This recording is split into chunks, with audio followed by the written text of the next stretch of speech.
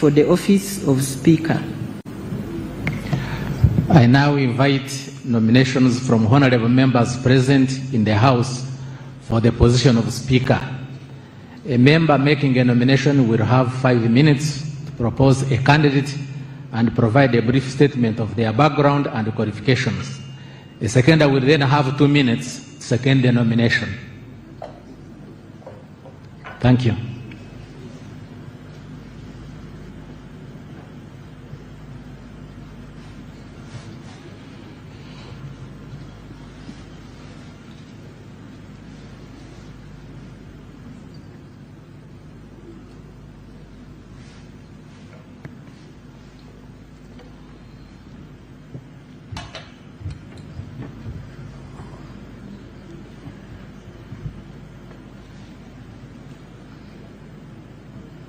Your Excellency, General Yoweri Museveni, President of the Republic of Uganda, Your Lordship the Chief Justice, distinguished members of the 12th Parliament in your respective capacities. I stand here to move a motion for the election of Honorable Oboth Maxon Jacob, Member of Parliament, West Budama Central County, as Speaker of the 12th Parliament. And I proceed to move this motion under Article 82 of the Constitution of the Republic of Uganda and Rule 5(8) of the Rules of Procedure of Parliament.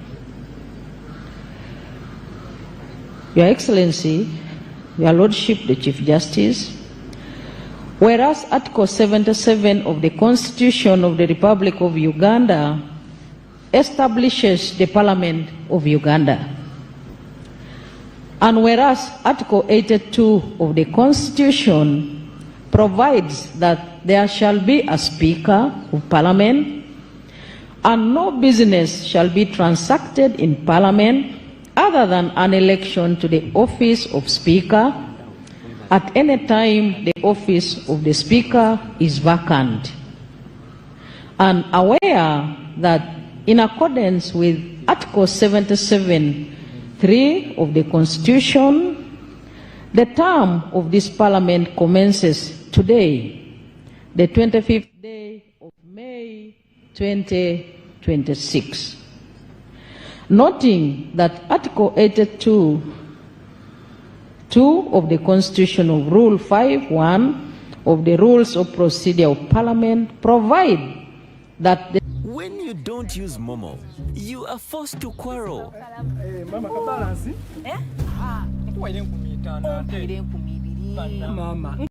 Now, therefore, I beg to move that Honorable Oboth Maxon Jacob, Member of Parliament, West Budama Central County, do take the chair of this Parliament as the Speaker.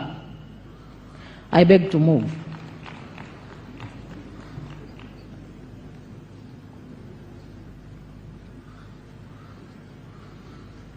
Call for the secondment. The seconder.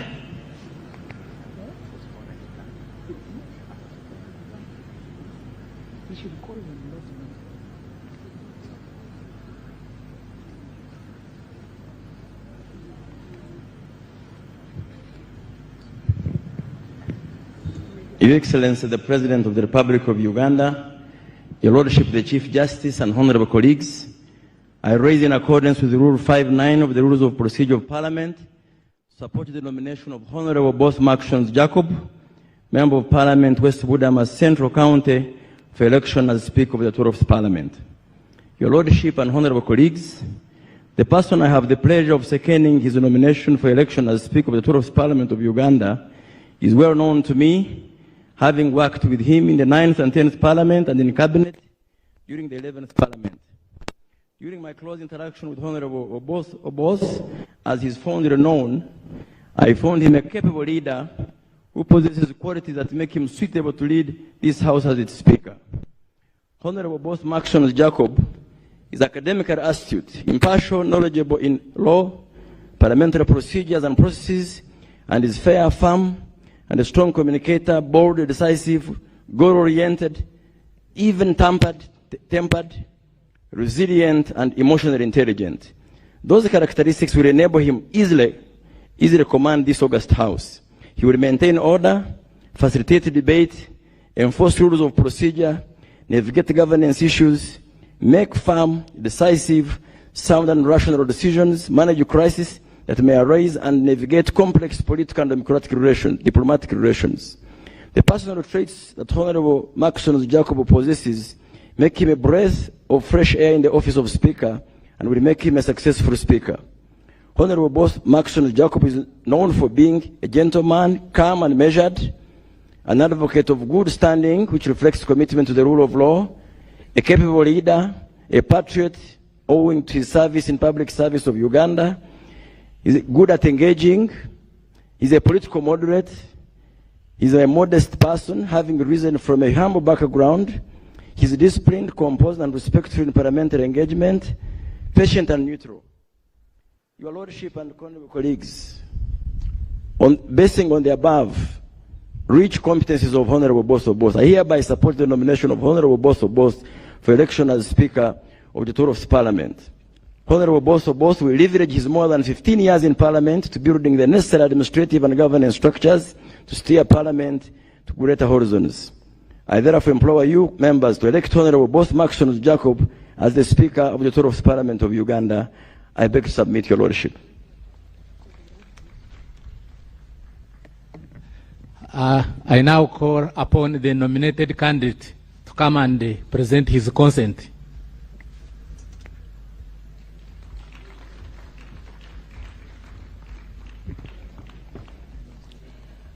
Your Lord, the Chief Justice,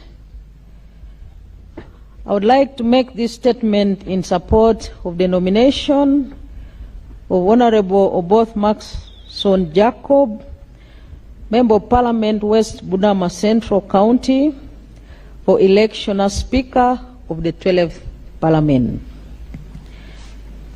Your Lord, the Chief Justice, in accordance with Rule 5, subsection 8 of the Rules of Procedure of the Parliament of Uganda, I have the singular honor to nominate and present to you for election as Speaker of the 12th Parliament, Honorable Oboth Maxon Jacob, Member of Parliament, West Budama Central County.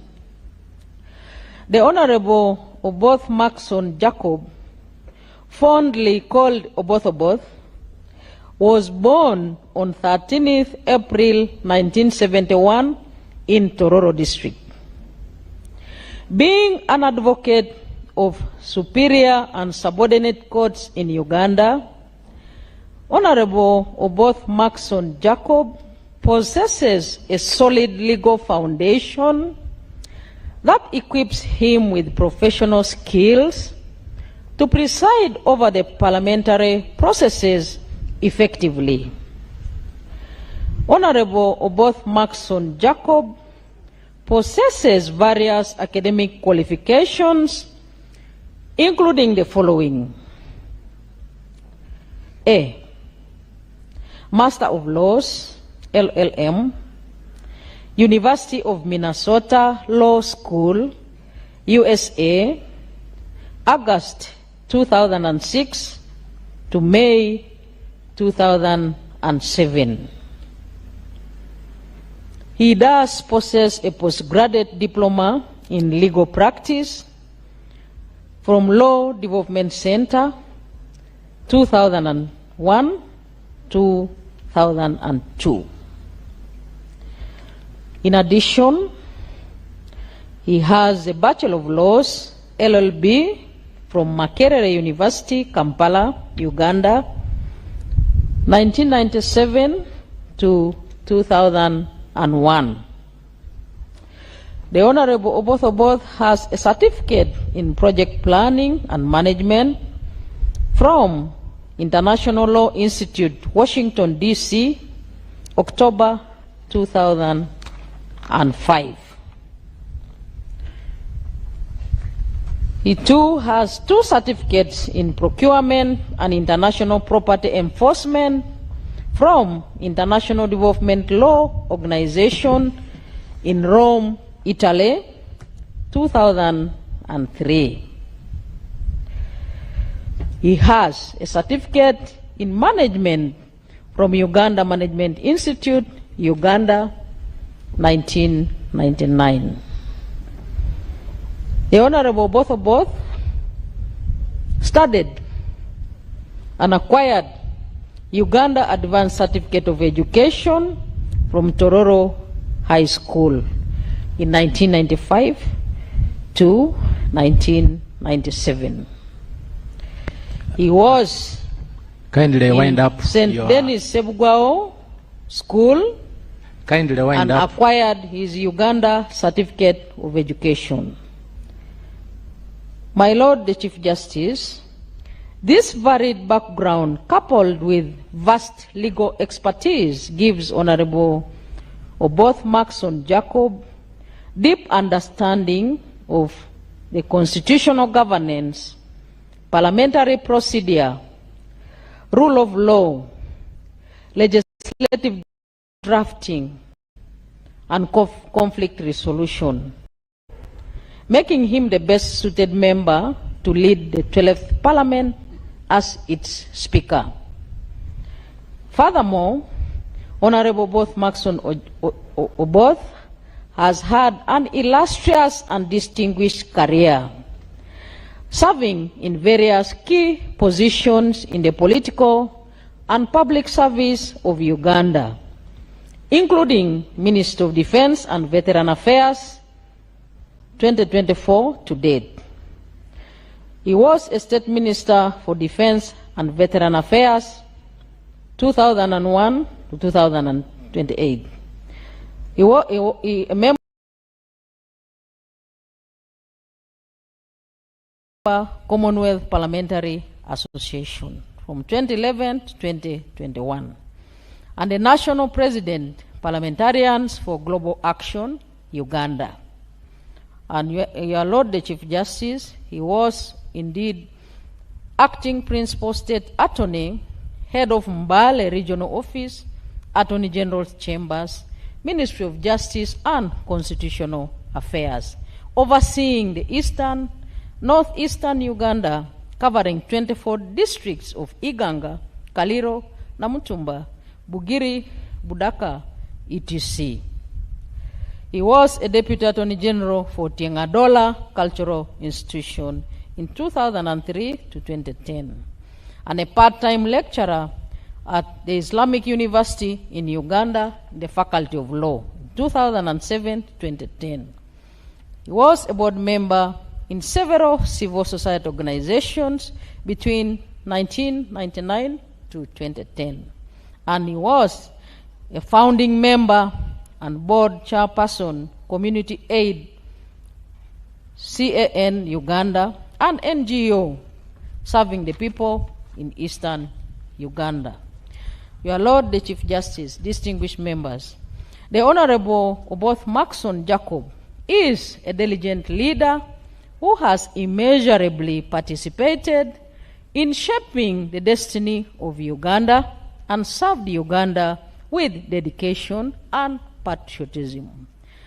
The past leadership positions held by Honorable Oboth Maxon Jacob as Cabinet Minister, State Minister, Member of Parliament, Chairperson of Committees, and Civil Servant have significantly shaped Honorable Oboth Maxon Jacob and prepared him for service as Speaker. Honorable members, the person I present to you today for election as your Speaker in the 12th Parliament of Uganda, Honorable Oboth Maxon Jacob, has been endorsed by the NRM party and His Excellency, the President of the Republic of Uganda, and other senior national leaders, and has, since his announcement of his candidature for the office of Speaker, received support from amongst members of parliament across the political divide and the general public. This endorsement reflects confidence in his ability to lead the 12th Parliament effectively. I therefore have the honor to nominate Honorable Oboth Maxon Jacob for election as the Speaker of the 12th Parliament of Uganda. And I do this for God and my country. Thank you very much for your kind attention. The candidate nominated, and now I invite you to make a statement accepting the nomination, and you have only 1 minute to do so. Let's adhere to the time. I don't have the privilege in Parliament to switch off the microphone, but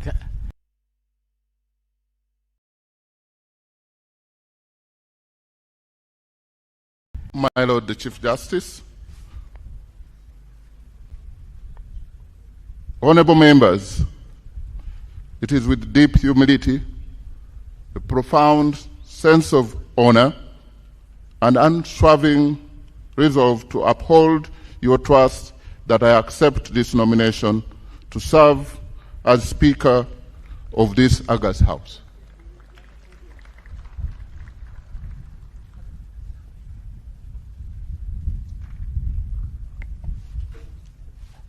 any other nomination?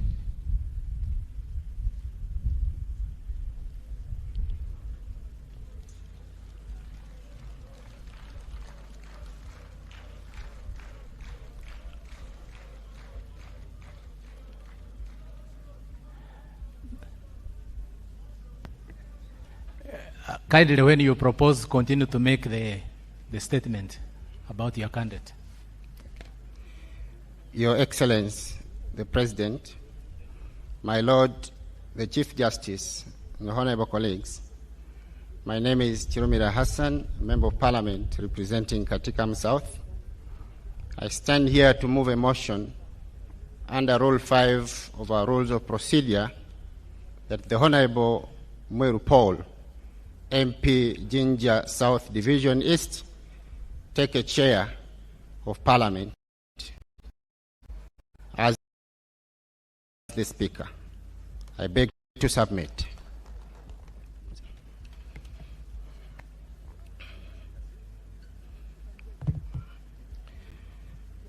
My Lord, the Honorable Mwiru Paul I present before you is the best of our candidates for Speakership of the 12th Parliament, the Republic of Uganda. Honorable Mwiru Paul is a lawyer holding a bachelor's degree in law from Makerere University, a diploma in legislative drafting from the International Law Institute, diploma in law from a Law Development Center. The Honorable Mwiru Paul was a member of the Legal and Parliamentary Affairs Committee in the 9th and the 10th Parliament of Uganda. He served as the chairperson of the Public Accounts Committee in the 9th Parliament. The Honorable Mwiru Paul served as the deputy spokesperson for the Forum for Democratic Change and is now the focal person in the National Unity Platform for Busoga West. His candidature is premised on 4 pillars, but I'll deal with the 2, and the remaining 2 shall be dealt with by the seconder. First is the restoration of the rule of law in Parliament. Honorable Mwiru Paul, our candidate for the position of speakership, will uphold accountability and the rule of law by ensuring budget discipline, stamping out wasteful expenditure, redirecting money for donations and corporate social responsibility to parliamentary committees where members actually do the work for Parliament.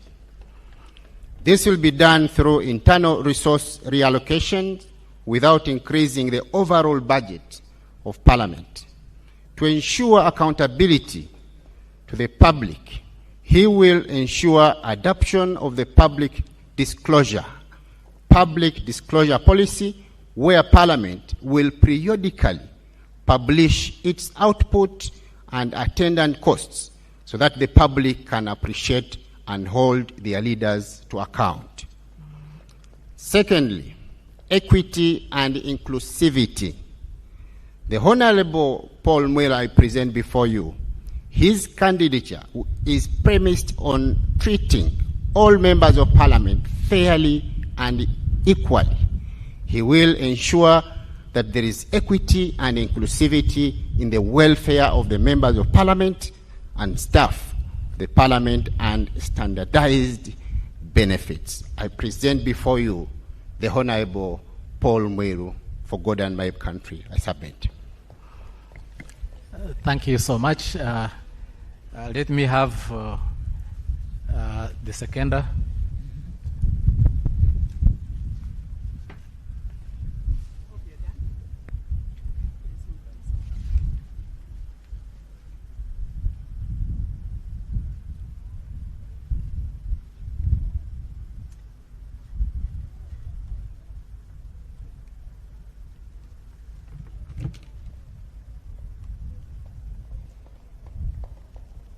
Your Excellency, the President of the Republic of Uganda, Your Lordship, the Chief Justice, honorable colleagues, my name is Sarah Luansasula, and I am the woman representative for the people of Jinja City. In accordance with Rule 5, Clause 8, I also associate myself with Honorable Chirumira, and I am here to second Honorable Mwiru Paul to be the Speaker of the 12th Parliament. In addition to what the nominator has said, Honorable Mwiru will be responsive of the aspirations of Ugandans, and this he will do by ensuring that funding of government programs is increased to match the increased population growth.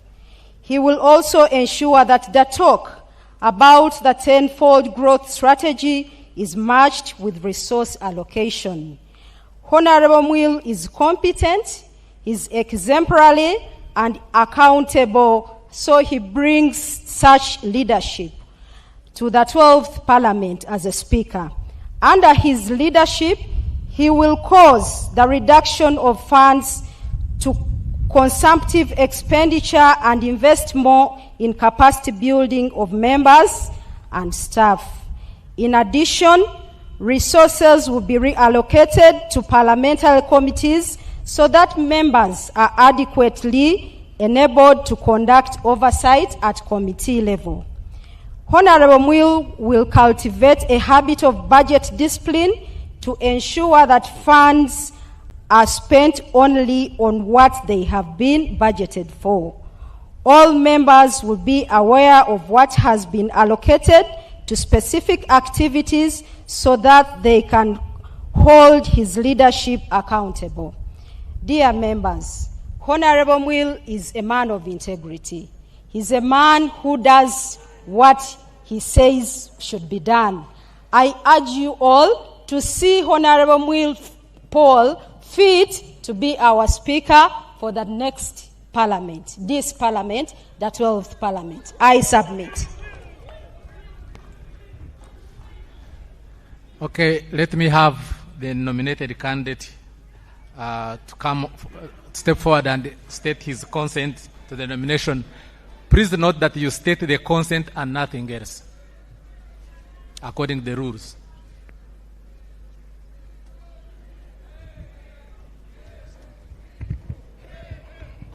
Your Excellency, the President, my Lord, the Chief Justice, honorable colleagues, I take the singular honor to accept the nomination for the chair of the Speaker of the Parliament of Uganda. I thank you.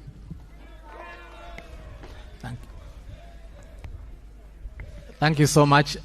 Is there any other nomination?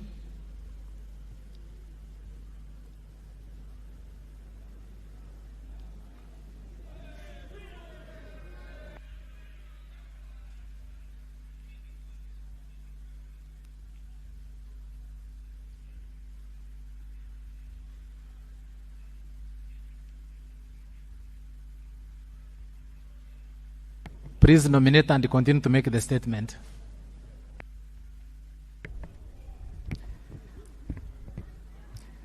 Your Excellency, the President, my Lord the Chief Justice, my name is Okot Peter, Member of Parliament for Tochi, County Inomoro District. I rise under Rule 5, subsection 8 of the Parliamentary Rules of Procedure to move that the Honorable Norbert Mao, Member of Parliament for Laro Peche, do take the chair of this Parliament as the Speaker. My Lord the Chief Justice and honorable members, let me give a brief background and qualification of the Honorable Norbert Mao. Norbert Mao was born in 1967 to a mother from Isinjiro and a father from Gulu. He spent most of his formative years in Jinja and had most of his secondary education in the central region. That is why he is commonly referred to as Uganda made simple. My Lord, Norbert Mao had a humble childhood in Lacho and Bobo, where he benefited from the kindness of many. Some of them were total strangers. As a little boy, he herded goats, helped on the farm, and worked as a cobbler, bicycle repairer, and as an apprentice to a tinsmith. His primary school then had no P7 class, but on account of his natural brilliance, he went on to do his primary leaving examination at Magwa Primary School, from where he moved on to Wairaka College for 2 years and then went to Namiliango College, where he sat for both his O and A-level examination before joining Makerere University. His exceptional communication and interpersonal skills, leadership skills, were recognized early by his peers. While in primary school and even at secondary level, he participated in many debates and seminars where he excelled on account of the courage, clarity, and conviction with which he presented his case. At Makerere University, he was elected president of the Student Guild. At a time when coming from northern Uganda carried a big stigma, he overcame that stigma and rallied students to champion a campaign against the World Bank-inspired policies, referred to as structural adjustment program. But in reality, it required government in underdeveloped countries to drastically reduce spending on health, education, and livelihoods. The bywords of those policies was cost sharing. The fierce disagreement with the government led to a strike in which 2 students lost their lives and many were seriously injured when the police was deployed on campus on the 10th December 1990. One of those who was seriously injured was our own late Speaker Jacob Olanya. May his soul rest in peace. The Honorable Mao is ever a bridge builder and peacemaker. Norbert Mao, at just 23 years old at that time, reached out to State House and secured an appointment to meet President Museveni, who received a student delegation led by Mao to discuss how to balance other national priorities with the need to ensure access to higher education for students from poor families, the so-called needy student. That conversation laid the foundation for continued government sponsorship of students in universities alongside private sponsorship. Finally, my Lord the Chief Justice, Honorable Norbert Mao has education, experience, skills, and connection locally and internationally to unite this House to deal with crises of confidence facing the members, leaders, and the institutions of Parliament. Norbert Mao is a senior advocate of 32 years standing. He has an undergraduate law degree from Makerere University and a postgraduate diploma in legal practice from the Law Development Center. He has an associate Bachelor of Arts degree and a Master's of Arts degree in Development Studies from Uganda Matters University. He has a Master's of Dispute Resolution and a certificate in International Commercial Arbitration from Pepperdine University, USA. In addition, he was a 2003 World Fellow at Yale University, USA. My Lord, the Chief Justice, Norbert Mao is the President General of the Democratic Party and until recently, Minister of Justice and Constitutional Affairs in the government of Uganda. Having been appointed following a cooperation agreement between the National Resistance Movement and the Democratic Party, Norbert Mao believes in managing our differences through concessional democracy, where we use points of agreement as foothold to find consensus in areas of disagreement. The candidates I present to you will guarantee the privilege, immunities, and independence of the members of Parliament. There is no better prerequisite for guaranteeing the freedom of debate that representation and oversight demands. You should be winding up. Most of like, than having a presiding officer who does not have an overbearing or coercive influence on members and is himself not under the overbearing or coercive influence of anybody. Norbert Mao is a patriot and was a firebrand legislator in the 6th and 7th Parliament. Now returned to Parliament after voluntarily leaving it 20 years ago. He left Parliament and went to serve with the district as the district chair of Gulu District Local Government. That is why he is commonly referred to as Mr. Chairman. He worked alongside others to support the peace process that silenced the guns in the north, in northern Uganda, and laid the foundation for post-conflict reconstruction. God has preserved him through many life-threatening situations in order to serve the country he loves for such a time as this. As Minister of Justice and Constitutional Affairs, he has been a champion of alternative dispute resolution, the protection of the intellectual property of the creative and promoter of access to justice in collaboration with the judiciary. As the political head of the Ministry of Justice,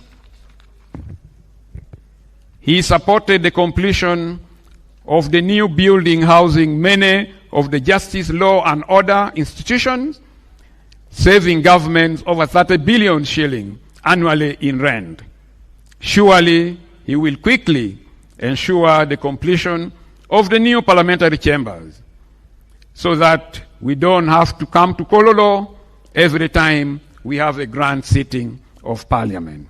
My Lord Chief Justice and honorable members, in conclusion, Honorable Mao, as the current chairman of the Summit of the Inter-Party Organization for Dialogue, IPOD, understand what is at stake over the next 5 years and beyond.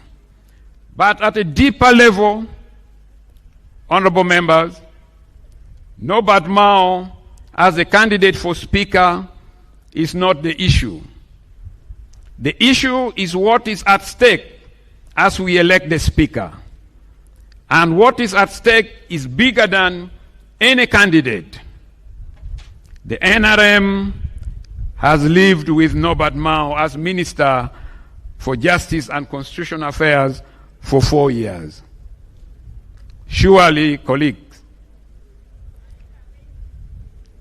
NRM can live with Norbert Mao for 5 years as the Speaker.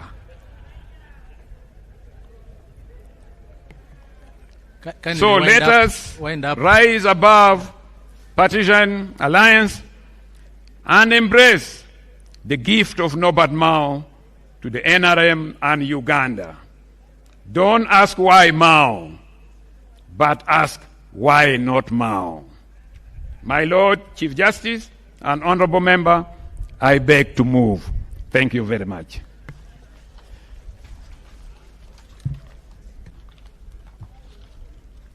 Let me have the seconder.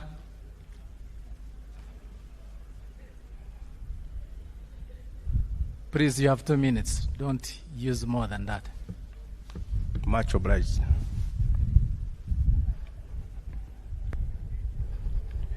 My Lord, the Honorable Chief Justice and the honorable members, as per the Rule 5, Clause 9 of the Parliamentary Rules of Procedure, I, Patrick Okello Onguri, the Member of Parliament representing Aswa County in this 12th Parliament, rise on a motion to second the Honorable Norbert Mao to take the chair of this Parliament as the Speaker. I beg to move. Thank you. The candidate, step forward to state your consent.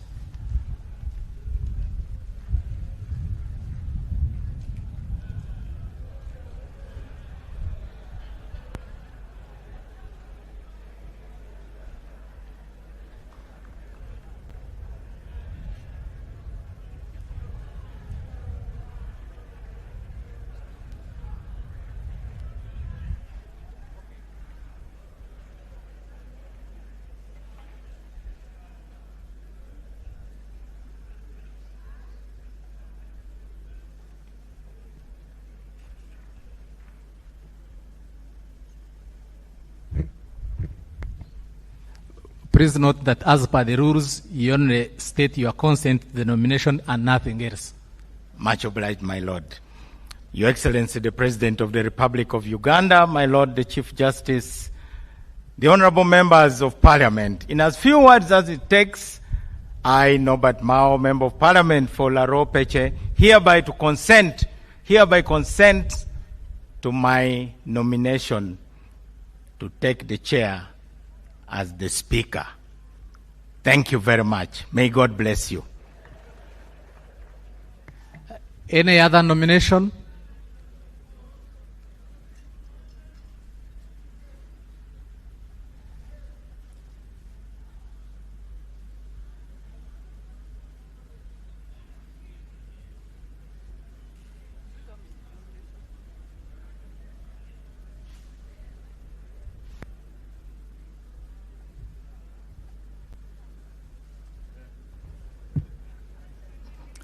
Your Excellency, the President of the Republic of Uganda, Your Lordship, the Chief Justice, colleagues, members of Parliament, I'm here on two folds. One, to close the nomination. Two, to move on a matter of procedure under Rule 17, Sub-Rule 1. My Lord, Office of the Speaker carries immense responsibilities, and the 11th Parliament has been alleged to have been the epicenter of corruption.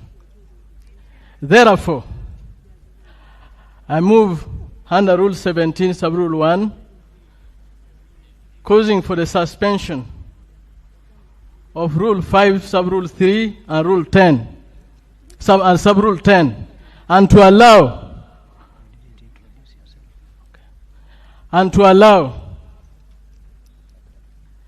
the nominated members to present their credentials such that we are able to assess whether they meet the requisite governance qualities that can restore public trust in the institution of Parliament and to protect the gains so far achieved.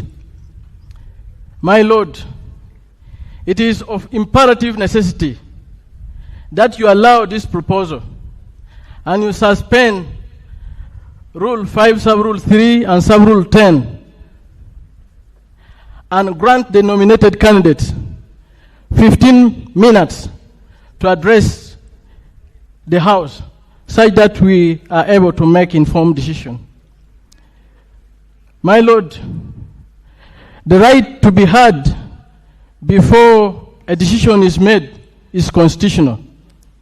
Even in the Bible, when Adam and Eve sinned in the Garden of Eden, God first called them to defend themselves before he passed judgment onto them. So today, we are going to make decision to elect Speaker of Parliament. It would be good for us to hear from them and we make an informed decision. Your Lordship, my name is Uchenn Geoffrey, Member of Parliament representing Kyoga North constituency in Amalata district. I beg to submit. Let me first of all begin by overruling you. Sub-Rule 3 you talk about actually prohibits campaigning by the members nominated. Secondly, Rule 10 only talks about consent. So can we then proceed? In view of the fact that more than one members have been nominated, I now announce the ballot will now be taken. My Lord, I mentioned Rule 5, Sub-Rule 3, and Rule 5, Sub-Rule 10. I've already made the ruling. I will not go back to it. No more procedure. Can we please close the nominations and proceed to take the ballot?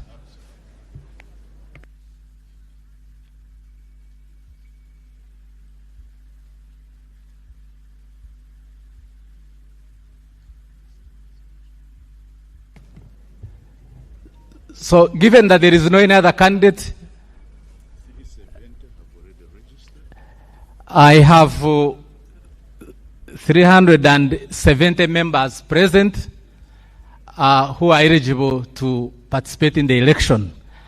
And in view of the fact that there is no more candidate, I close the nomination and I proceed to announce a ballot be taken in accordance with Rule 5, Sub-Rule 13. This election will be conducted beyond reproach. Therefore, for the sake of clarity and transparency, I wish to point out the following.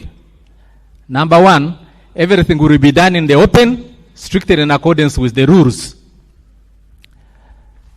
Two, the clerk will ascertain the number of honorable members present, and he has already done so. He tells me we have 370 members present.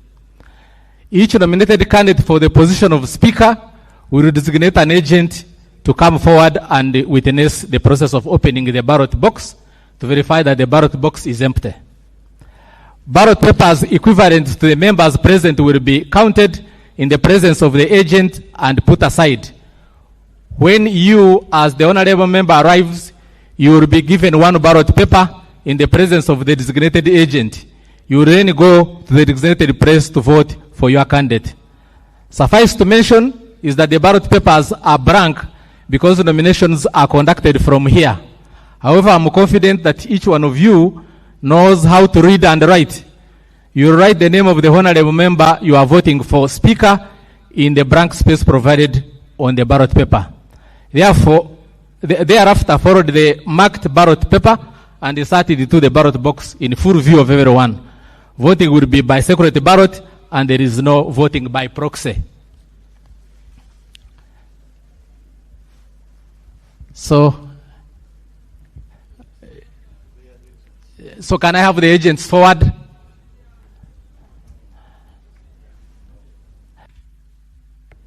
I'm not allowing procedure. Can I have the agents forward? I'm not allowing procedure. Can we have the agents forward?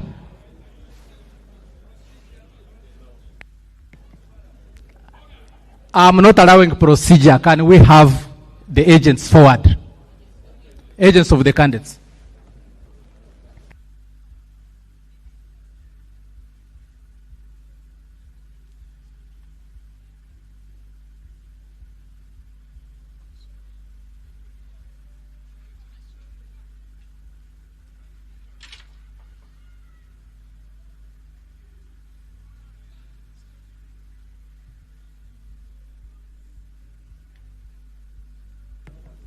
That is the ballot box. As you can see, it is empty, as confirmed by the candidates.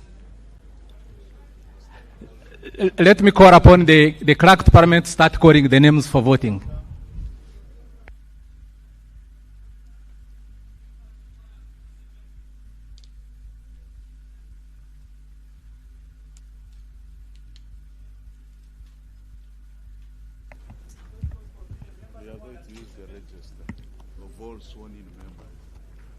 No, we are going to use the register of all sworn-in members to call the names. But as at the time when I was talking, the number I had received was 370. So that should not be a problem. Yeah. So we shall use the register of members. Ayo Joyce Makomoy. Read another one. They have to come in succession. Where are the ballot papers? So what do you want?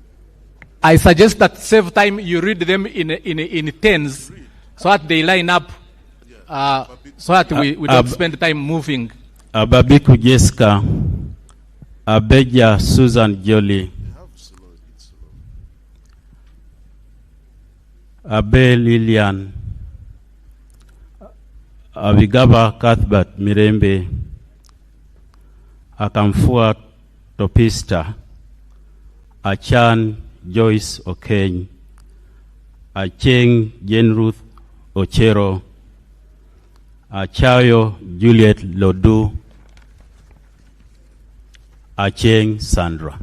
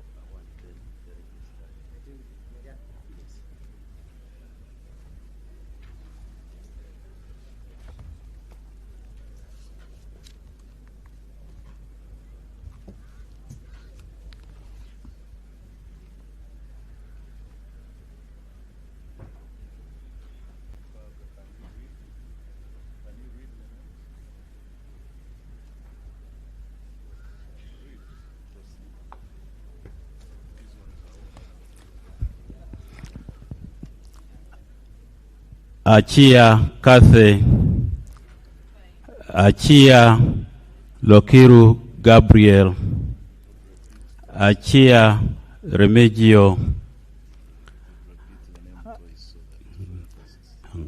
Achola Catherine, Achola Catherine, Achom Alobo Joan, Achom Alobo Joan, Achom Esther, Achom Esther, Achon Julius Boa, Achon Julius Boa, Achora Nancy Odonga, Achora Nancy Odonga, Adeke Ann Ebaju, Adeke Ann Ebaju, Adidwa Abdu, Adidwa Abdu.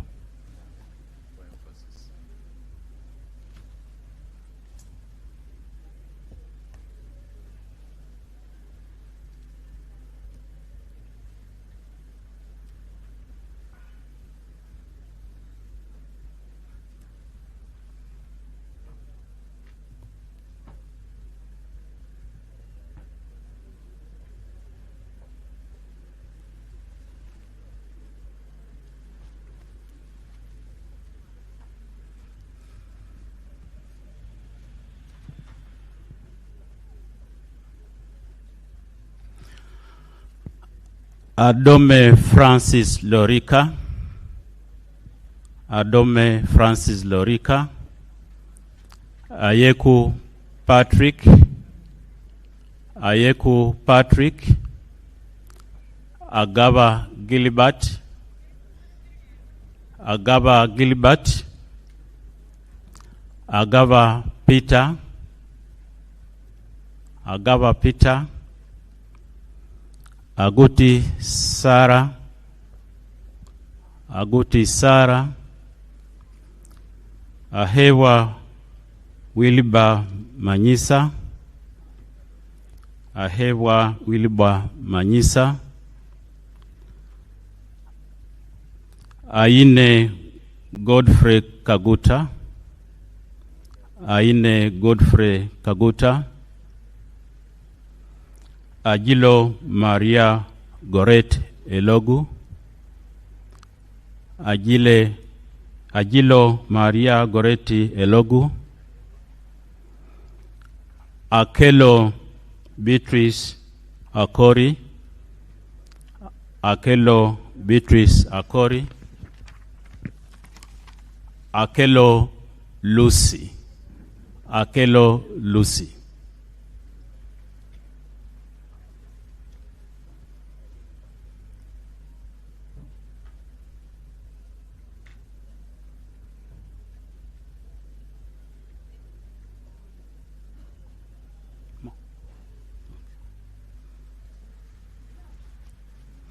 Akelo Rose Lily,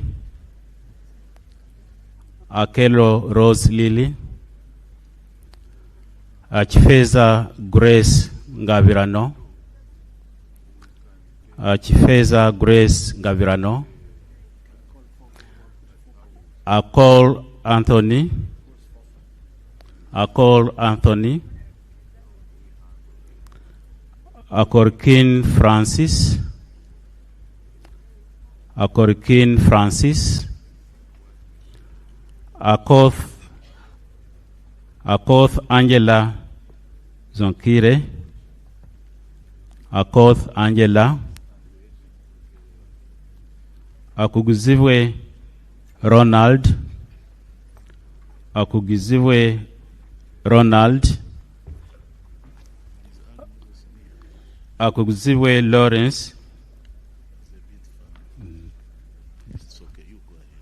Akuguziwe Lawrence, Akumu Catherine Mavenjina, Akumu Catherine Mavenjina, Alenyo Marshall Godfrey, Alenyo Marshall Godfrey, Alero Tom Azza, Alero Tom Azza, Alero Tom Azza.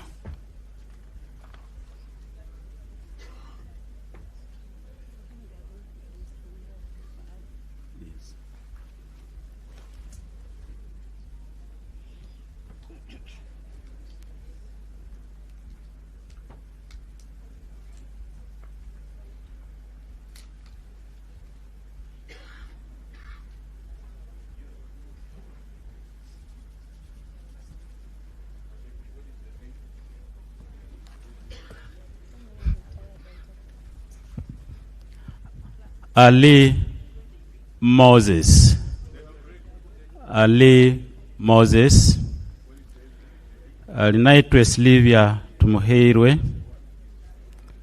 alinaitwe Silvia Tumuheirwe, Alion Yok Odiria, Alion Yok Odiria, Alum Santa Sandra Ogwang, Alum Santa Sandra Ogwang, Alupo Jessica Rose Epel, Alupo Jessica Rose Epel, Alieria Dennis Omodi, Alieria Dennis Omodi, Amanio Draville Sheila, Amanio Draville Sheila, Amanya Cohen Champene, Amanya Cohen Champene, Amede Agnes,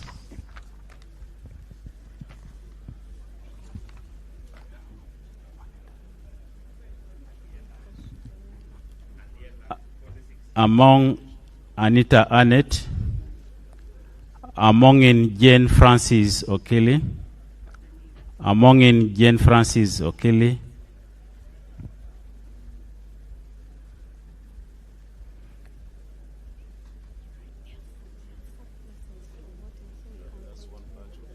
yes.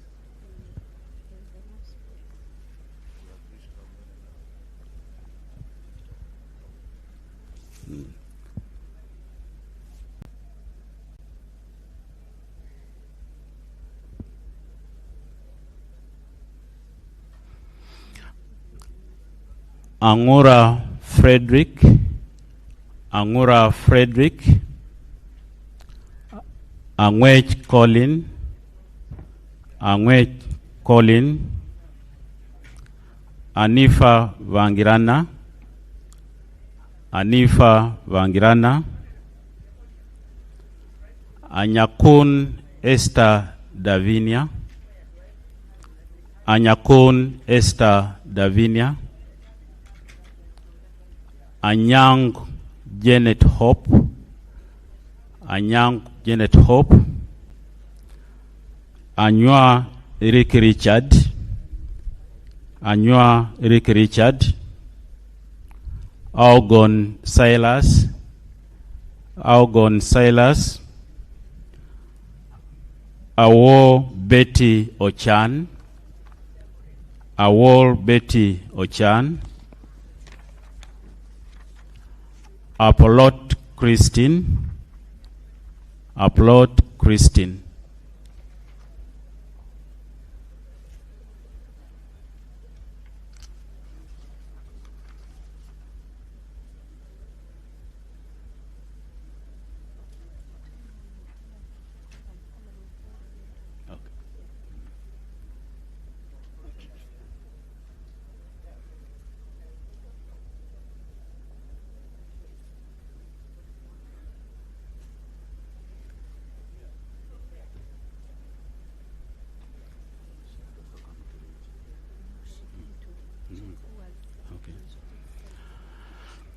Ariko Herbert Edmund Okworo, Ariko Herbert Edmund Okworo, Arinaitwe Rwakajara Katambuka.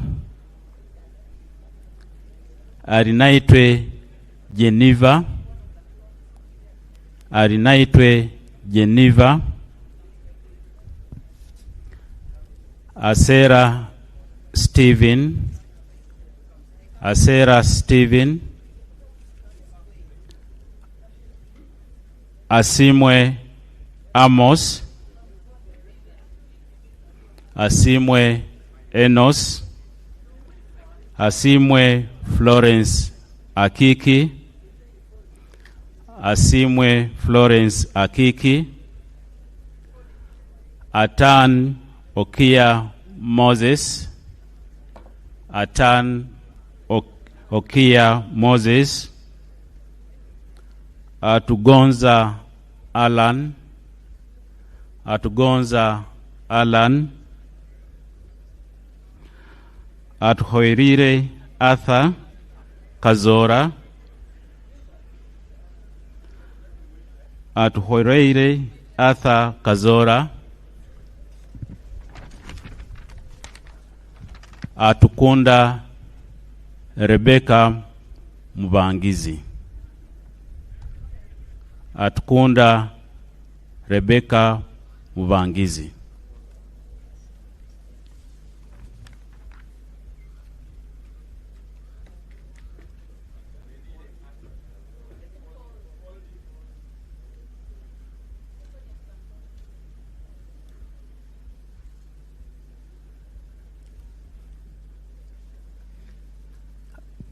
Atuto Jacinta.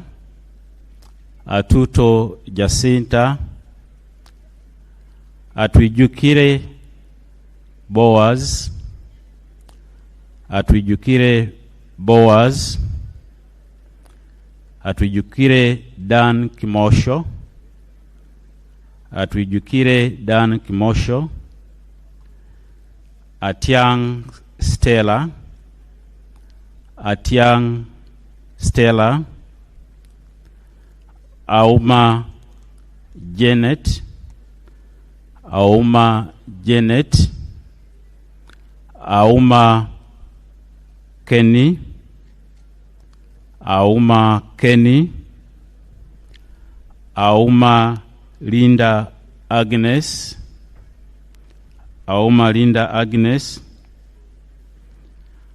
Avako Melissa Naima Gure.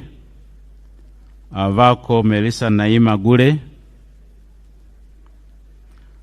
Avur Janet Pachuto.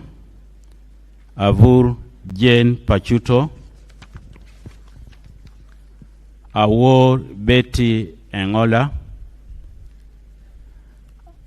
Awor Betty Engola.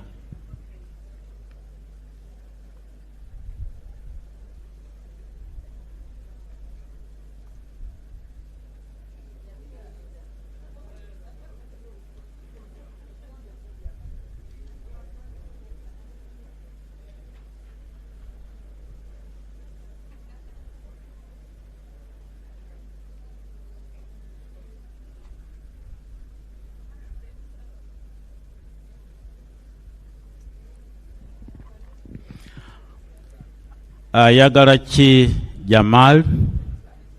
Ayagarachi Jamal. Ayepa Maiko. Ayepa Maiko. Ayo Janeth Phoebe Obol. Ayo Janeth Phoebe Obol. Ayume Charles. Ayume Charles. Batum Ben Koryang. Batum Ben Koryang. Vavanga Wilfred Erima. Vavanga Wilfred Erima.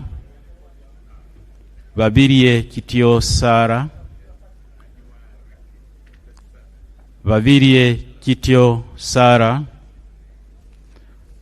Vabirie Mili Vabaranda. Babirie Mili Babaranda,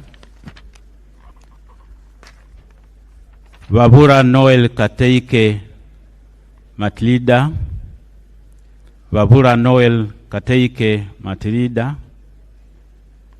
Vajire Agure Henry, Vajire Agure Henry, Vagore Ngobi John, Vagore Ngobi John.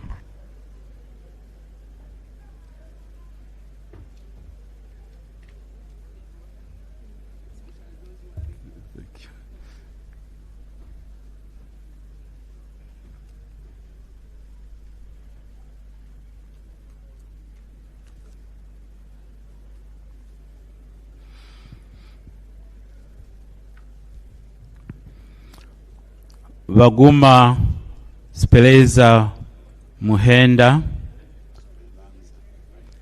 Vaguma Spelanza Muhenda, Vahireira Silvia Tumwekwase, Vahireira Silvia Tumwekwase, Vakashava Christopher, Vakashava Christopher,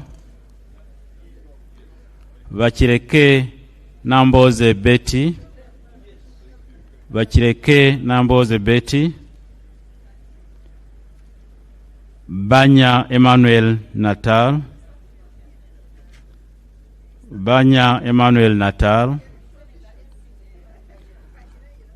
Variayanga Andrew Aja, Variayanga Andrew Aja, Variomonsi Chris, Variomonsi Chris, Vasaja Subi Nsereko Charles Kauma, Vasaja Subi Nsereko Charles Kauma, Vaseke Fred, Vaseke Fred.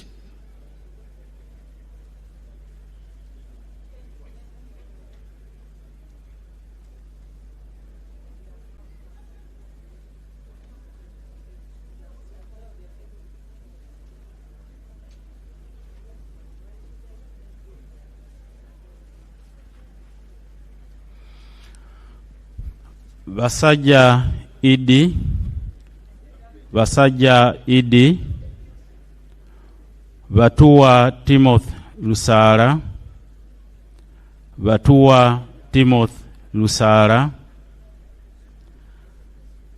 Vazanya Matayo,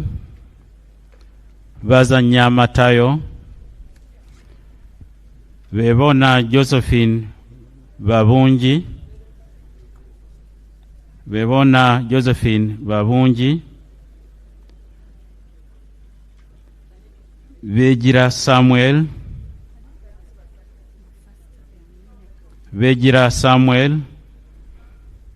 Vegumisa Protazio,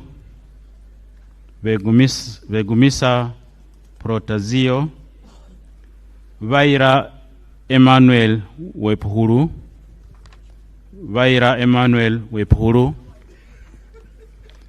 Vijirwa Nora Nyendoha,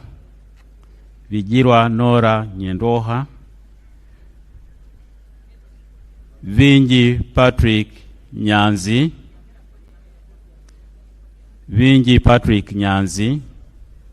Virunji Anet.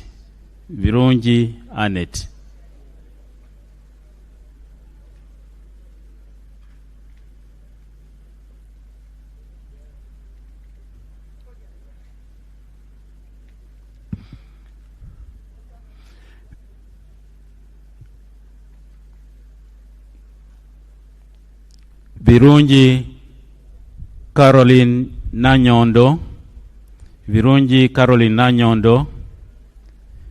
Visaso Abdu, Bright Tom Amoti, Ukenya Michael Iga, Vyamukama Fred, Byamukama Rogers, Byanyima Nathan, Byebisho Sam, Byuma Oswald Dez, Cadet Benjamin.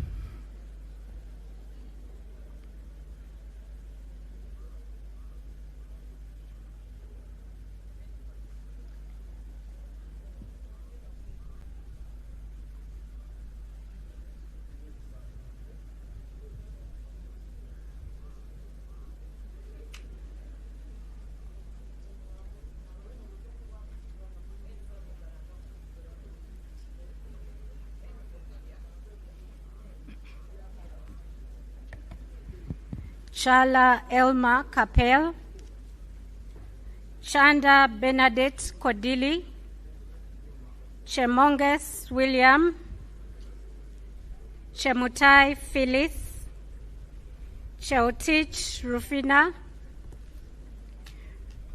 Dramviku Eric Sabiti, Drito Martin Andy, Driwaru Jennifer, Echodu David Calvin, Edakas Alfred Elalu Olale, Ediao Samuel, Edopu Peter Edeku, Ekoro Alex Irukan, Elem Leo, Emajud Peter Paul, Engola Sam, Aaron Tony,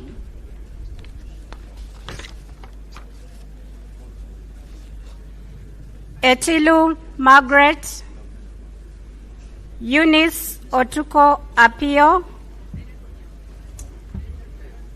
Ezama Siraj Brahan.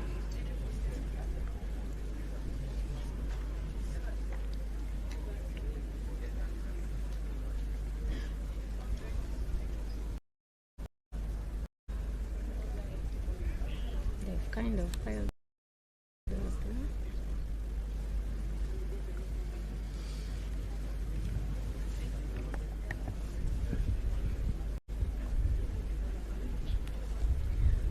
Fungaru Caps Hassan, Gasheja Shaka Stephen,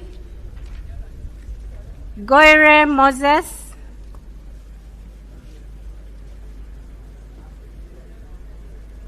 Gonyi David Robert, Guma David Gumisiriza, Habiara Fortunate, Ibaseret Josephine Kibbs.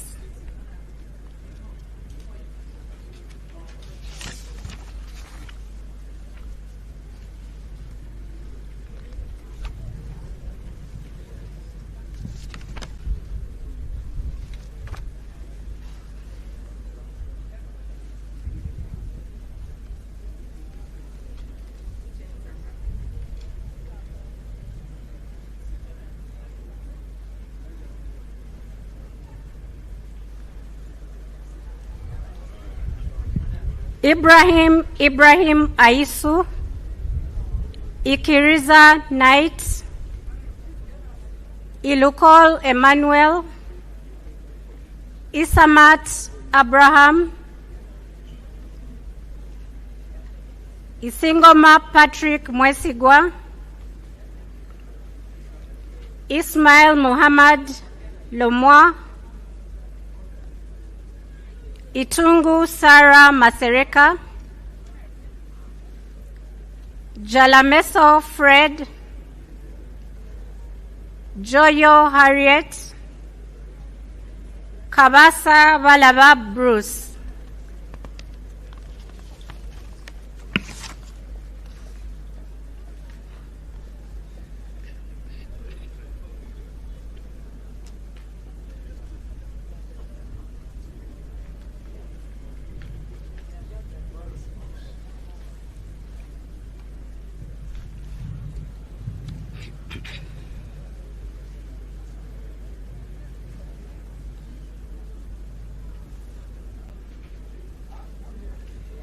Kabanda David, Kabanda Misa Nabengo, Kabarokole Sarah, Kabasharira Naomi, Kawiye Chofa, Kadaga Rebecca Alitwala, Kafuzi Jackson Karugaba, Kaheru Vincent Freedom, Kahima Moses Mugabe, Kajwenze Twinomjisha Wilson.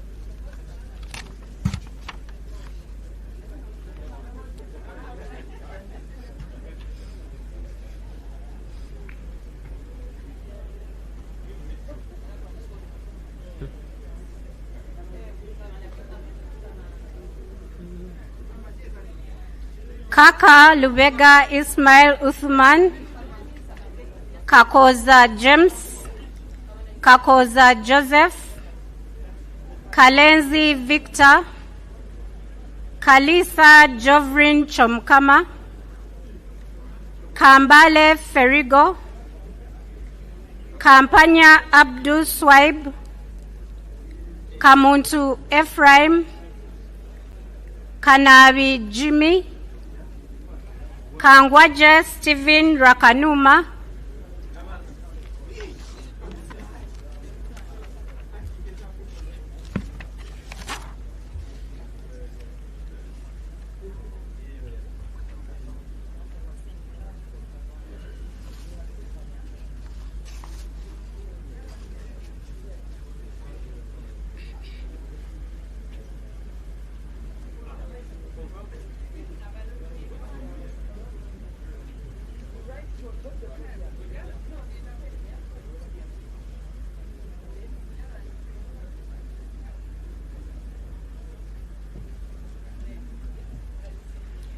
Kankunda Amos Chibwika, Kansime Anna, Kanushu Laura, Kanyesje Masi, Kapyagon Brian, Karisa John Bosco Loy, Karisa John Bosco Koi, Karim Musa, Karubanga Jacob Atenyi, Karuhanga Gerald Kafureka, Karuhanga Gerald Kafureka, Kaseija Matia.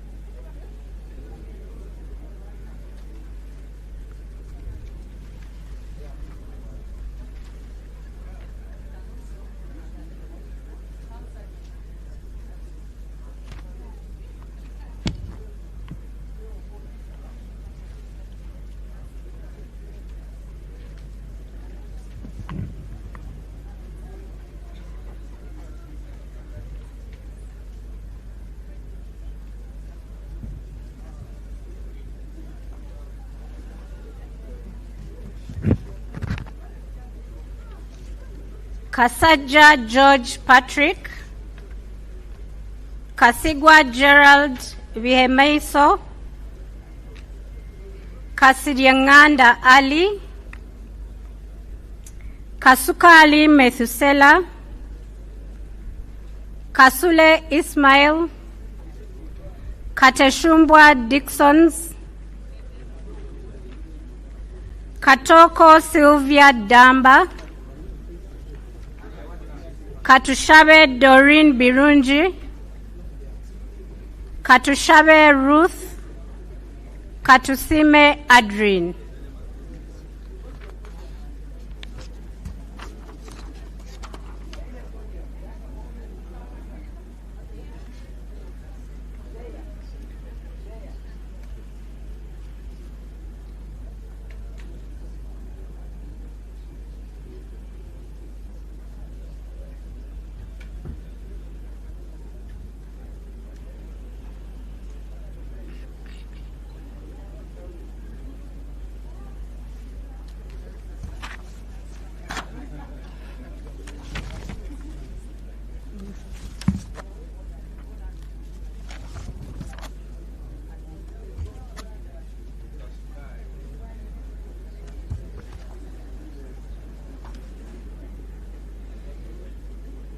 Katusime Annette Mugisha, Katusime Jovia, Kavuma Samuel, Kawalia Abubeka, Kayogera Yona, Kenan Opio, Kenza Agnes Shuma, Kalai Peace, Chibaju Charity Kamhanda, Chichoncho Katabazi Patrick. You can tell me when you're ready. I finish this page. Then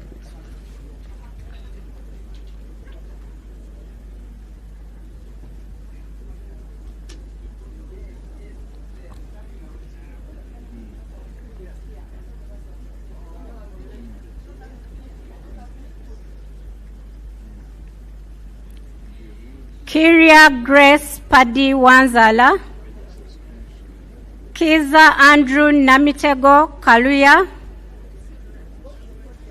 Kiza Kenneth Nyendwoha, Chikabi Edward, Chinalwa James, Chinobere Herbert Tom, Chinshaba Patience Nkunda, Chiruluta Yusuf Junior Nkeretani,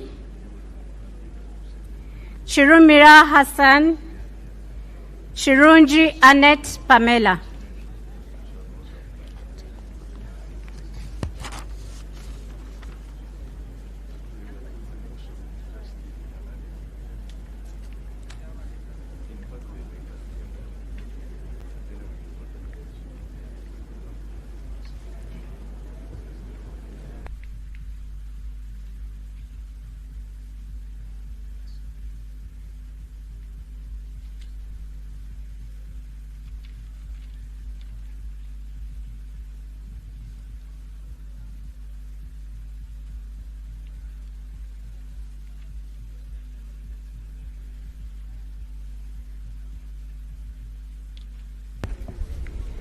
Kisa Stephen Bakubalwayo, Kisa Stephen Bakubalwayo, Chiseka Salim,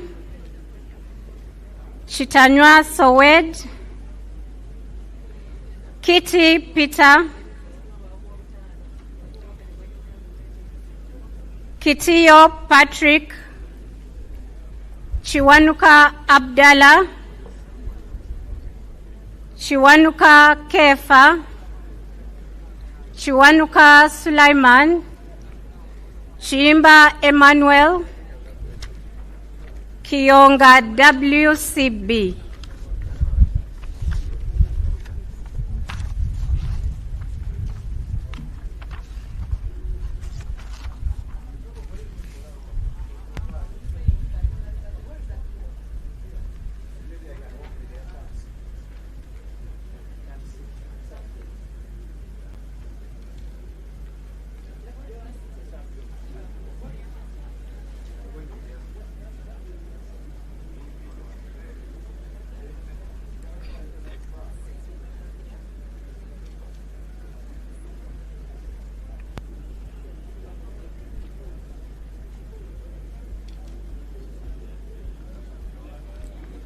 Chiza Hakim Saula, Komakech Christopher,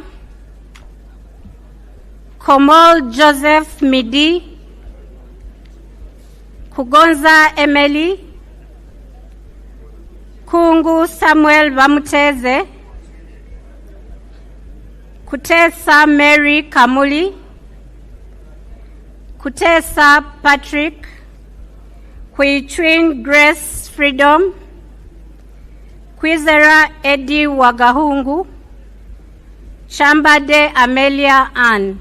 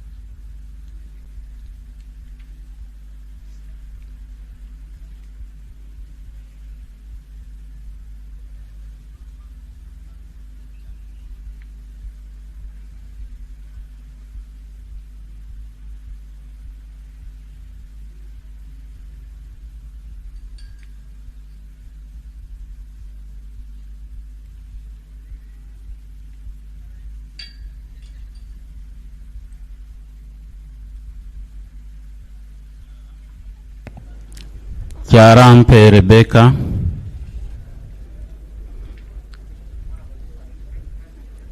Kyarikunda Twino Mujuni, Kyeyune Haruna Kasoro, Kyeyune Ivan,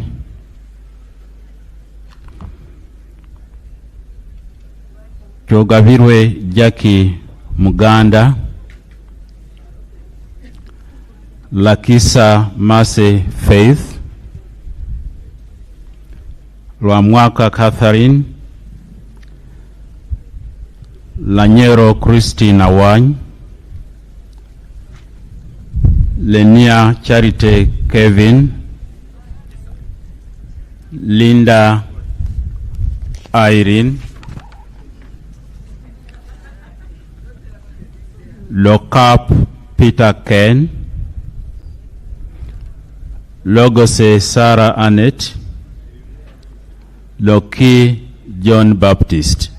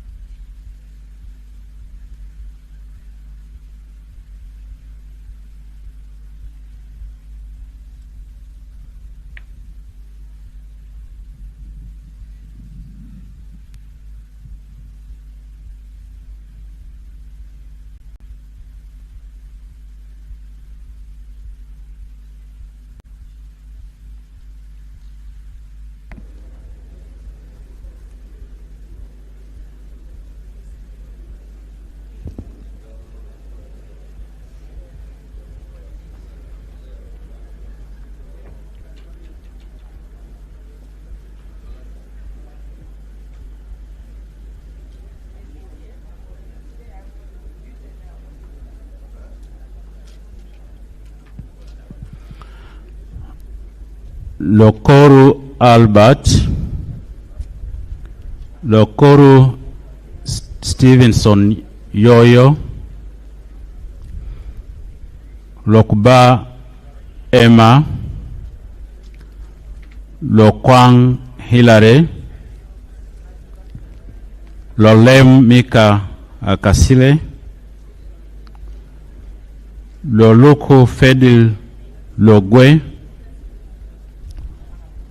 Longoli Simon Peter,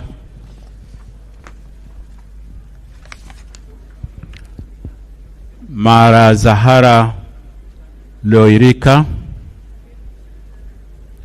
Mafavi Asha Navuro, Maganda Julius Wandera.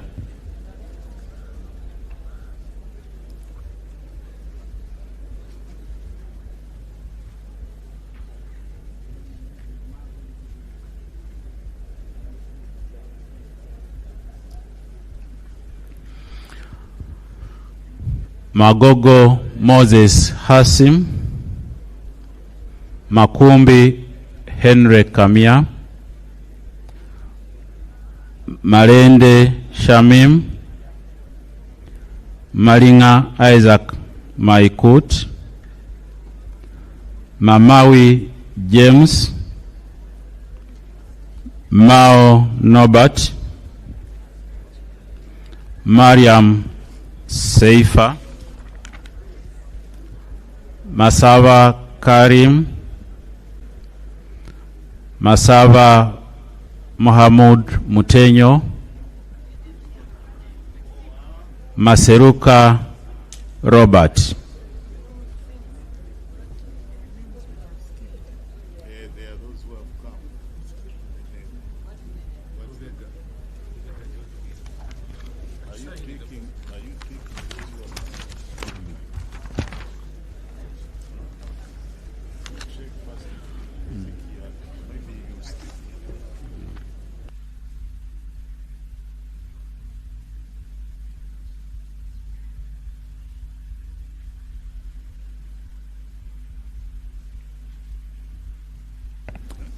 Rubega George Willie, Lubega George Willie. No, we called him.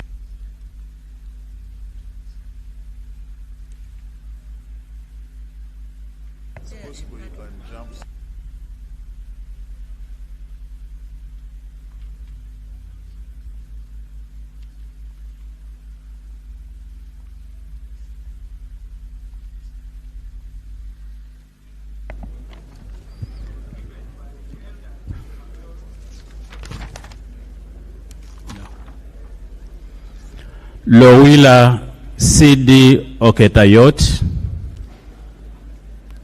Lowila CD Oketayot. Rubowa Sebina Javira. Rugorovi Amos. Rugorovi Willie. Lugwar Benson. Luchamzi David Karwanga. Lure Eria Eric. Luimbazi Narukora Elias. Rwansasura Sara.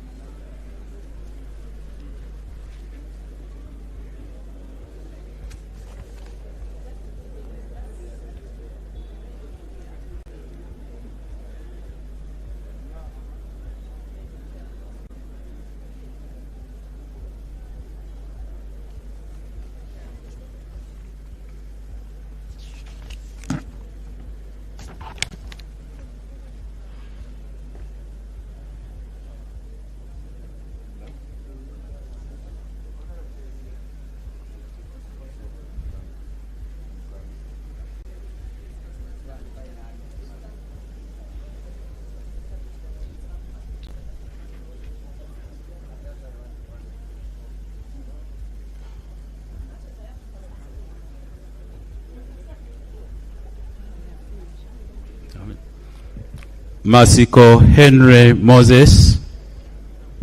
Masiko Henry Moses. Matembu Chris Wataka. Matovu Emmanuel Magora. Mawanda Michael Maranga. Mayanja Moses. Mbabazi Jacqueline. Balimbura Christopher Kibazanga Taban. Balimbura Christopher Kibazanga Taban. Meme Slivia. Migade Robert Dugwa. Mirembe Lydia Dafain.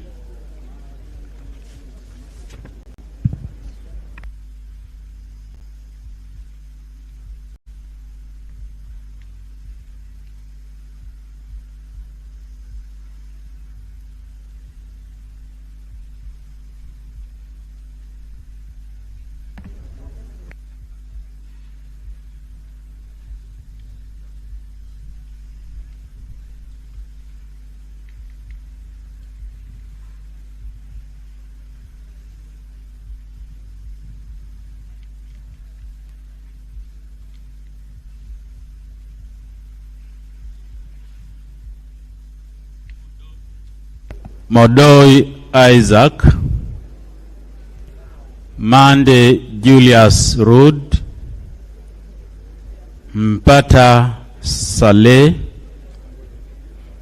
Mpindi Bumali, Mubangizi Dedan, Mudiobore Abed Nasa, Mudukoi Fred Oduchu, Mugabe Robert, Mugabe Muzare Martin Kisure, Mugenyi Joseph.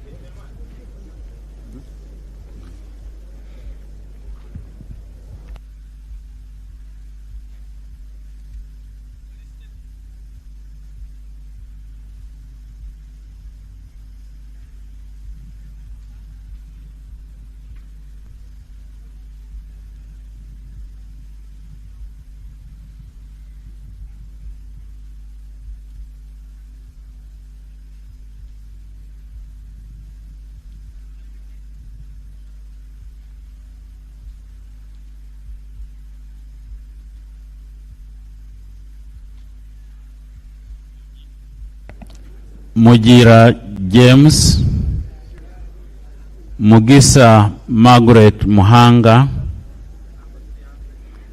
Muhenda Ronald, Muhoza Desire,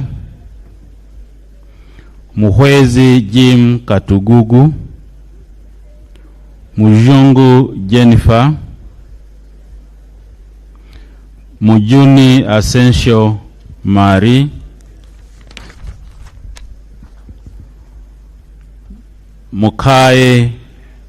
Mukaye Miriam, Muchibi Eliasa Serenjoji, Mukisa Robina Hope.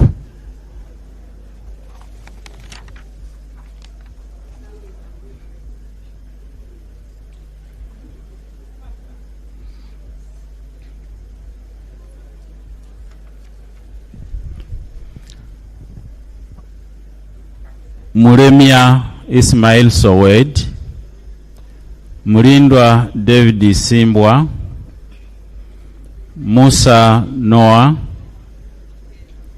Musanje Moses, Musazi Henry Ariganyira, Mushabe Rujochi Ruth, Musira John, Mwine Mpaka Rwamirama, Mwiru Paul, Nabaduka Annette,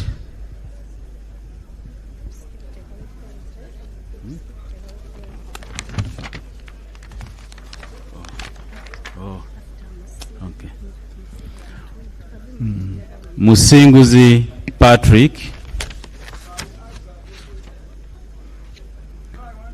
Musinguzi Patrick, Musisi George, Mutasingwa Diana, Mutevi Bernard Mugoya, Mutego Ronald Hanguja, Mutekanga Zadok, Mutonyi Rose Masava, Muyonjo Hussein, Muzaidi Kamis, Mwesigwa Mathias.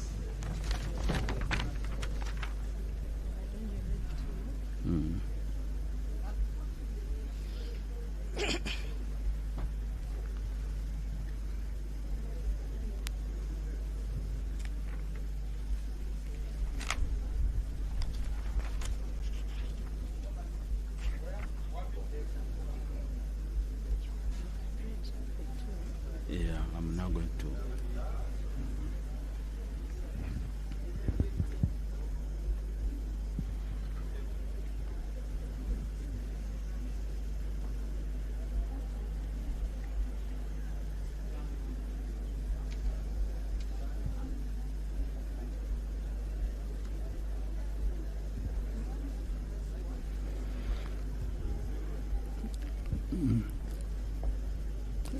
Mwiru Paul, Nabaduka Annette, Nabakova Judith Nalure, Nabawanuka Sumaya, Nabanja Robina, Navirie Annette, Nabukenya Brenda, Naguja Judith, Najuma Sara.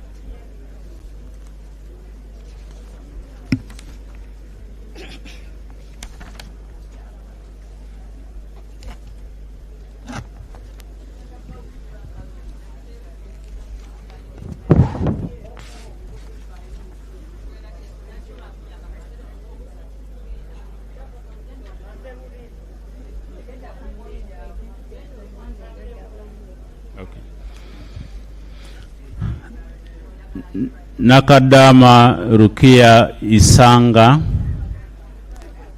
Nakauchi Susan Nsambu, Nakazibwe Hope Grania, Nakasita Betty Mpongo, Nakai Julius Muntu, Naku Fiona, Naku Faith Loru, Nakwede Harriet, Naluima Betty Ethel, Namanya Viola.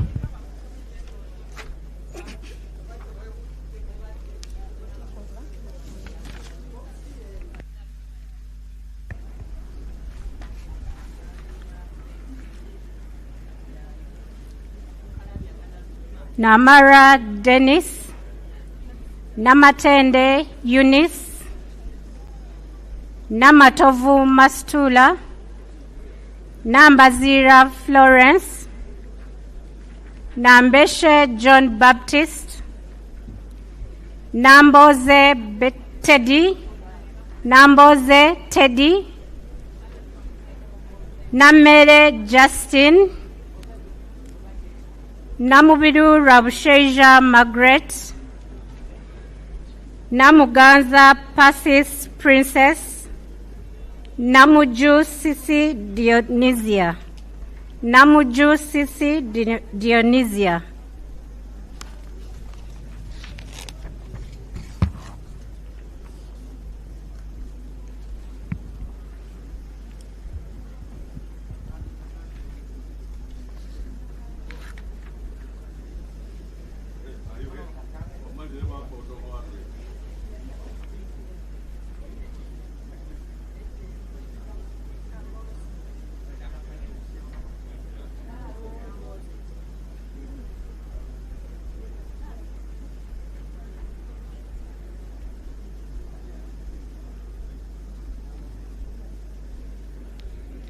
Namukuta Brenda, Namlondo Sarah, Namtawe Joanne,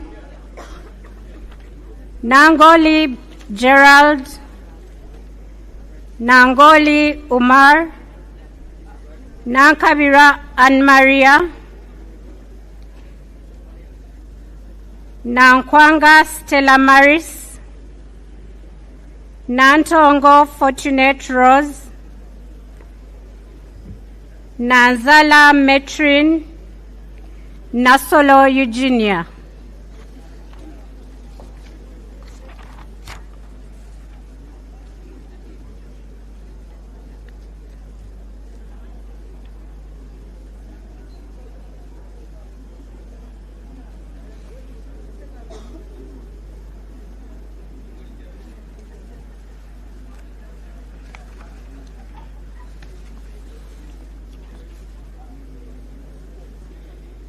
Natumanya Flora, Natulinda Eliab,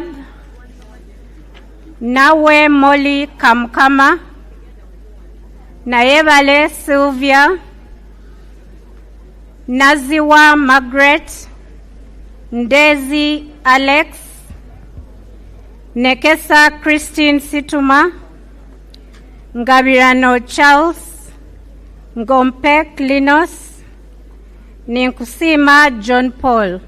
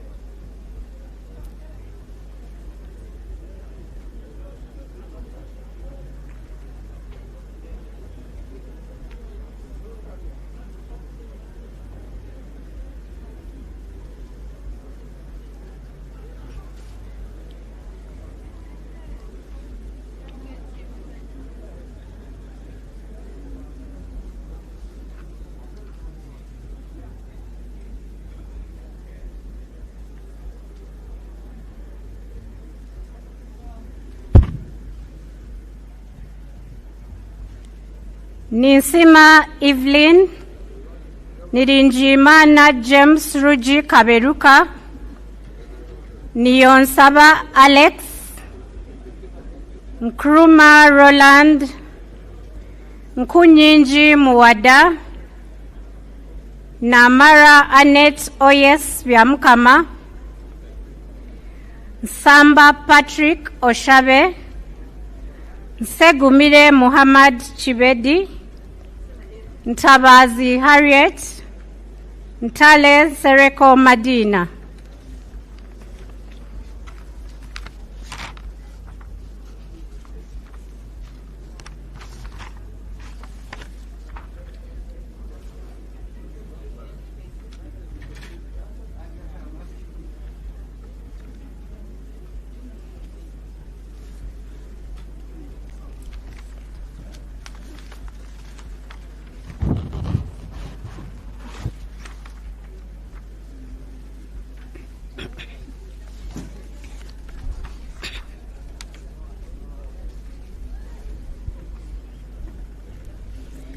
Nuria Hafsa Teko, Nyakato Asinance, Nyakato Dorothy, Nyamtoro Fiona, Nyeko Johnson Kezekia, Obiga Rose, Obong Peter Achuda, Obong Vincent Shedrick, Oboth Maxon's Jacob, Ochan Patrick.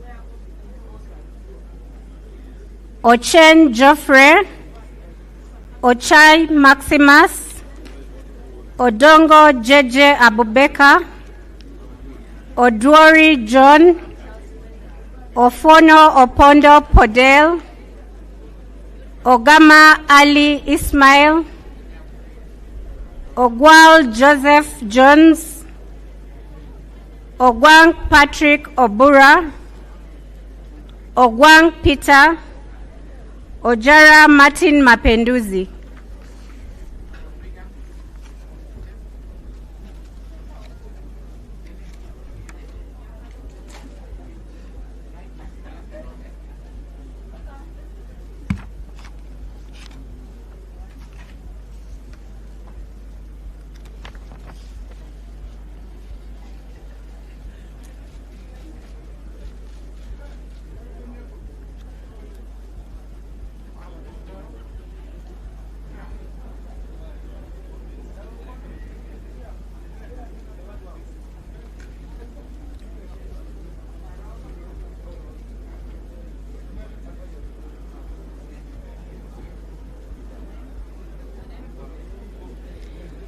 Ojit Peter, Ojok Andrew Olanya, Okasai Sidronius Opolot, Okelo Geoffrey Charles, Okelo Patrick Onguti, Okecho George, Okecho John Francis, Okeyo Peter, Okia Joan Aniku, Okiding Sam.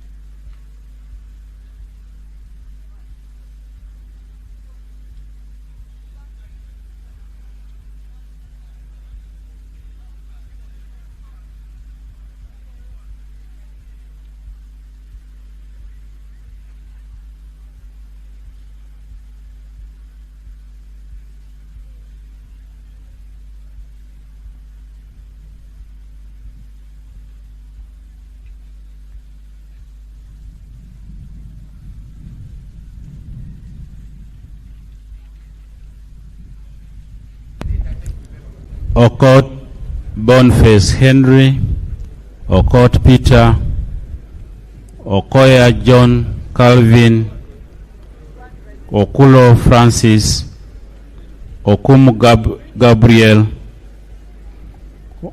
Okwere David Becham, Okwi Constantine, Olanya Gilbert, Oleru Huda Abason, Omara Paul, Omoding Emmanuel, Onek Hilary Obalakoer, Onekalit Amere Dennis, Ongaro Obote Clement Kenneth.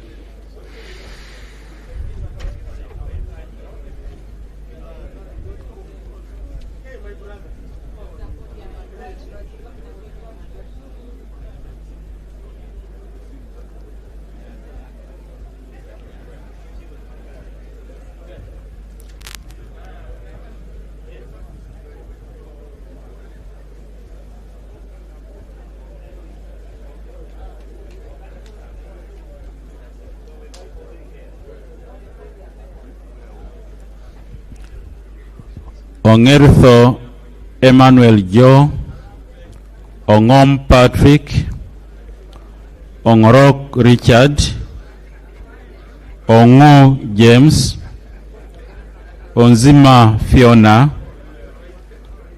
Opio Samuel Achut, Opito Vincent, Opio Denish Geoffrey, Opolot Isiagi Patrick.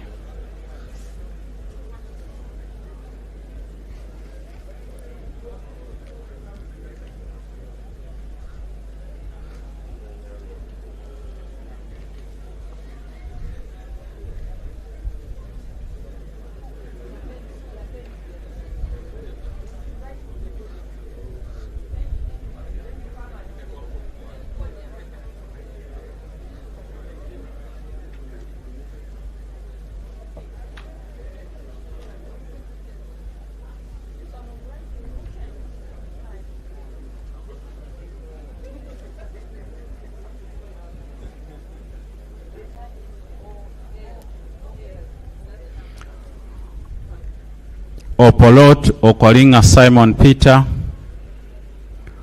Orgumiriza Enid Athaire, Orone Derek, Oriema Simon Peter Adom, Osoru Morin, Osia Solomon Alemu, Otafire Kahinda,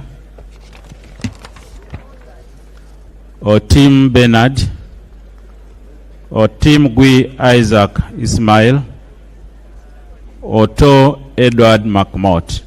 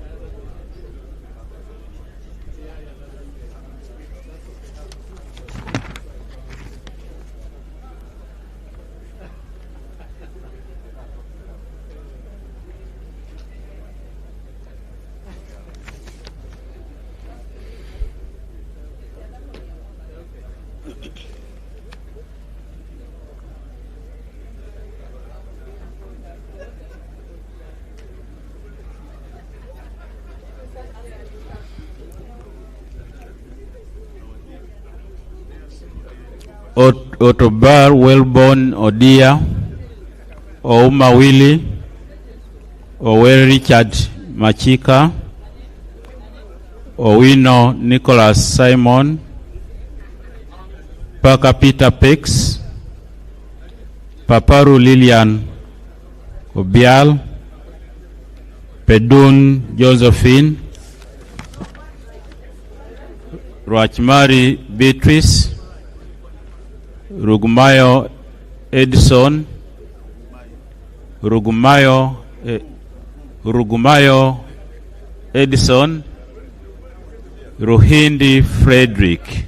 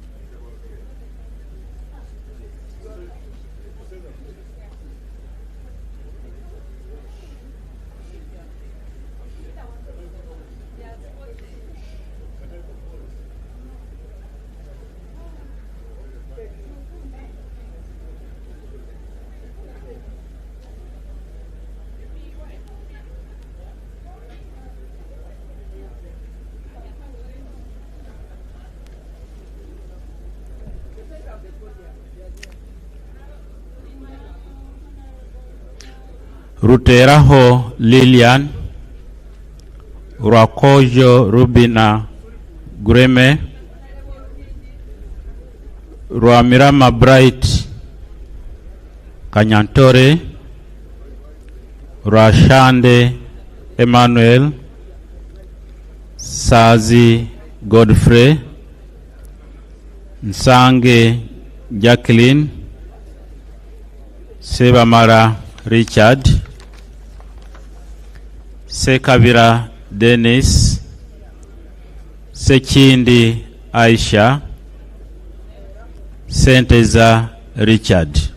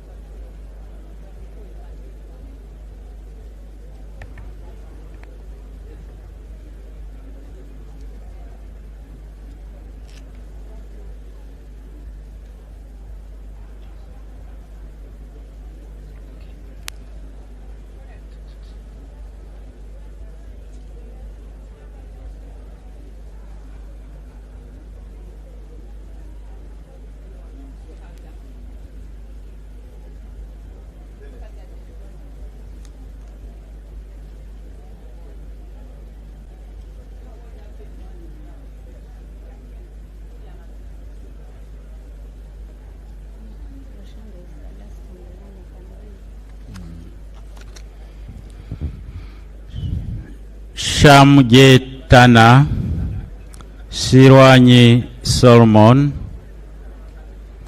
Sebuga Kimeze Brunado, Sekitoreko Robert, Semwanga Javira, Semwanga Joseph, Sentai Muhammad.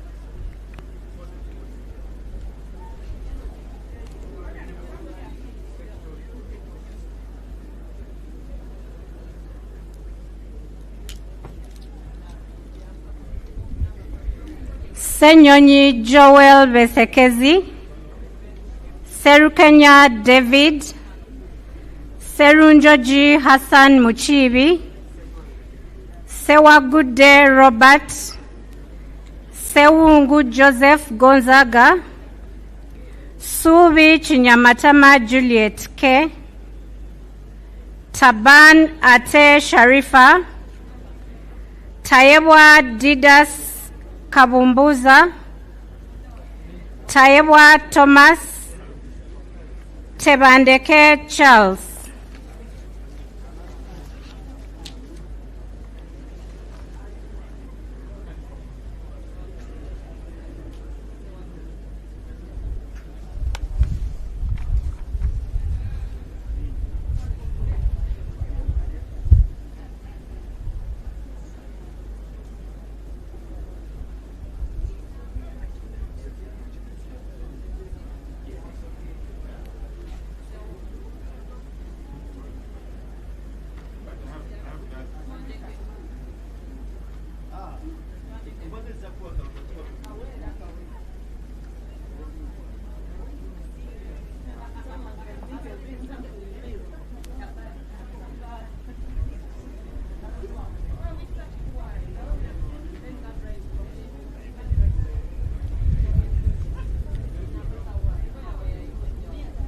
Teira John, Tete Chelangat Evelyn, Tibiaze Peace, Tio William Taylor Oda, Tom Aliti Chandia, Tukahira James Vienjuru Hunter, Tumukunde Henry Kakurugu, Tumuramya Genensio, Tumusime John Bosco, Tumwebaze Frank Kajiji.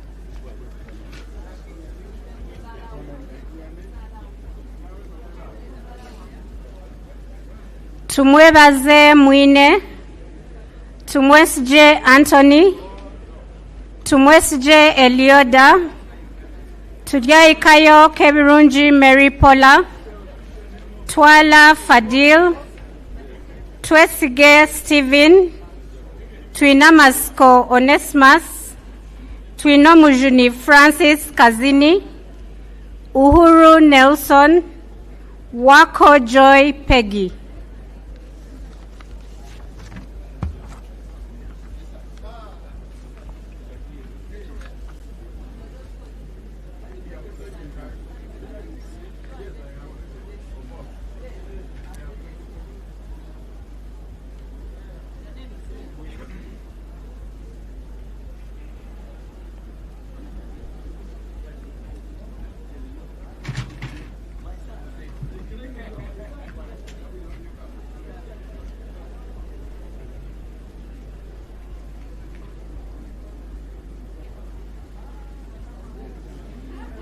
Wabusani Stephen Makwa, Waiswa Joel Azalwa, Wakabi Pius, Wakida Patrick Godfrey, Wakoli Godfrey Matembu, Waluswaka James, Waliomu Moses Muwanika, Wamakuyu Ignatius Mudimi, Wandera John Paul, Wandera Sadala.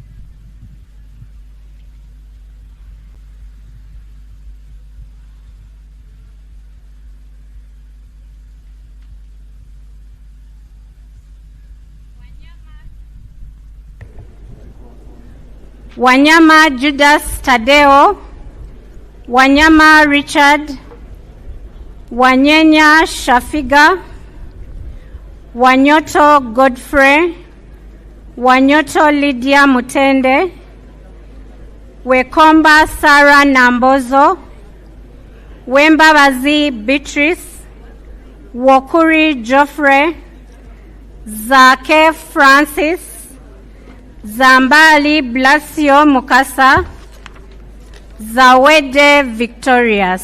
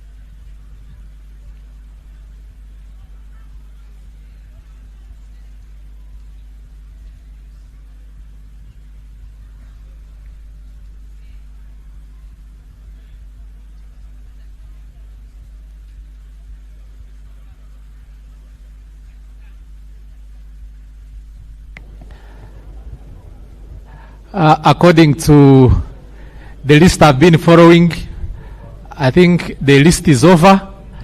If there is any person whose name has not been read, you can step forward and be verified. Otherwise, I'm going to close the voting.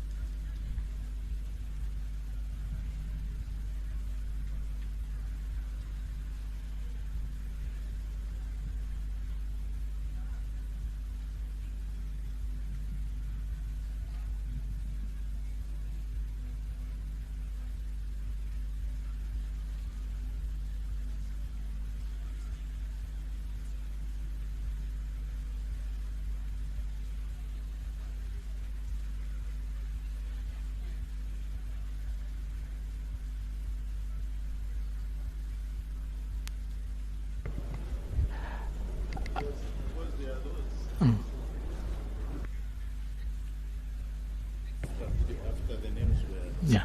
Okay. Please, if you know your name was not read or you came late, step forward for verification, and then you'll be allowed to vote. Otherwise, I'm about to close the voting.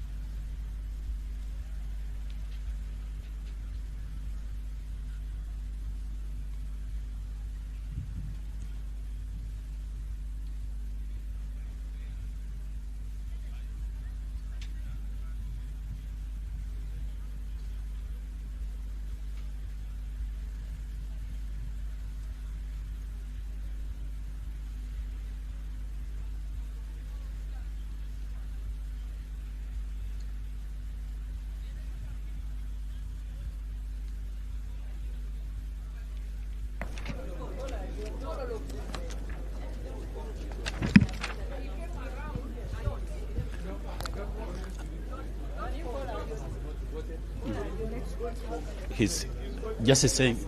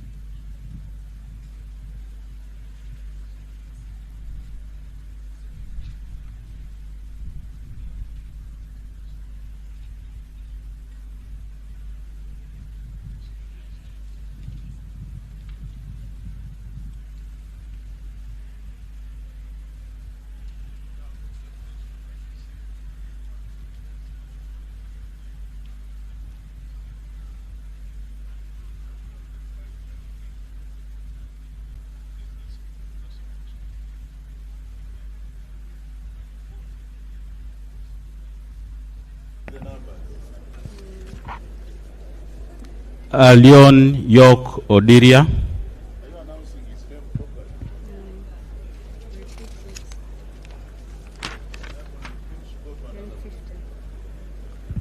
Among Anita Annette.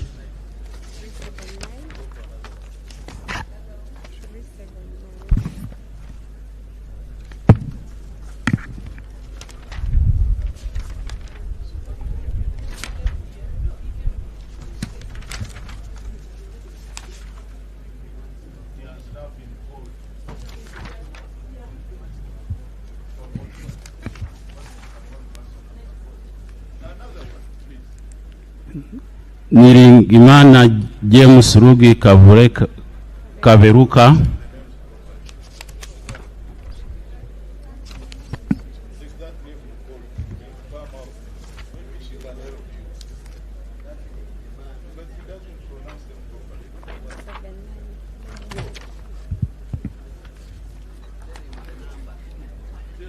Okia Joan Aniku.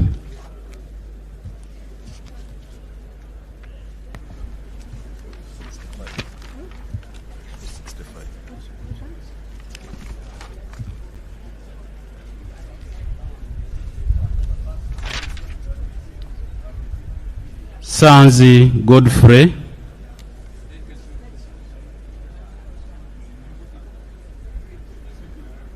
Sebamara Richard.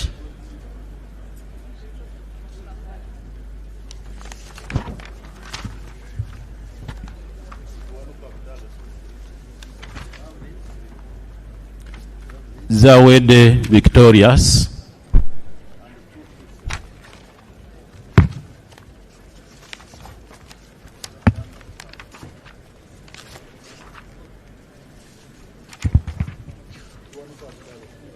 Chiwanuka Abdallah.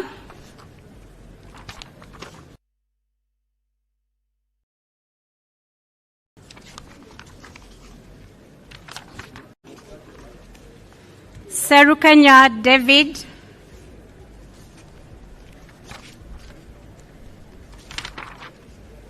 Richard. Sazi Godfrey.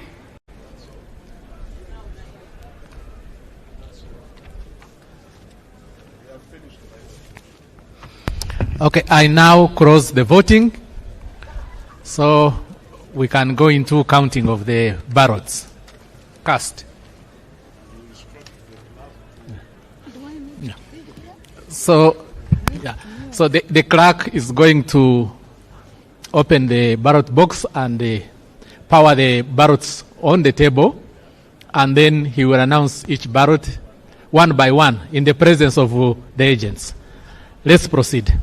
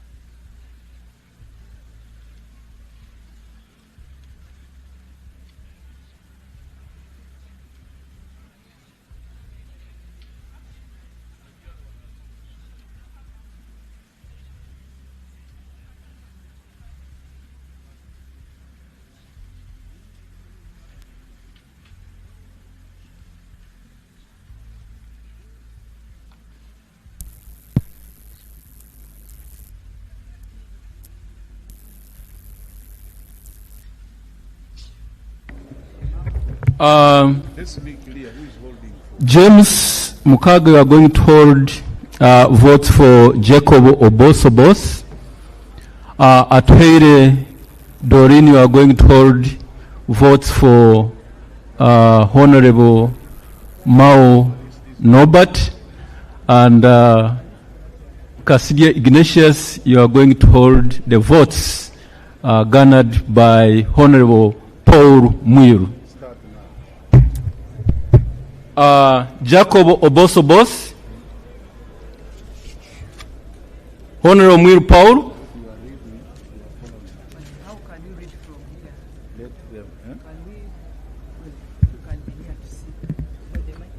Obos Maxon. Display for them to see. No, behind, they wrote behind. Obos Maxon. Obos Jacob. Jacob Obos. Obos Jacob Obos. Honorable Obos Obos. Obos Jacob.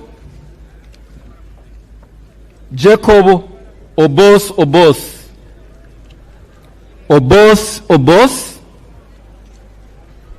Jacob Maxon Obos. Jacob Maxon Obos. Obos Honorable Mwiru Paul. Obos Jacob.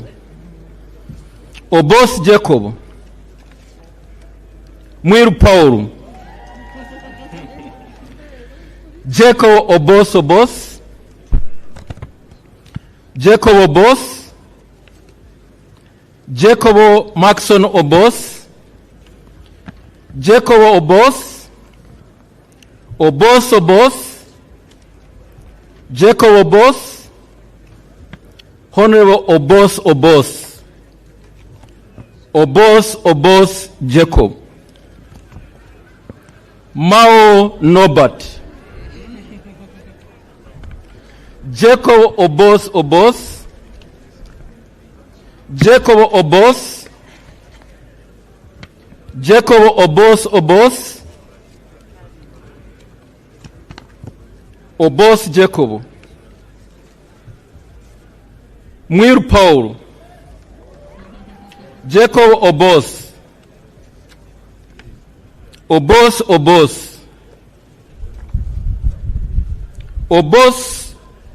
Tayebwa. That's spoiled. That's spoiled. No. Yes. Spoiled? No, we don't have a candidate. Yeah. It's just an error. No. Obos. We don't have a candidate. No, we don't have a candidate called Obos. Yeah. No. Yes. Yeah. Jacob Obos. Obos. Jacob Obos. Yes. Jacob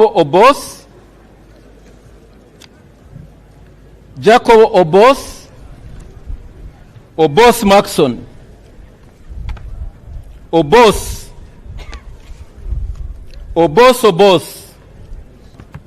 Jacob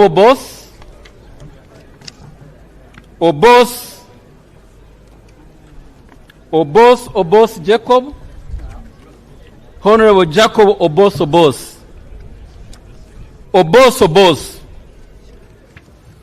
Jacob Obos. Jacob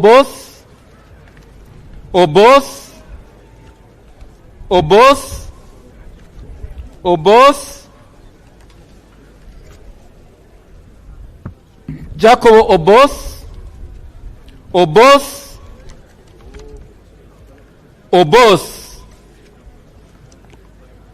Norbert Mao. Jacob Obos.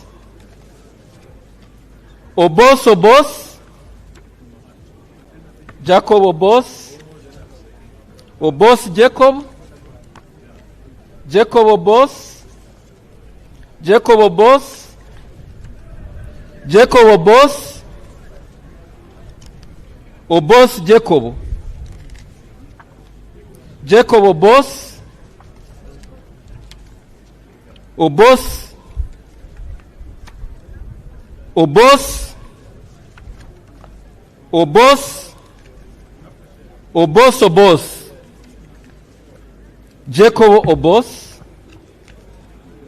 Jacob.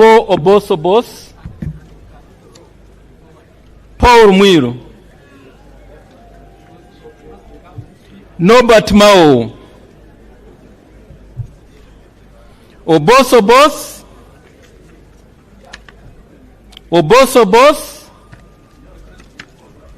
Paul Mwiru. Jacob. Jacob Obos. Obos Obos. Obos Obos. Jacob Obos. Obos Jacob. Obos Obos. Jacob Obos. Jacob Obos. Jacob Obos. Obos Jacob. Obos Jacob. Obos Obos. Obos Jacob. Obos Obos. Obos Obos. Obos Obos. Paul Mwiru. Jacob Obos. Jacob Obos. Obos Obos. Jacob Obos. Jacob Obos. Jacob Obos. Paul Mwiru. Obos Jacob. Jacob Obos. Obos Jacob. Obos Jacob. Obos Jacob. Jacob Obos. Jacob Obos. Obos Obos. Obos Jacob. Obos Jacob. Obos. Obos Jacob.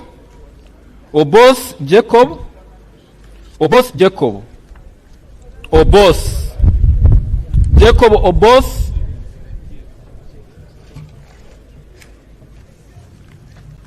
Obos Jacob. Obos Jacob. Obos Jacob. Obos Jacob. Obos Jacob. Jacob Obos. Jacob Obos. Jacob Obos. Jacob Obos. Jacob Obos. Mao Norbert. Obos Obos. Obos Obos. Obos Jacob. Obos Obos. Obos Obos. Obos Obos. Paul Mwiru. Maxon Obos. Jacob Obos. Jacob Obos. Tayebwa Thomas. Spoiled vote. Obos Jacob. Obos Jacob. Obos Jacob. Obos. Jacob Maxon Obos. Mwiru. Mwiru Paul. Obos Obos. Obos Jacob. Obos Jacob. Jacob Obos. Paul Mwiru. Jacob Obos. Obos Jacob. Jacob Obos. Obos Obos. Jacob Obos. Jacob Obos. Jacob Obos. Obos Obos. Obos Obos. Jacob Obos. Jacob Obos. Obos Obos. Jacob Obos. Obos Obos.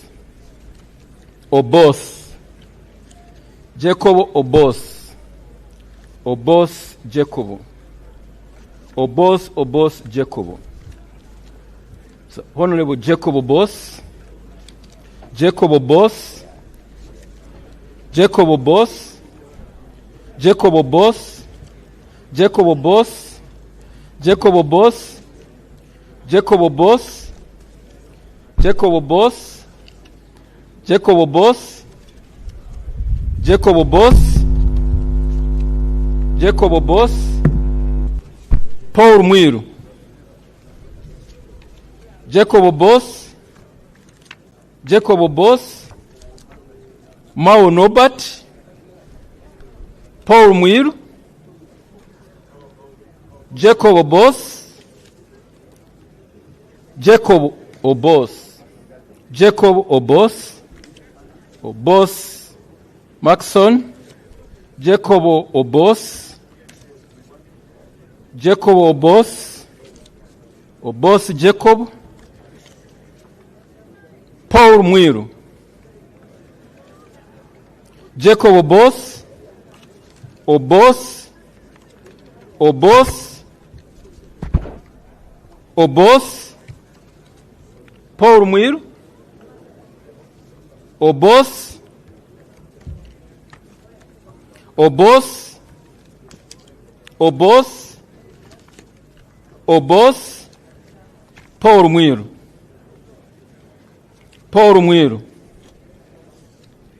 Jacob Obos, Obos Jacob, Jacob Obos, Obos Jacob, Obos Obos, Paul Mwiru, Paul Mwiru, Jacob Obos, Jacob Obos, Jacob Obos, Jacob Obos, Jacob Obos, Jacob Obos, Paul Mwiru, Obos Jacob, Obos Obos, Jacob Obos, Jacob Obos, Jacob Obos, Obos Obos, Paul Mwiru, Paul Mwiru,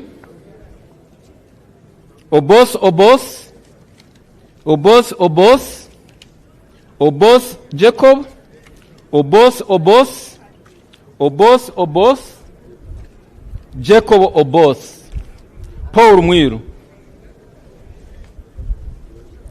Obos Jacob, Obos Jacob, Obos Jacob, Obos Jacob, Obos Jacob, Obos Jacob, Obos Jacob, Jacob Obos, Obos Jacob, Obos Jacob, Obos Jacob, Obos Jacob, Obos, Obos, Paul Mwiru, Jacob Obos, Paul Mwiru, Jacob Obos, Obos, Obos, Obos, Obos, Obos, Paul Mwiru, Obos, Obos, Obos, Norbert Mao, Jacob Obos, Jacob Obos, Paul Mwiru, Jacob Obos, Obos, Obos, Mwiru Paul, Obos, Paul Mwiru, Paul Mwiru, Obos, Jacob Obos, Obos, Obos, Paul Mwiru, Obos, Obos, Obos, Obos, Obos, Obos, Obos, Obos, Paul Mwiru, Obos, Obos, Obos, Obos, Jacob Obos, Obos, Paul Mwiru, Jacob Obos, Obos. But that's boss. The intention is Obos. Jacob Obos, Jacob Obos, Maxon Obos, Jacob Obos, Jacob Obos, Jacob Obos, Maxon Obos, Jacob Obos, Jacob Obos, Jackson Obos, Jacob Obos, Jacob Obos, Obos Obos, Jacob Obos, Mwiru Paul, Jacob Obos, Obos Obos, Obos Obos, Jacob Obos, Obos, Obos, Paul Mwiru, Paul Mwiru, Obos, Obos, Obos Jacobo, Obos Jacobo, Obos, Paul Mwiru, Paul Mwiru, Paul Mwiru, Obos, Jacob Obos, Obos, Obos, Obos, Obos, Paul Mwiru, Obos, Obos, Obos, Paul Mwiru, Obos, Obos, Obos, Obos, Obos, Obos, Paul Mwiru, Obos, Obos, Obos, Obos, Paul Mwiru, Jacob Obos, Obos, Obos, Paul Mwiru, Jacob Obos, Obos, Paul Mwiru,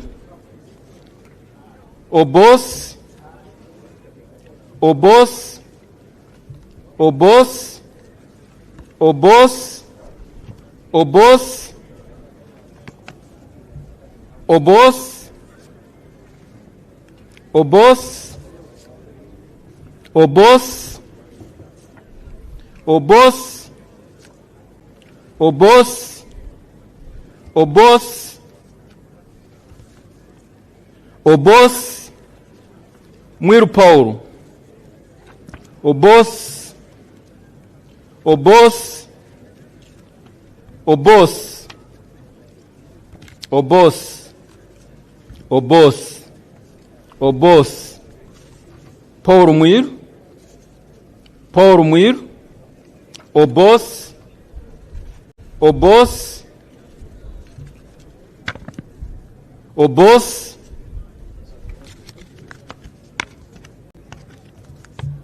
Mao Norbert,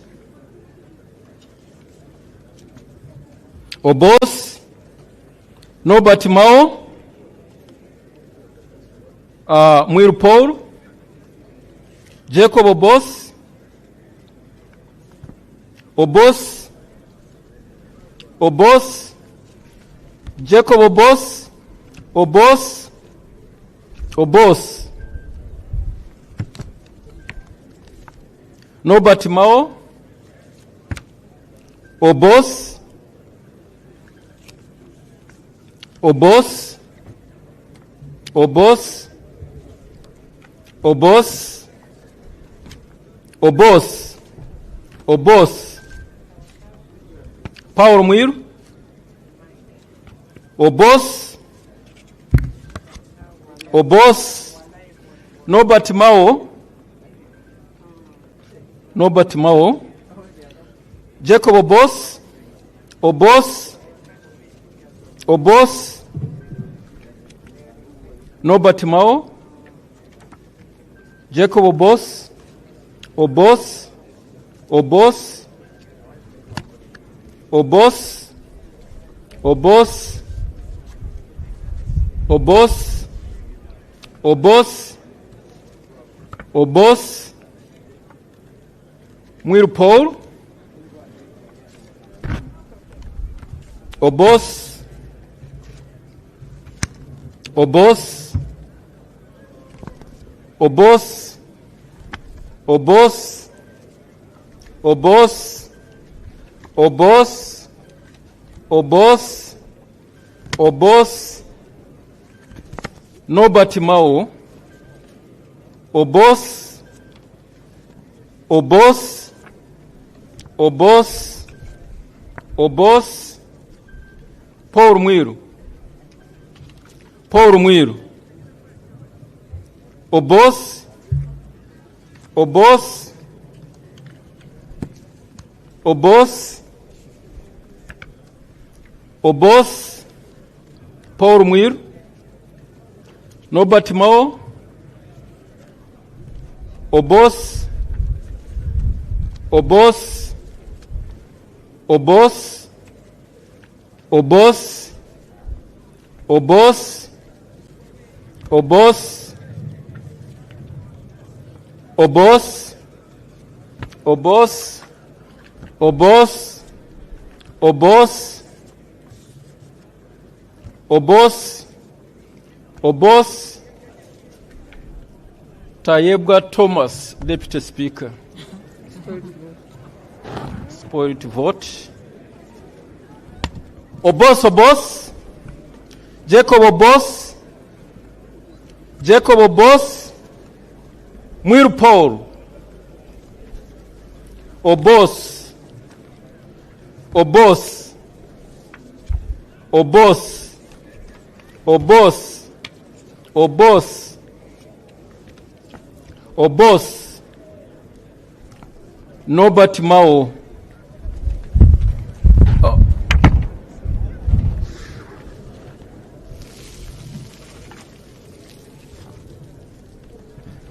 Obos.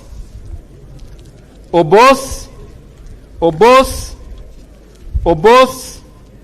Obos. Obos. Obos. Norbert Mao. Obos. Obos. Obos. Obos. Obos. Obos. Obos. Mwiru Paul. Obos. Obos. Obos. Obos. Obos. Obos. Obos. Obos. Obos. Jacob Obos. Obos. Obos. Obos. Obos. Obos. Obos. Obos. Obos. Paul Mwiru. Obos. Obos. Obos. Obos. Obos. Obos. Obos. Obos. Obos. Obos. Obos. Paul Mwiru. Obos. Obos. Obos. Obos. Obos. Obos,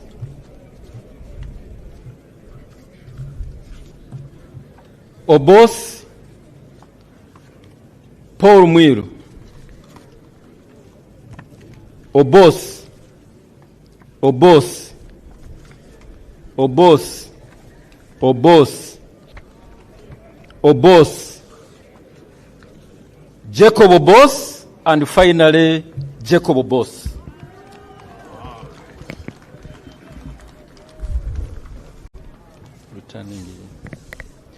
We are going now to count the votes obtained by each candidate, starting with spoiled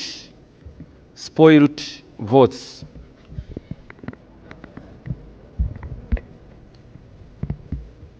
Should I just 1, 2, and 3. 3 spoiled votes.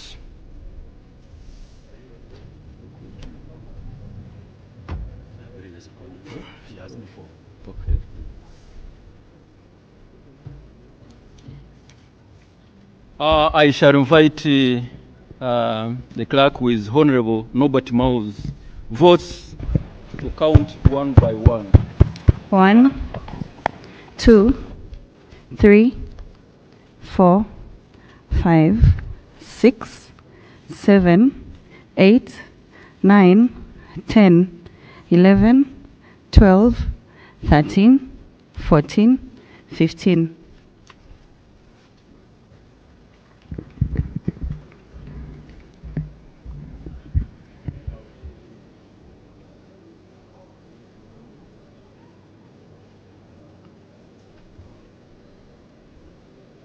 Paul Mwiru. Paulo Mwiru 1, Paulo Mwiru 2, 5, 6, 7, 8, 9, 10, 11, 12, 13, 14, 15, 16, 17, 18, 19,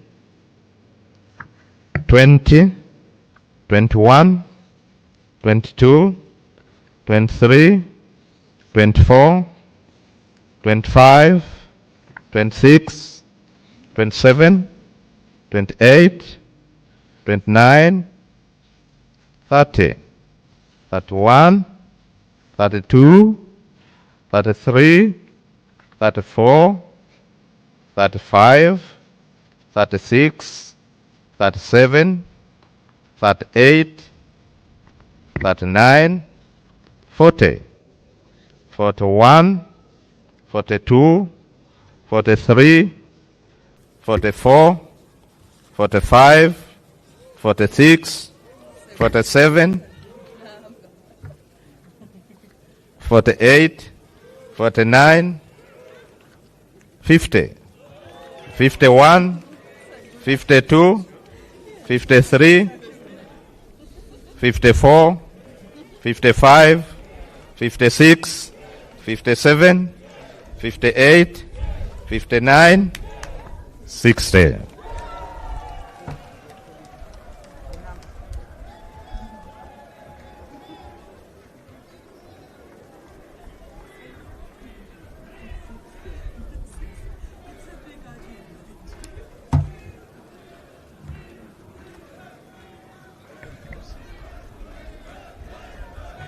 Order in the House. Order in the House. We shall count the votes for Honorable Jacob Obos.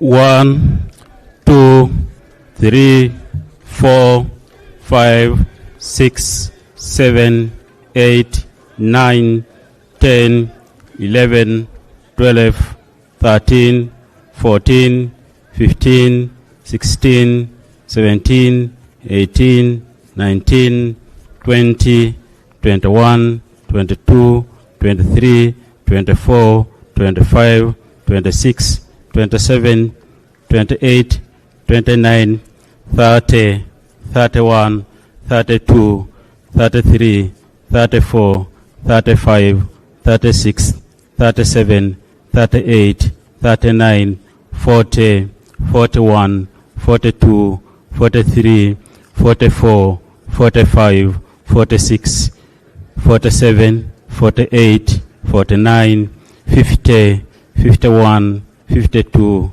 53, 54, 55, 56, 57, 58, 59, 60, 61, 62, 64, 63, 64, 65, 67, 66, 67, 68, 69, 70, 71, 72, 73, 74, 75, 76, 77, 78, 79, 80, 81, 82, 83, 84, 85, 86, 87, 88, 89, 90, 91, 92,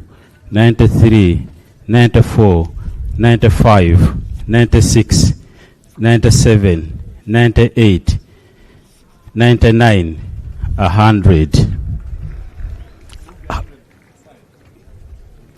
101, 102, 103, 104, 105, 106, 107, 108, 109, 110, 11, 12, 13, 14, 15, 16, 17, 18, 19, 120, 21, 22, 23, 24, 25, 26, 27, 28, 29, 130, 31, 32, 33, 34, 35, 36, 37, 38, 39, 140, 41, 42, 43, 44, 45, 46, 47, 48, 49, 150, 51, 52, 53, 54, 55, 56, 57, 58, 59, 160, 61, 62, 63, 64, 65, 66, 67, 68, 69, 170, 71, 72, 73, 74, 75, 76, 77, 78, 79, 180, 81, 82, 83, 84, 85, 86, 87, 88, 89, 190, 91, 92, 93, 94, 95, 96, 97, 98, 99, 200. 201 and 2 and 3 and 4 and 5 and 6 and 7 and 8 and 9, 210. 11, 12, 13, 14, 15, 16, 17, 18, 19, 220. 21, 22, 23, 24, 25, 26, 27, 28, 29, 130, 31, 32, 33, 34, 35, 36, 37, 38, 39, 240, 41, 42, 43, 44, 45, 46, 47, 48, 49, 250, 51, 52, 53, 54, 55, 56, 57, 58, 59, 260, 61, 62, 63,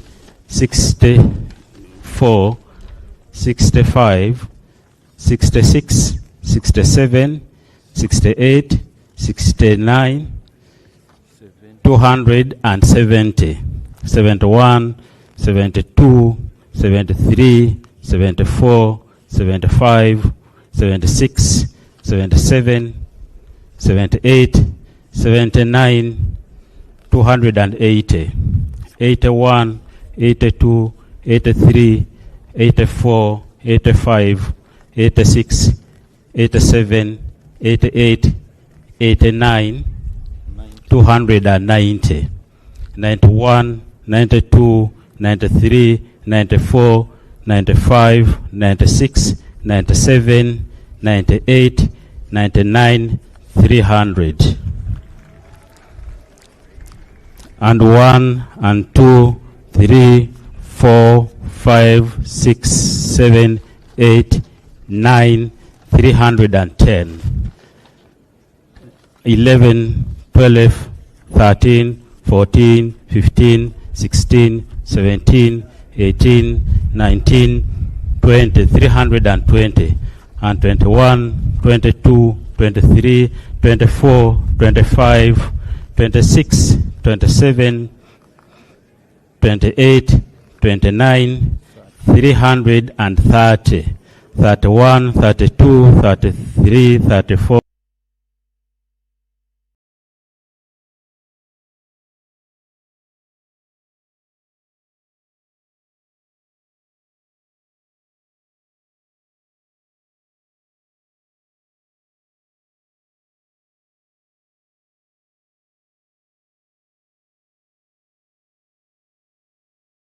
36, 37, 39, 340, 52, 53, 54, 55, 56, 57, 58, 59, 360, 61, 62, 63, 64, 65, 66, 67, 68, 69, 370, 71, 72, 73, 74, 75, 76, 77, 78, 79, 380, 81, 82, 83, 84, 85, 86, 87, 88, 89, 390, 91, 92, 93, 94, 95, 96, 97, 98, 99, 400. 401 and 2 and 3 and 4 and 5 and 6 and 7 and 8 and 9, 410. 11, 12, 13, 14, 15, 16, 17, 18, 19, 420. And 21, 2, 3, 4, 5, 6, 7, 8, 9, 430. And 31, 32, 33, 34, 35, 36, 37, 38, 39, 40, 441.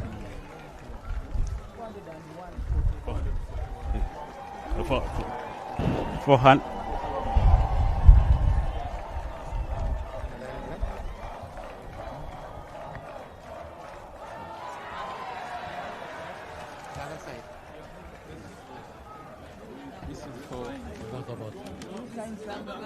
Hey. All the votes are here. Where are the rest? Why don't you put them in the same envelope? These are for one. Then you can put the rest here.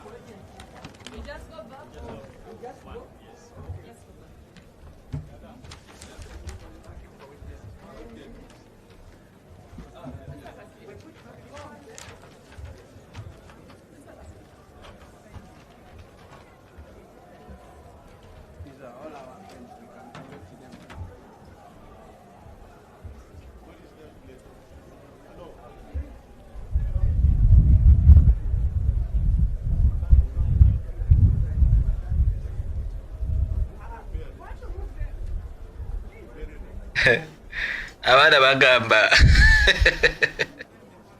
maybe Mao did campaign for this. Maybe we are thinking maybe Mao did campaign for this. You see, Paul Mwiru of NUP gained 60.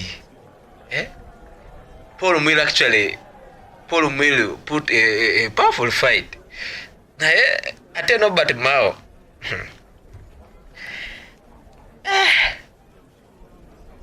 We the race ebadde nkambwe. In the race ebadde nkambwe. Nate kyewunyisa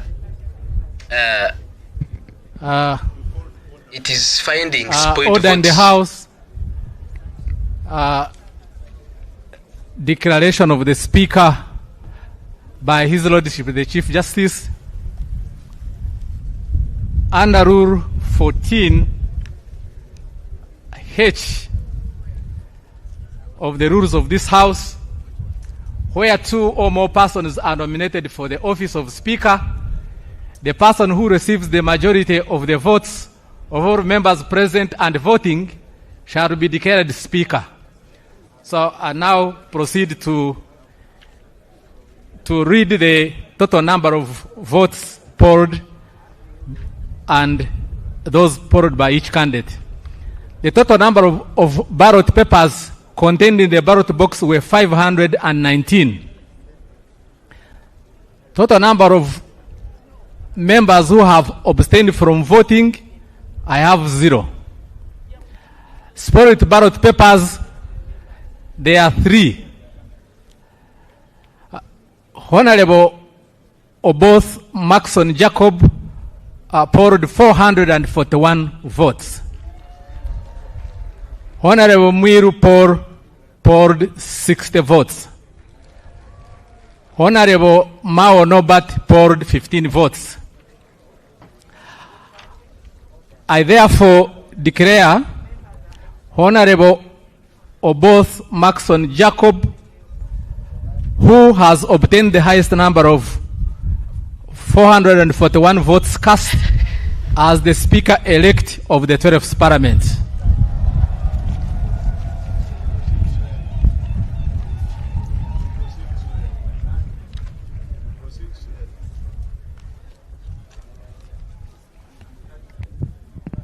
Administration of oath to the Speaker-elect.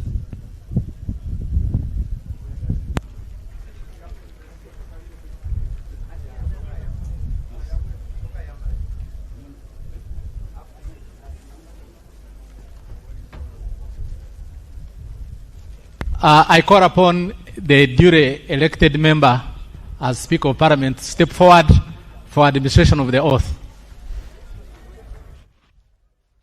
Jacob Maxon Oboth declared as the Speaker-elect of the 12th Parliament.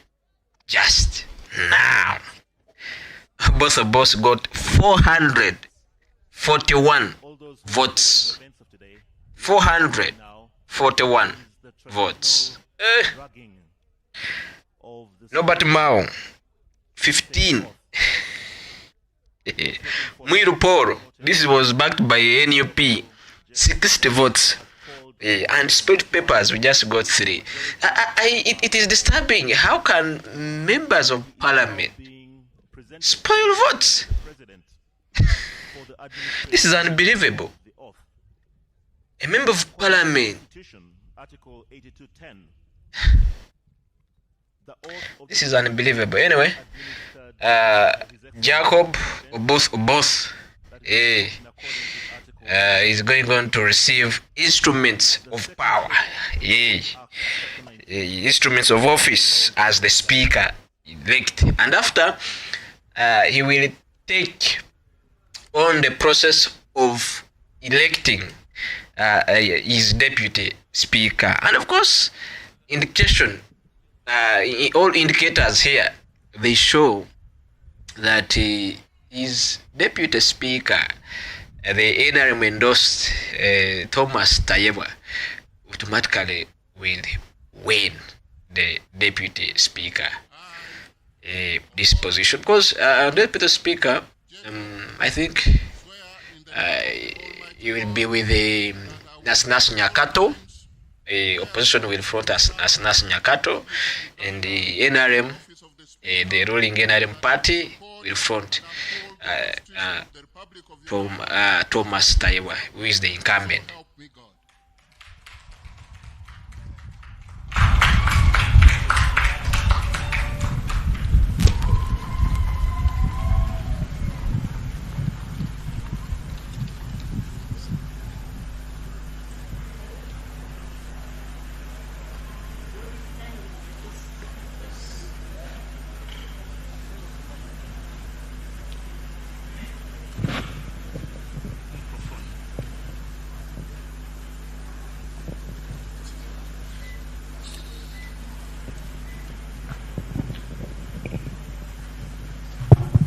So now that Honorable Jacob Maxon Oboth has taken the oath of the Speaker of Parliament, he is going to receive the instruments of power from His Excellency the President, starting with the mace.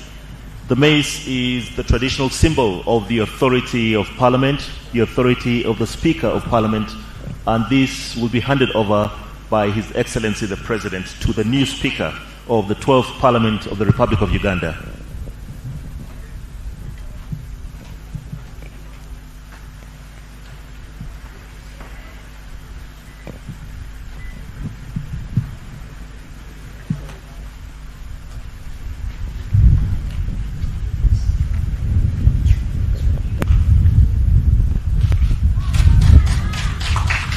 The Speaker has received the mace.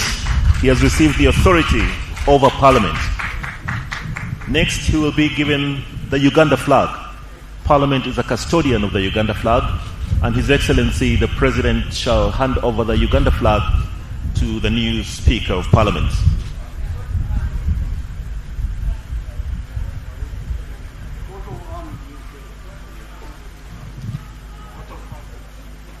And after the flag, it will be the coat of arms. Parliament is a custodian of the coat of arms. This will be handed over. And immediately after, the Speaker will also receive the Constitution of the Republic of Uganda from His Excellency the President. After the Constitution, he will also receive a copy of the Rules of Procedure of Parliament.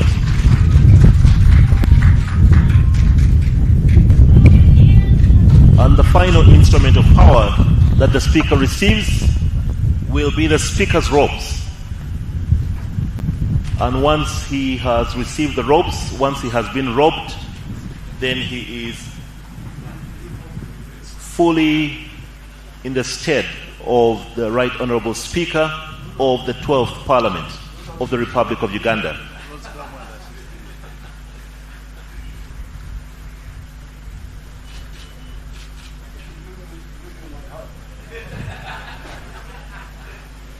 So the Speaker is being robed now. These are the ceremonial robes of the Right Honourable Speaker of the Parliament of Uganda. So at this moment, we can proudly say that the 12th Parliament of the Republic of Uganda has a new Speaker.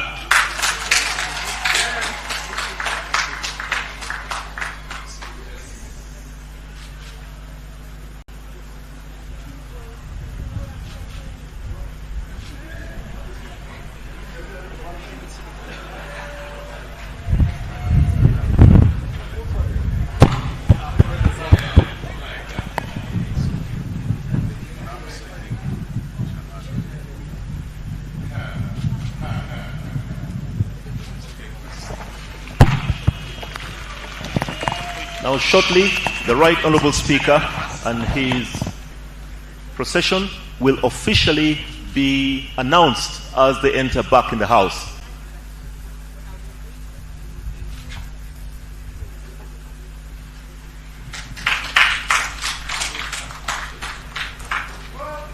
So, ladies and gentlemen, that is the procession of the Right Honourable Speaker of the 12th Parliament of Uganda, the Right Honourable Jacob Maxon Oboth.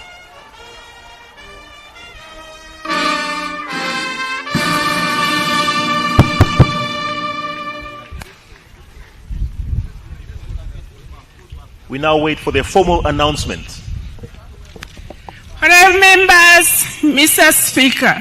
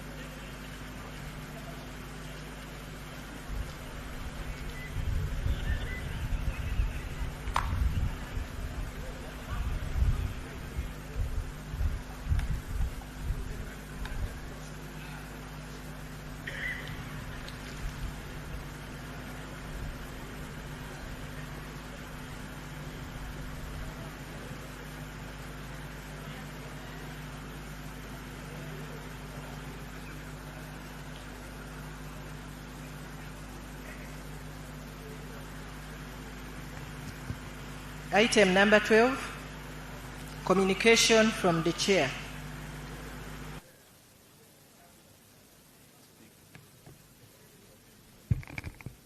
Your Excellency, the President of the Republic of Uganda,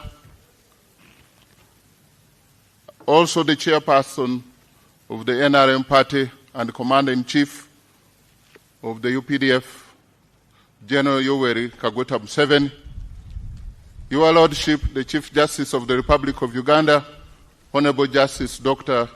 Flavian Seja, the Clerk of Parliament, Honorable Members of Parliament, all staff of Parliament, the media, all Ugandans near and far who are following these events, ladies and gentlemen, I greet you all in the name of our Lord Jesus Christ. Your Excellency and honorable colleagues, allow me to start by thanking God for this great day that the Lord has made. It is one of those great moments in our nation's history only made possible by the Almighty God. Let me share with you 2 verses from the Holy Book.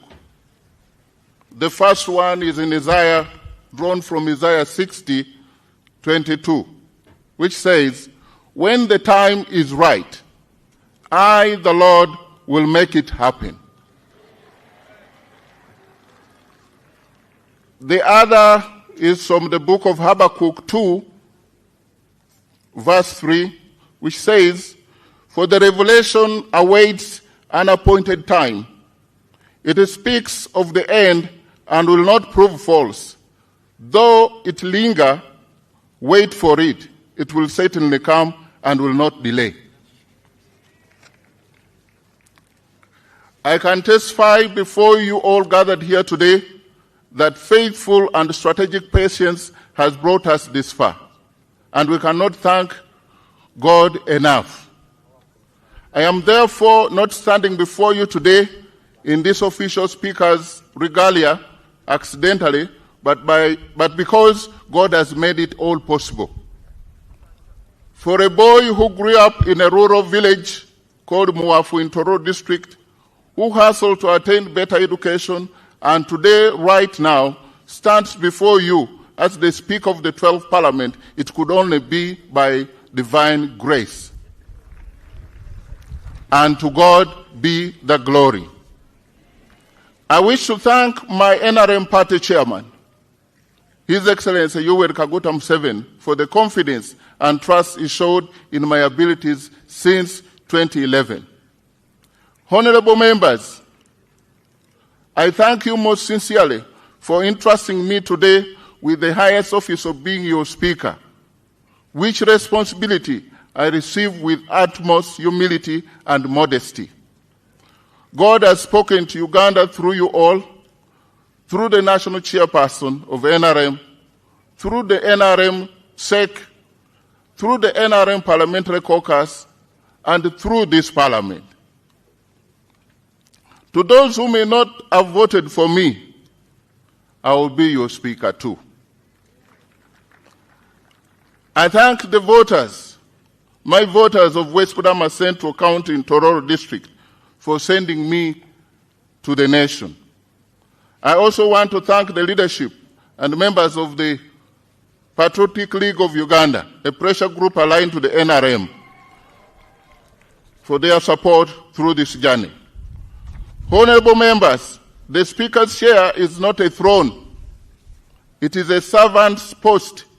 My role now is to come before you to ensure that working together, the voices of the over 48 million Ugandans who send us here are heard, protected, and respected. Honorable colleagues, we are aware of what has been going through. I pledge a corruption-free parliament. Under my leadership, we will cultivate a culture of absolute integrity and zero tolerance to corruption, anchored in President Museveni's clarion call for corruption-free parliament in the next 5 years. Accountability begins with us. In the next 5 years, we will hold the executive and other government bodies accountable. But we must start with ourselves. As they say, charity begins at home. We cannot hide from accountability of government resources, yet we expect it from other agencies and departments. That will not work. 3, evidence and research-based debates. Under my leadership, the floor of Parliament will not be a theater for hearsay or grandstanding. Our debates must be grounded in hard facts, data, and sound research. We must be fair and objective to others as we play our oversight function. 4, a people-centered parliament. Under our leadership, every bill, every motion, every decision must directly answer to the needs of the ordinary citizen. 5, result-based appropriation. Under my leadership, budgeting will no longer be an exercise in financial engineering and distortion. It will be a service-oriented, results-driven endeavor to deliver services to our people.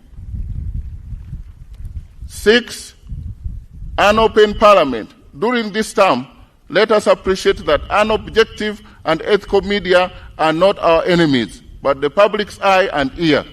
We must maintain a transparent, decent, and open parliament. When we close our doors to the media, a negative perception is generated. If we are clean and doing a good job, why hide? I will encourage a professional and robust relationship with the press at all times in order to bridge the gap between the House and our people. And lastly, on that pillar, proactive oversight. Under my leadership, Your Excellency, the oversight function should not be a post-mortem. We need not wait for public funds to be lost. Our committees should be facilitated to work, to monitor, intercept, and protect resources in real time in order to propel every effort geared towards the tenfold growth. Honorable members, I invite you to embrace these 7 pillars to regain the public trust. As I conclude, I appeal to our technical team led by my senior brother and fellow land friend, Honorable Adolf Mwesige Kasaja, the Clerk to Parliament, for their support.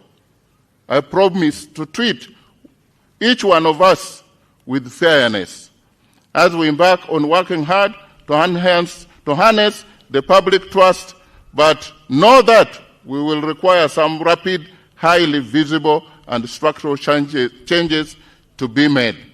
Your Excellency and honorable members, my final promise to you gathered here today and all Ugandans out there is that I start this new responsibility as Speaker.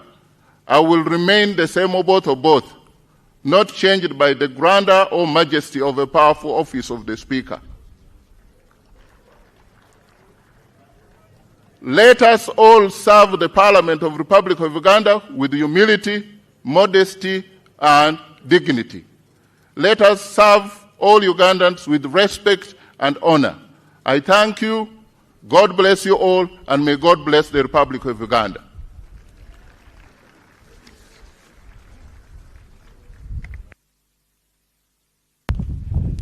Election of Deputy Speaker.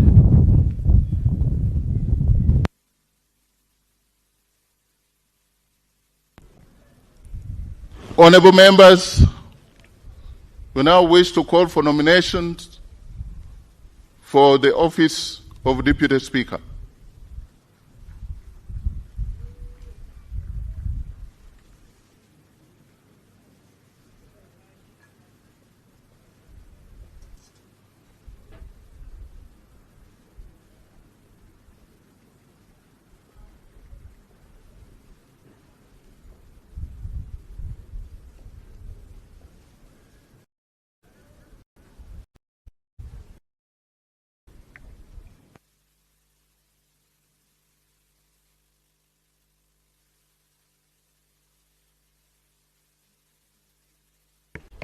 Your Excellency, the President of the Republic of Uganda, my Lord the Chief Justice, the Right Honorable Speaker, honorable members, my name is Dr. Eunice Otoko Apio, the Member of Parliament representing the great people of Oyam County North in Oyam District. Honorable Speaker, women do matter in the affairs of this country and at all levels of leadership. I therefore rise in accordance with Rule 6 of the Rules of Procedure of the Parliament of Uganda to move that the capable Honorable Sarah Guti, woman member of parliament for Dokolo district, do take the chair of this parliament as Deputy Speaker of the 12th Parliament of Uganda. Mr. Speaker, the Honorable Sarah Guti is a committed legislator who has consistently demonstrated dedication to public service and parliamentary work. She holds a degree in social works and social administration, in addition to a number of postgraduate certificates reflecting her continued commitment to leadership and professional development. She possesses the integrity, the temperament, and ability required to serve this House diligently and fairly. Mr. Speaker, allow me emphatically note that as we have today elected the male Speaker, you, Right Honourable Speaker, it is important that this House now holds the principle of gender parity in its leadership. Electing Honourable Sarah Guti as Deputy Speaker would reinforce our commitment to inclusive representation and ensure that the leadership of Parliament reflects both men and women at the highest level. Mr. Speaker, Honourable Sarah affiliates with the Uganda People's Congress Party. Her candidature therefore speaks to the spirit of multi-party democracy and the importance of accommodating diverse political views and voices in the leadership of the House. Honourable Speaker, I therefore urge members, you honourable members, to support this motion and elect the Honourable Sarah Aguti as Deputy Speaker of the 12th Parliament. I also now congratulate you, Right Honourable Speaker, upon your election to lead us in the House. I beg to move. Thank you. Can we have the seconder? 2 minutes.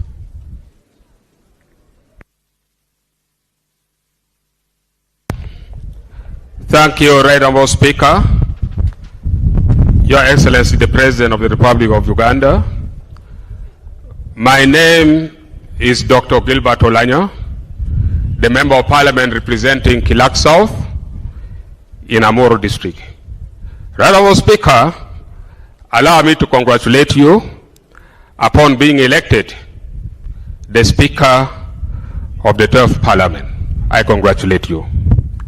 Right Honourable Speaker, allow me to second the nomination of Honourable Sarah Aguti for the position of the Deputy Speaker.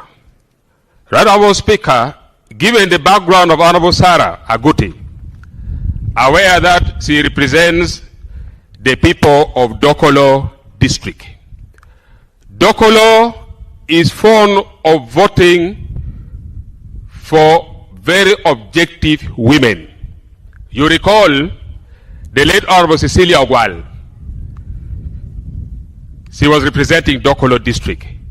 She was replaced by Honourable Sarah Aguti. I am confident, given the fact that members of Parliament gave their mandate to the Speaker, who is the man. Since Ugandans, we believe in gender equality, I pray that the next Deputy Speaker shall be a lady, in the name of Honourable Sarah Aguti. Right Honourable Speaker, you recall Honourable Sarah Aguti, she is one of the most objective members of Parliament we have, very focused and very thorough. And she is not all that very luxurious. When given the mandate, she will never misappropriate the finances of the Parliament of Uganda. She will not go for buying expensive cars. She will not go for buying expensive clothes. Right Honourable Speaker, I promise you, you will never see the Rolls Royce in Uganda again when Honourable Sarah Aguti given the mandate. Finally, Right Honourable Speaker, as you gave me only 2 minutes, aware of what is going on in the Parliament as per now, I am very sure when you are in the chair, Sarah Aguti is your deputy, the issue of corruption shall never be heard in the Parliament of Uganda again.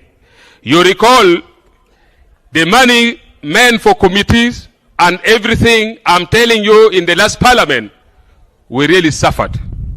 When committee wanted to do work, you are told money is over. Therefore, as the chairman for Park local government in the last parliament, we did not enjoy our work at all. All our monies, we didn't know where the money was going. I am very confident when you are there, Sarah Gut is here, the Parliament of Uganda shall really work. Finally, to you honorable members of Parliament, this time we need Parliament who will be people's center, as stated by the right honorable Speaker. Let us vote for gender equality. Let us vote for the betterment of the Parliament of Uganda. With these few remarks, right honorable Speaker, I congratulate you once again, and I move that let Honorable Sarah Guti be voted the Deputy Speaker of the Parliament of the Republic of Uganda. I beg to move. Just before I call another, if there is any other nomination, and our rules, and if we are to play by the rules, Rule 5, the relevant sub-rule 8 and 9. A member making a nomination shall move a motion that the name do take the chair of Deputy Speaker and shall give a brief statement. That brief statement is of the background and qualification of the nominee, but not to say what that person can be able to do. You speak about the person. That is the rule. Because going into what the person can do is actually offending other rules, that's campaigning. And so, can I call for another nomination, if there is?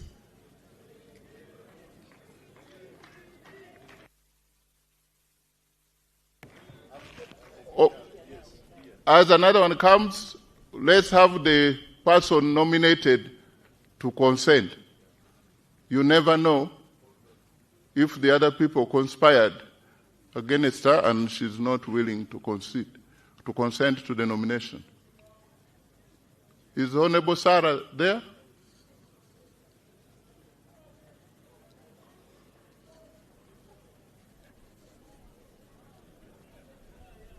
The rules that applied to the Speaker's election applies to the Deputy Speaker specifically and generally.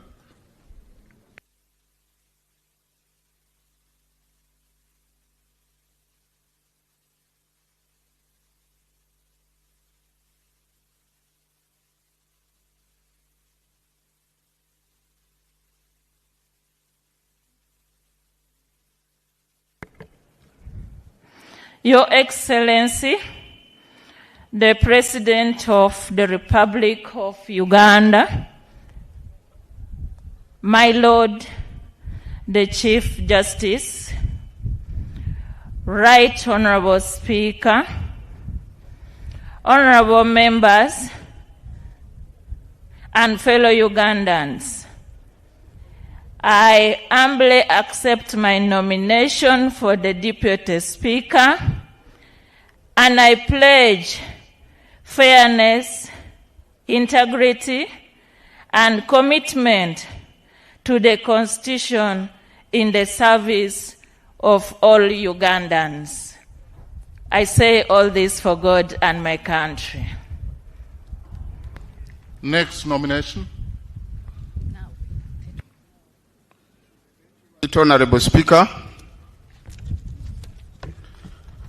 I take honor to observe the protocol.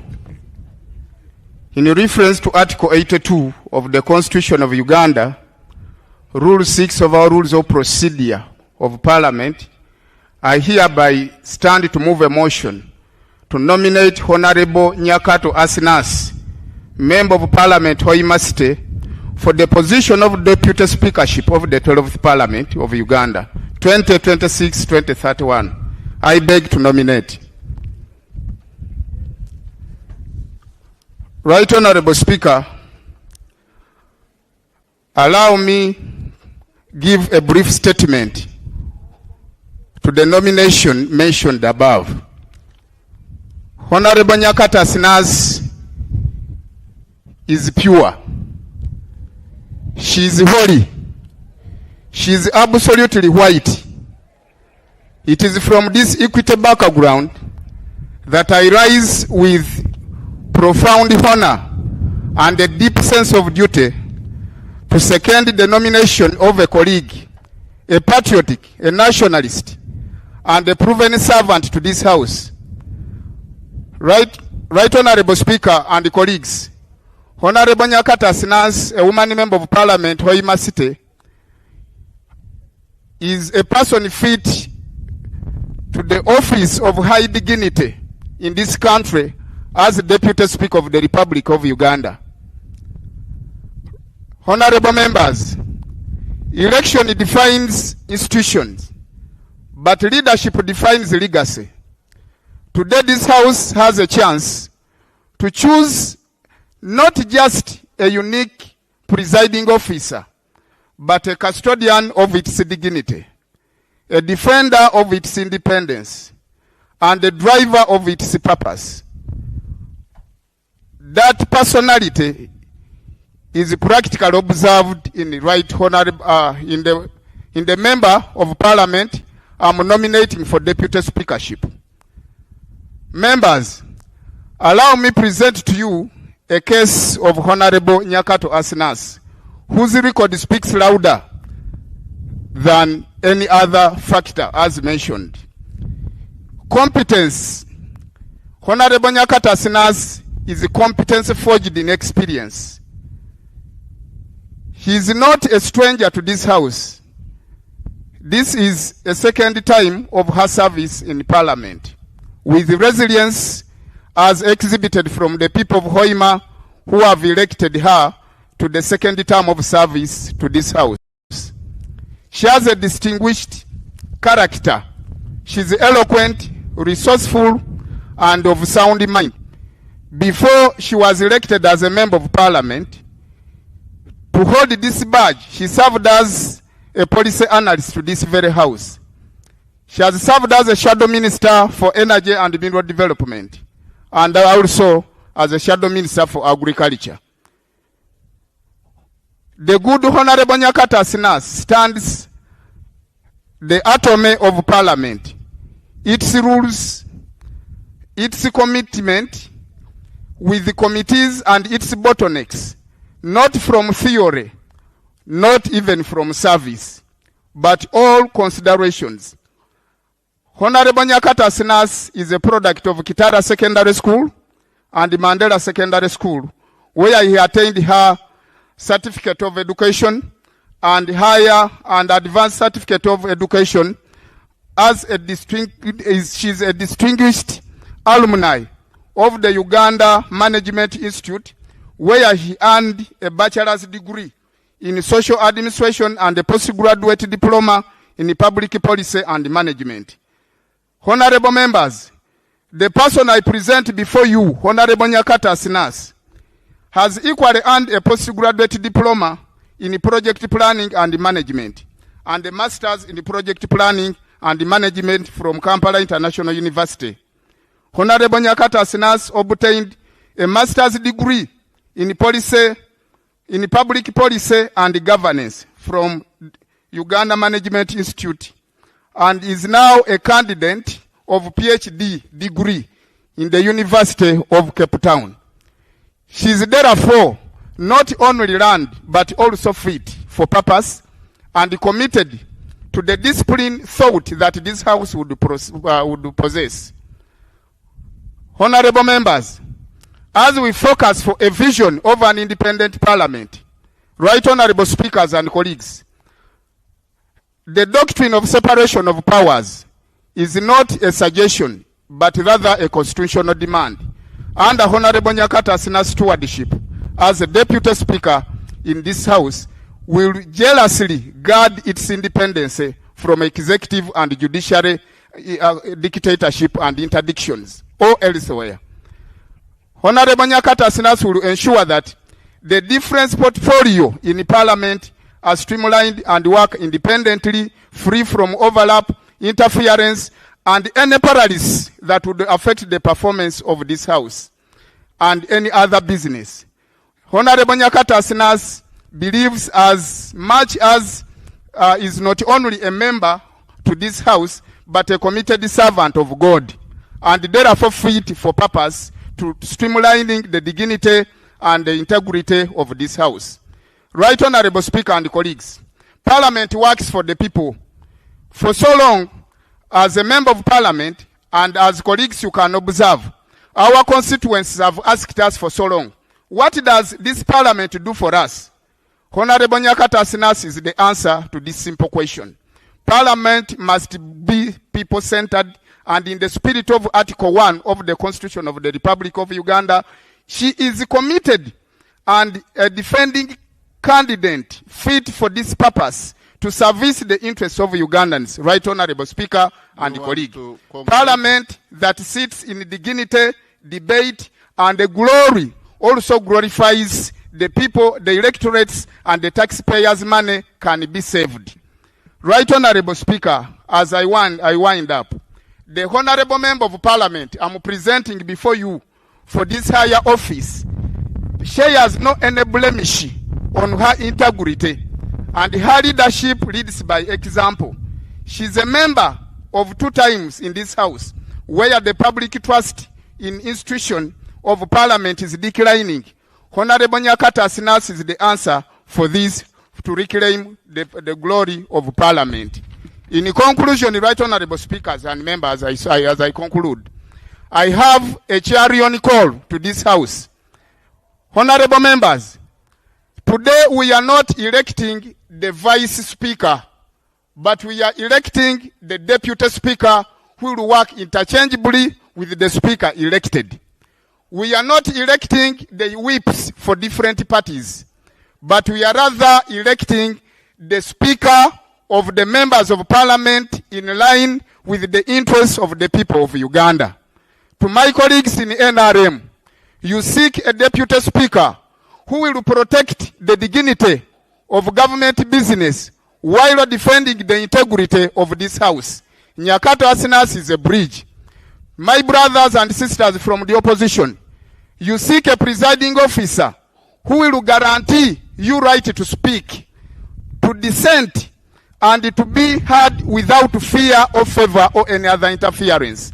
Honorable Nyakato Asinas is the answer to this. Honorable members, as I wind up, Honorable Nyakato Asinas is not the candidate of a region or a party. A minute, Right Honorable, and I wind up. You've used about 5 minutes out of 3. I therefore call upon each of you, members of the opposition, members of the NRM, members of the independent, and any representative members of special interest groups, to vote consciously while in consideration of the interests of the people you serve. And this is the answer as to why I front Honorable Nyakato Asinas. I second her nomination. I talk about her nomination in the name of the people, in the interest of the people of Uganda, in the voice of the people of Uganda, and the spirit of the people that the Uganda I want. I do hereby recommend you, honorable members, to vote for the candidate that I present before you in the voice of the people and the voice of the God. Vox Populi, Vox Dei. Honorable Nyakato Asinas, a fitting candidate to the 12th Parliament as a Deputy Speaker. Seconder? Well, I thought he said he is seconding. No, I am seconding. So who is the nominator? That is the nominator. He said he was seconding and talking about the candidate. Right Honorable Betty, go ahead. I would take it that you are seconder. Thank you, Right Honorable Speaker. Your Excellency, the President of the Republic of Uganda, Right Honorable Speaker, Our Lordship, the Chief Justice of Uganda, colleagues, the members of Parliament, I'm here to second the candidature of Honorable Nyakato Asinas for the deputyship of the 12th Parliament of Uganda. I have been in Parliament for long. I started from the 8th Parliament. This is my 5th term in Parliament. And I want to say that Honorable Asinas was one time also a policy analyst, and she worked very hard to analyze policy in education and in gender. Because I've taken long in Parliament, I also, before concentrating on our Parliament here, want to tell you that I went for benchmarking in Ghana. And the people of Ghana are not suffering the way our people are suffering here from corruption, because one of the deputies of Deputy Speaker is from opposition. And they all work for Uganda.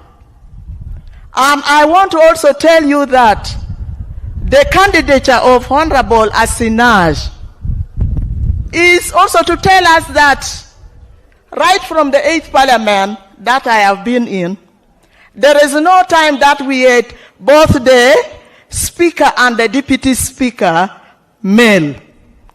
One was always a woman. And here we talk very much about gender. I am an advocate of gender, also of women. So, a house without a woman or a home without a woman is not a home. 12 Parliament without a Deputy Speaker who is a woman, now that we have the Right Honorable Speaker who is a man, it's going to have a lot of problem. Women, we talk a lot about equal opportunities. Where is the equal opportunity if we only see men? We want the women also to be there, all inclusive. I am here to say that Honorable Asina's second term, we need to nurture her. She should be the Deputy Speaker of the 12th Parliament. Who knows, maybe she will also be the Speaker of the 13th Parliament. So let us have Honorable Asinas. I want to say that Honorable Asinas is from Hoima City.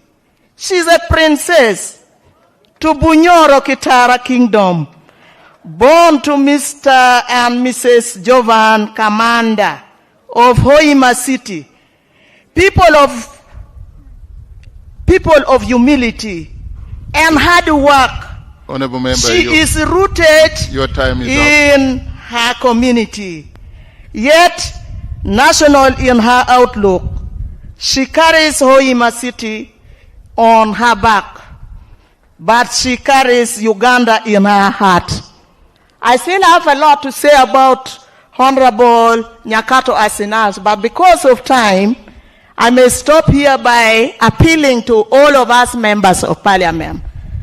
If we consider equal opportunities as important to us, and women as very important, gender equality, gender parity, let us vote for Honorable Nyakato Asinas. I beg to second. Thank you.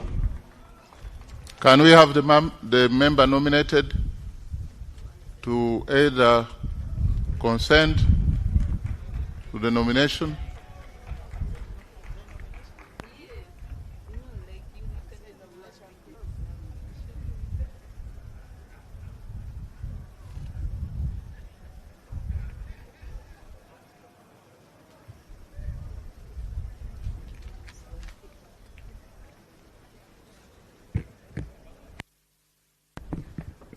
Thank you very much, Right Honorable Speaker. Congratulations. Thank you very much, dear Honorable Members of Parliament. Right Honorable Speaker, in the spirit of restoring sanity in the 12th Parliament, I hereby accept my nomination for the position of Deputy Speaker of Parliament for the 12th Parliament. Thank you very much. Can we have any other nomination? Mr. Speaker, Your Excellency, the President of the Republic of Uganda, and Your Lordship, the Chief Justice, my name is Fiona Nyamtoro, the District Representative for Nebi.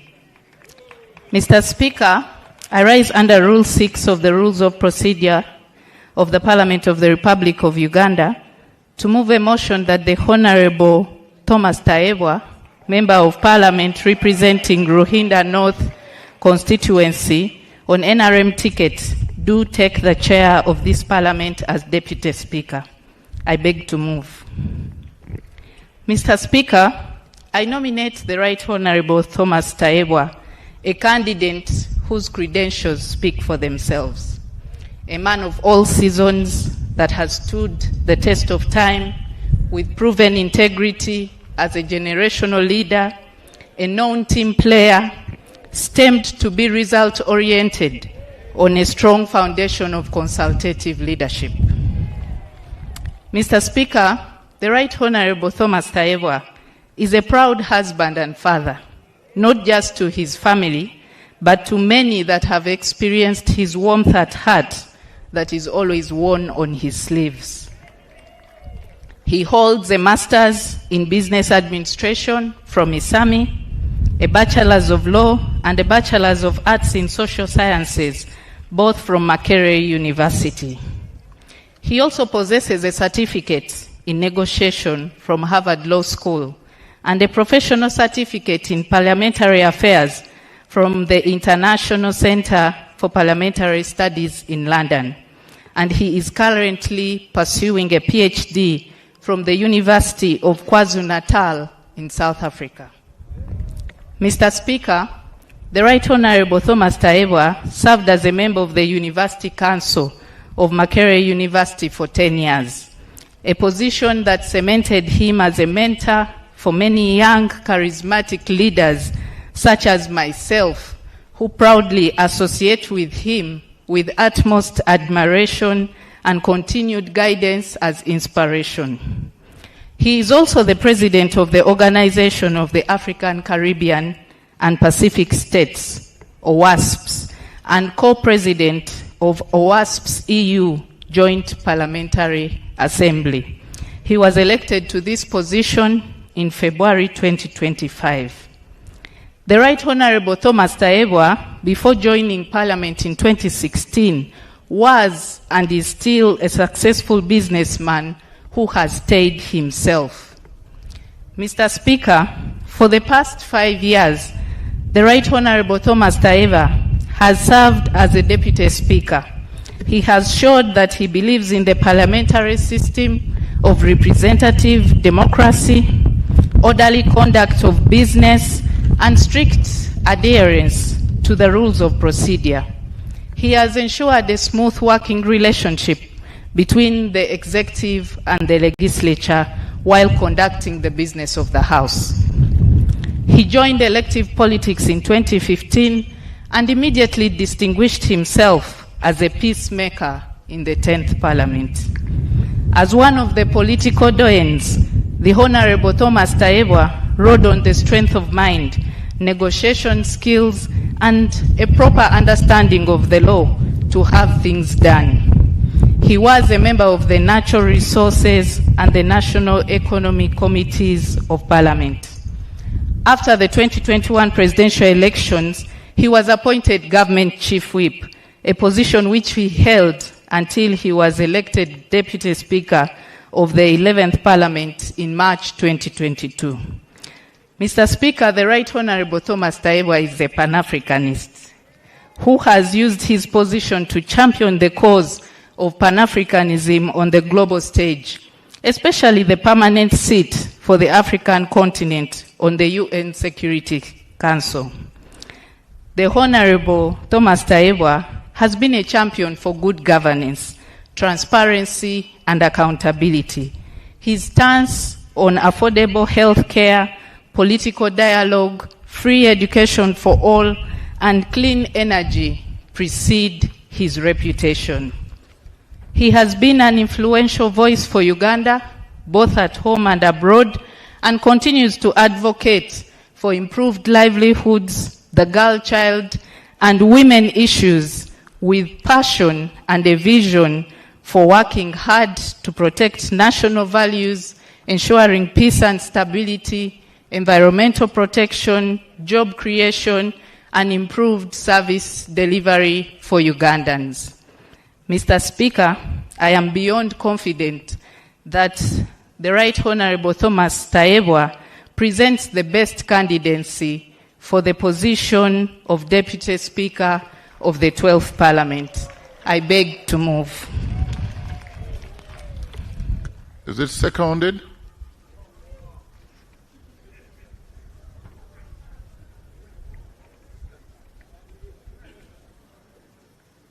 And the candidate should be moving forward in preparation to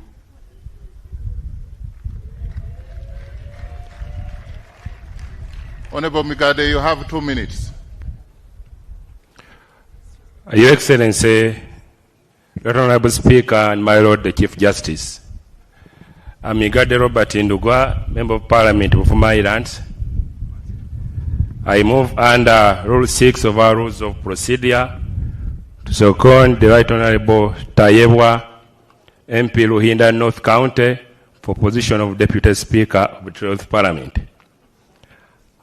I have known the Honorable Tayebwa for over a quarter decade, right from university days, where I was also the Social Affairs Minister and the Chair Guild Council. He is a social man and an established member of the parliamentary golf team. Right Honorable Speaker, the Honorable Tayebwa has already undergone all the necessary induction and training as Deputy Speaker and ready to support you as Speaker of this Parliament. The Right Honorable Speaker, of course, the agenda issues. I have a mother, I personally have a wife, but I also have a daughter. I'm also a proud member of WOPA as a man. What I cannot qualify for is to vote and also to be voted. As for gender issues, difficult times call for difficult decisions. Fortunately, the President is here, the Chief Hunter, and he knows where to deploy who. Right Honorable Speaker, the Honorable Tayebwa is an industrialist employing very many women. There's an African saying, why look for a moon when the sun has not offended you? We have been with the Right Honorable Tayebwa. I guess he has not offended us. So, Right Honorable Speaker and honorable members, I beg to second the Right Honorable Tayebwa for the position of the Deputy Speaker of the 12th Parliament. I beg to second. Thank you. The candidate. Your Excellency, the President of the Republic of Uganda, the Right Honorable Speaker of Parliament, Your Lordship, the Chief Justice, honorable colleagues, members of Parliament, with high humility, I do hereby consent to my nomination to serve as the Deputy Speaker of the 12th Parliament. I do consent. Thank you.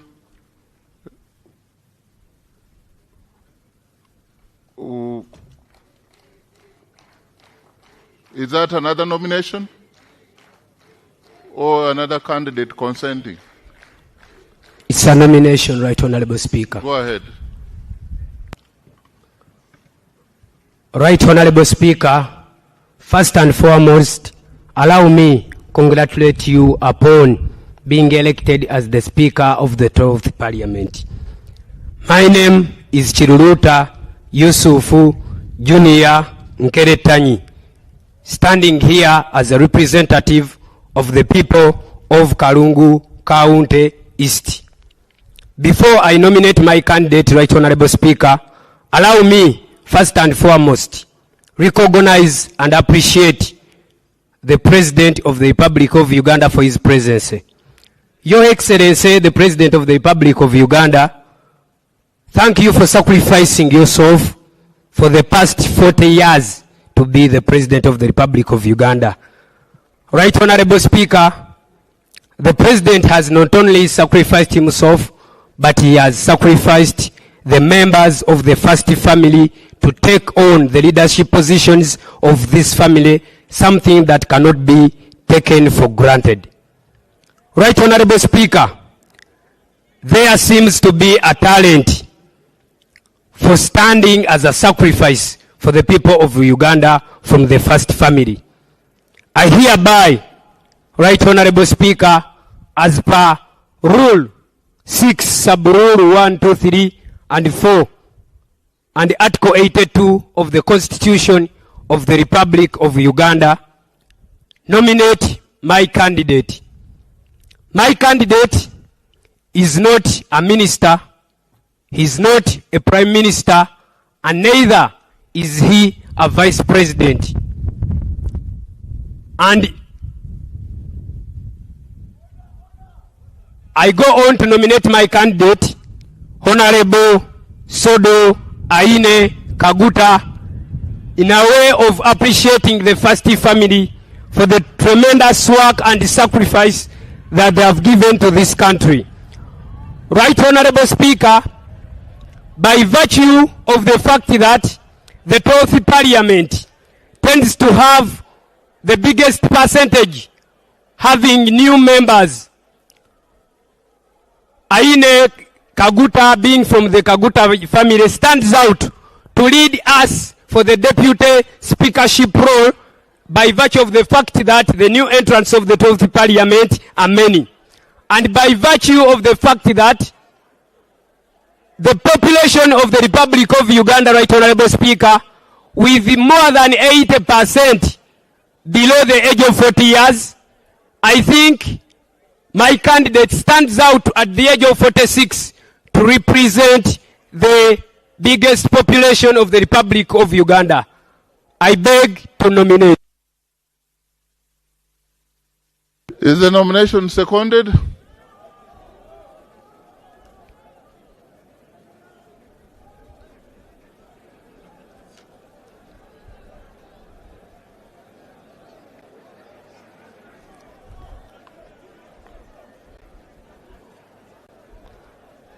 I take it that the nomination is not seconded, and therefore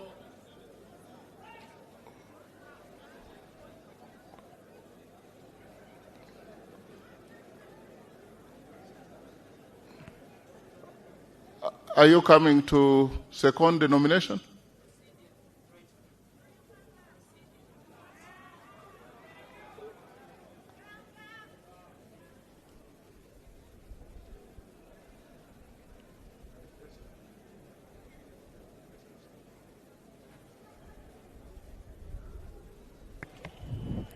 His Excellency the President of the Republic of Uganda, the Chief Justice, the Right Honorable Speaker. Right Honorable Speaker, my name is Namere Justin Nsubuga, representing the wonderful people of Masaka City, the agricultural city. Ekibuga kya Ssaabasajja Kabaka. Right Honorable Speaker, the presence of His Excellency the President in this place is a constitutional requirement under the Article 95 of the Constitution of the Republic of Uganda. It carries both fundamental symbolism and protocol significance. It will be an affront to the sovereignty and dignity of the Republic of Uganda for this august House to entertain sweeping statements on protocol without specifically acknowledging the presence of His Excellency the President of Uganda. Right Honourable Speaker, sir, with your leave, I'm protected by the Speaker. He allowed me to give a point of order, a point of procedure. Right Honourable Speaker, with your leave, I invoke Rule 5 of the Rules of Procedure of Parliament and humbly pray that you hold Honourable Charles Tebandeke, Member of Parliament, Bale County, National Unity Platform, that you hold him out of order, because when he was addressing this august House, he swept the President under the carpet and said, all protocol observed. Also, Right Honourable Speaker, in your maiden speech today, you outlined 7 pillars upon which you intend to preside without compromise.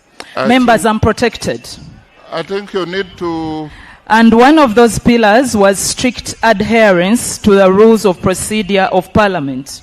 I therefore rely on Rule 5(8) to implore Right Honourable Speaker to uphold Rule 5 as it stands. Since no amendments have been made, I bring it to your attention that there has been no valid nomination of Honourable Nyakato. The member that nominated her did not follow this rule.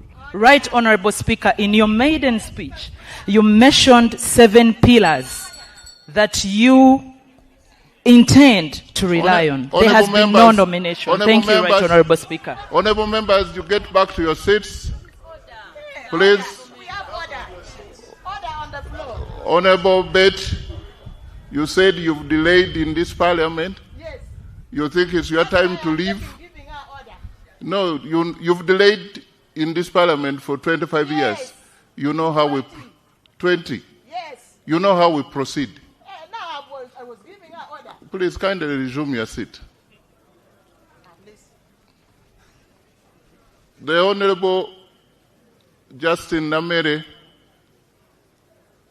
was tickled by issues of protocol, but as we speak now, we are processing nomination of Deputy Speaker.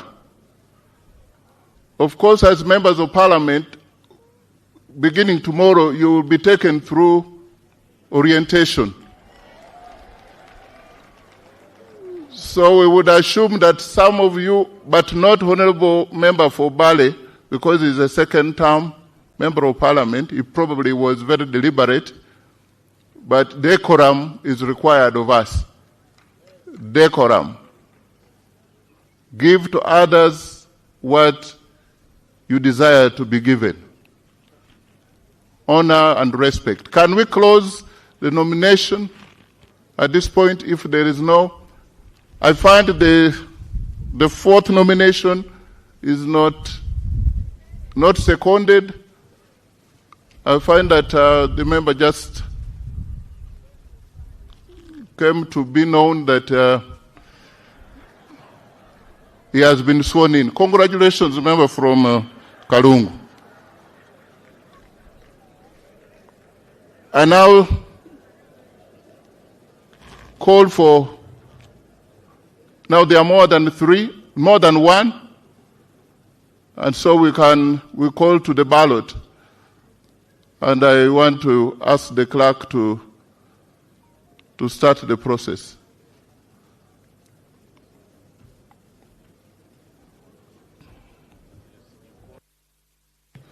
Can we have the agents of Honourable Aguti Sarah,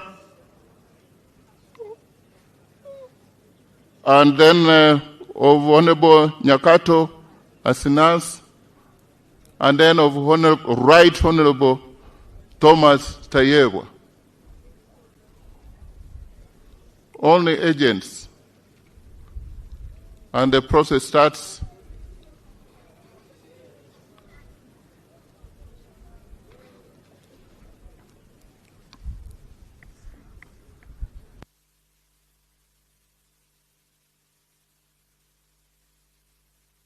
I think for We can have one for each. I would like to know who is for Honorable Grace Sarah for Aguti. Then one for Honorable Nyakato. Then Honorable Tayebwa. You are two? Okay. Okay. Okay. Isaac, you, okay. You leave the woman to, okay. Thank you. We are sorted. Clerk?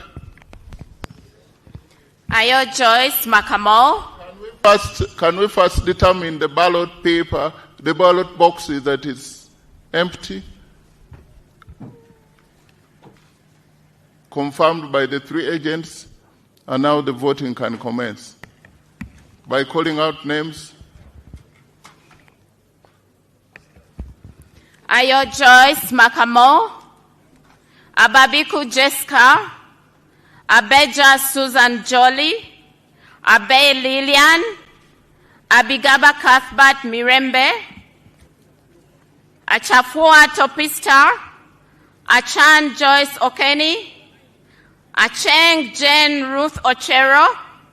Achayo Juliet Lodu. Acheng Sandra.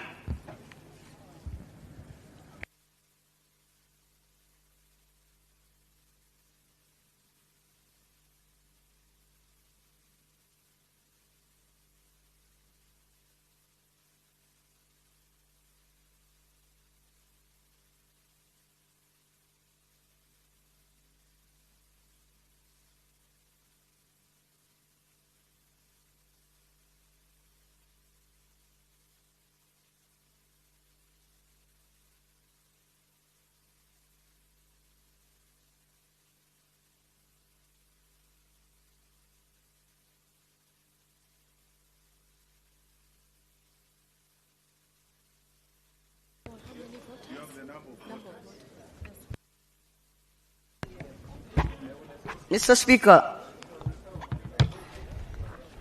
I raise on a point of procedure, Mr. Speaker.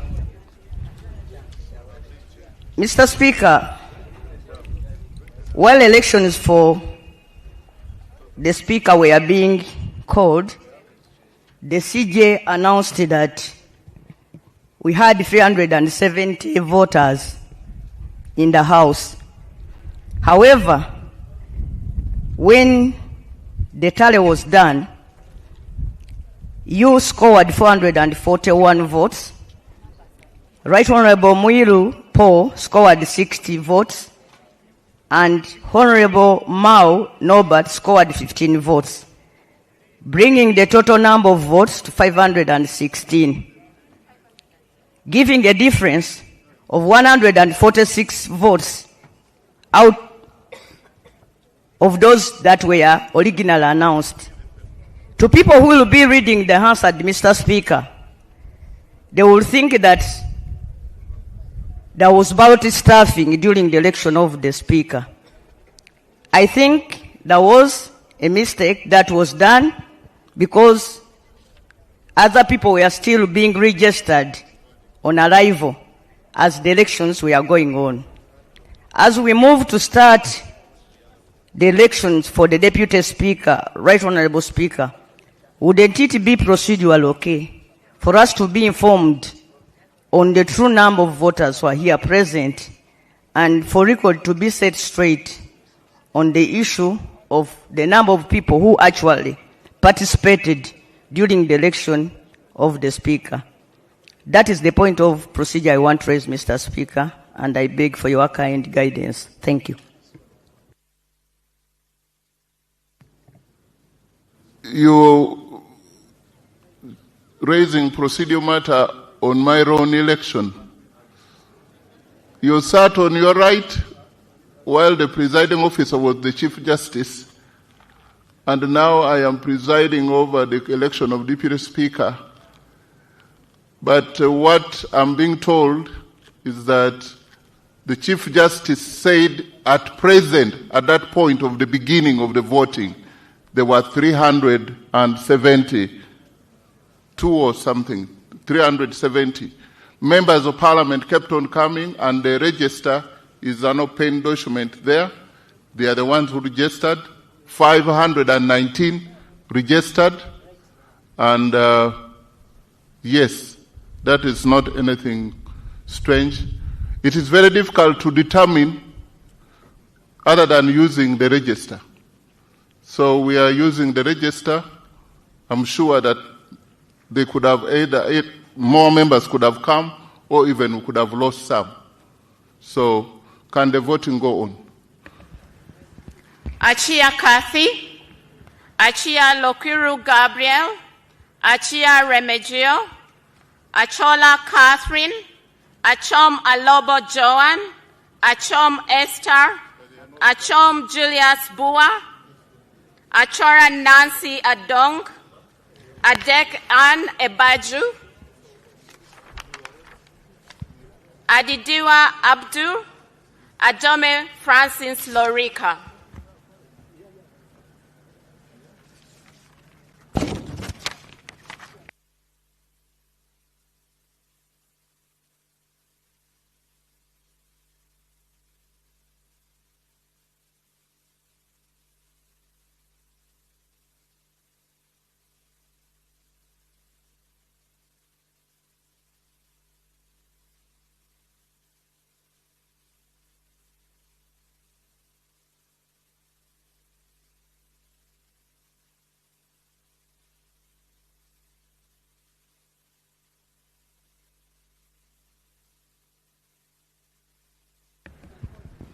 Ayeku Patrick, Agaba Gilbert, Agaba Peter, Aguti Sarah, Ahewa Wilba Manyisa, Aine Godfrey Kaguta, Ajilo Mariam, Goreti Elegu, Akelo Beatrice Akori.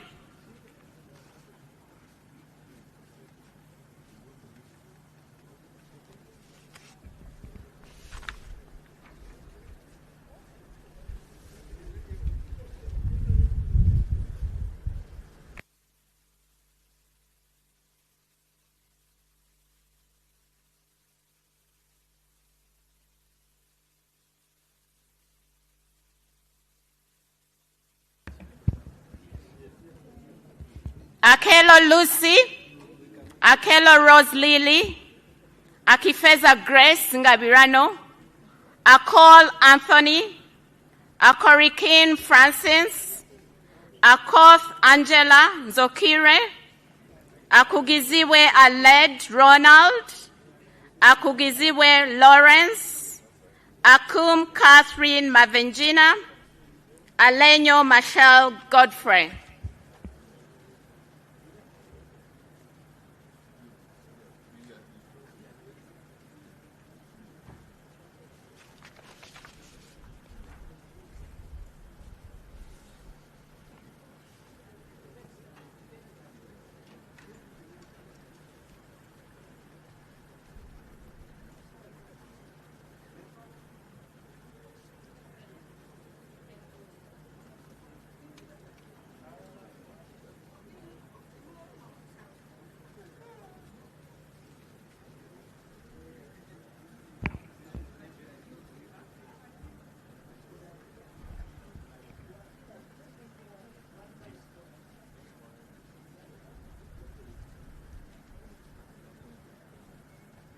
Alero Tom Azar, Ali Moses, Alinaitwe Sylvia Tumhire, Alion York Odria, Alum Santa Sandra Ogwang, Alupo Jessica Rose Epel, Ariela Dennis Omondi, Amanio Dravile Sheila, Amanya Cohen Champene, Amede Agnes.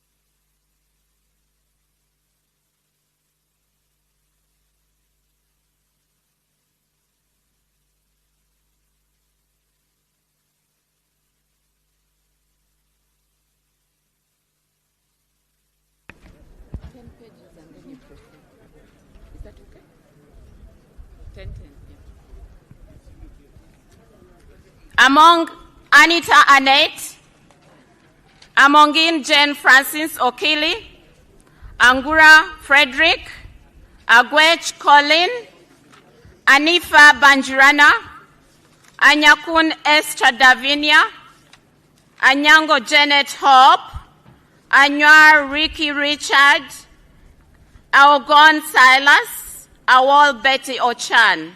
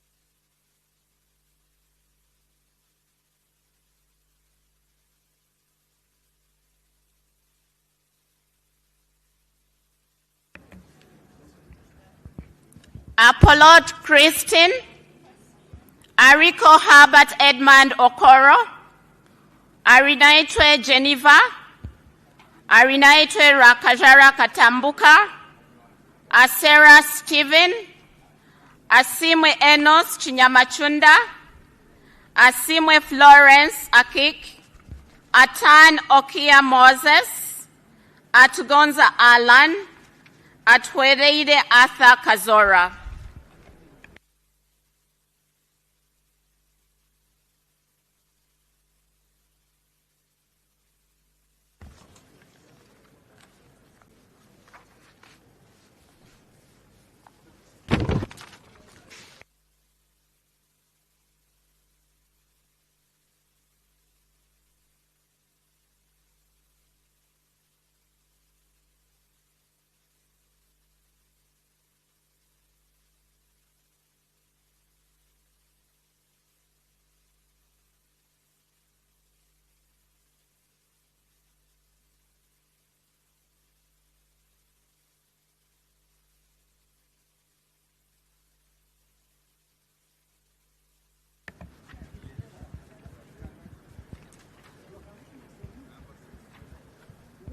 Atkunda Rebecca Mubanjizi, Atuto Jacinta, Atwijuchire Boaz, Atwijuchire Dan Chimosho, Atiang Stella, Auma Janet, Auma Kenny, Auma Linda Agnes, Avako Melsa Naima Gule, Avrul Jen Pakuto.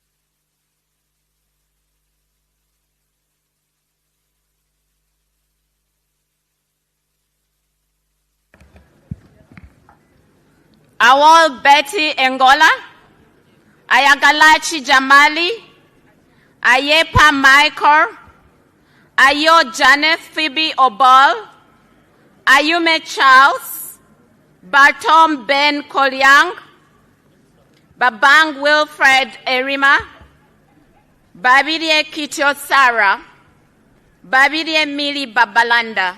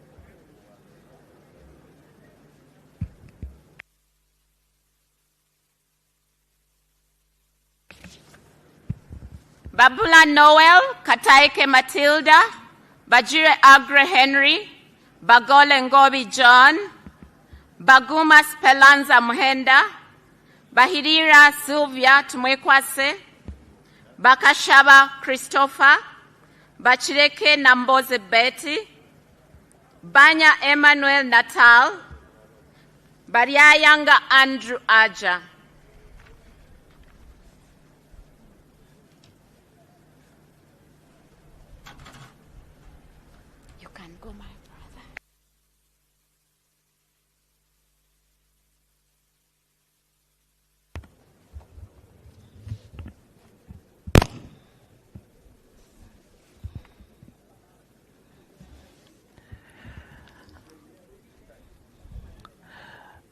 Baliomonsi Chris Basajja Subi Nsereko Charles Kauma Baseke Fred Basajja Idi Batua Timothy Lusala Bazanya Matayo Bebona Josephine Babunji Bejira Samuel Begumisa Protazio Biara Emmanuel Wepukulu.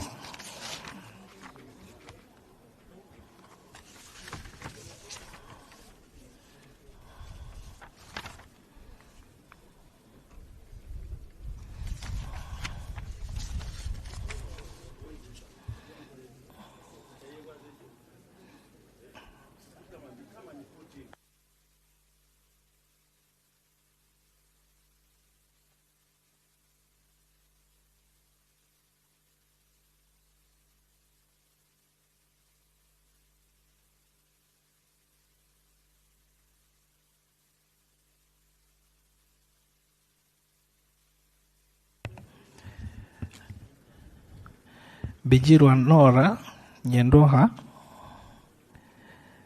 Binji Patrick Nyanzi Birungi Annette Birungi Caroline Nanyondo Bisaso Abdu Bright Tom Amot Wakenya Michael Iga Biamukama Fred Biamukama Rogers Bianyima Nathan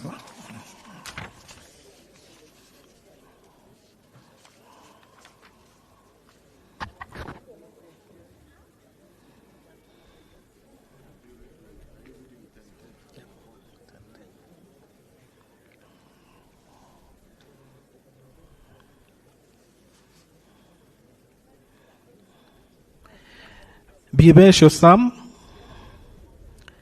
Biuma Oswald Dez Cadet Benjamin Chala Elma Capel Chandia Bernadette Kodidi Chemonges William Chamtai Phyllis Cherutich Rufina Dramviku Eric Sabit Drito Martin Andy.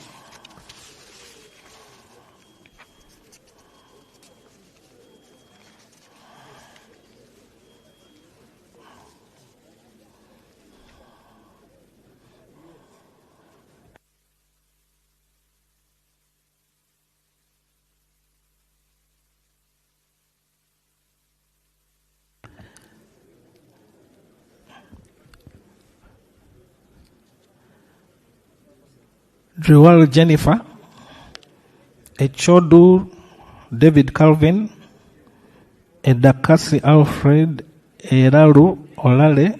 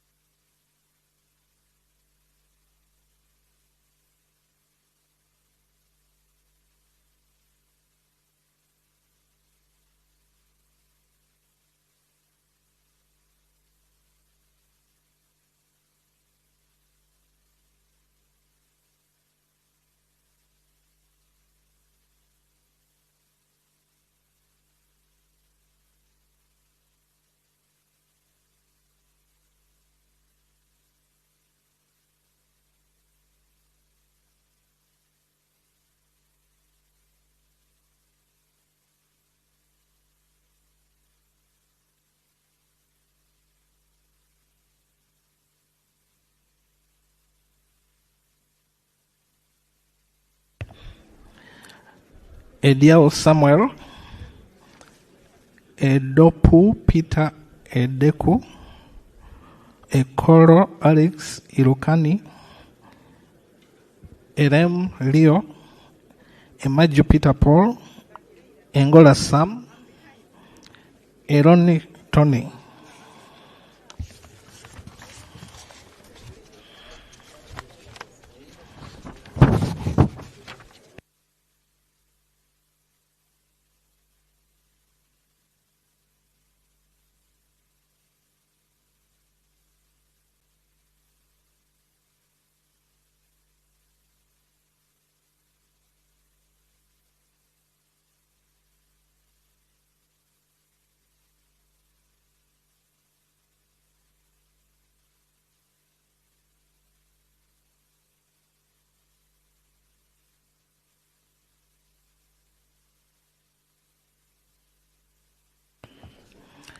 Etiru Margaret, Eunice Otuko Apio, Ezama Siraj Brahan, Fungaro Kaps Hassan, Gasheija Shaka Stephen, Goire Moses, Gonyi David Robert, Guma David Gumisiriza, Habiara Fortunate, Ibaseret Josephine Gibbs,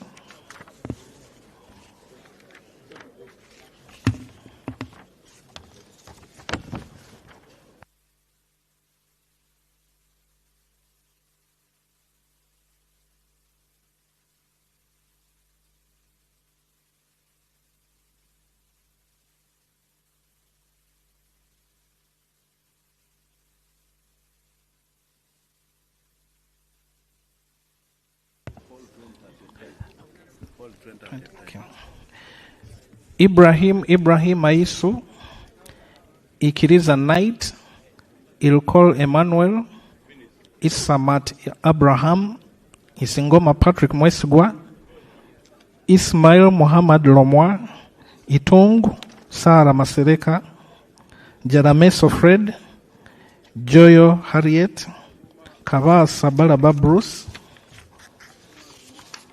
Kabanda David, Kabanda Minsana Bengo, Kabarokole Sara, Kabasharira Naomi, Kabuye Chofa, Kadaga Rebecca Litwara, Kafuzi Jackson Karugaba, Kaheru Vincent Freedom, Kahima Moses Mugabe, Kajwenze Twinomjisha Wilson, Kaka Rubega Ismail Uthman.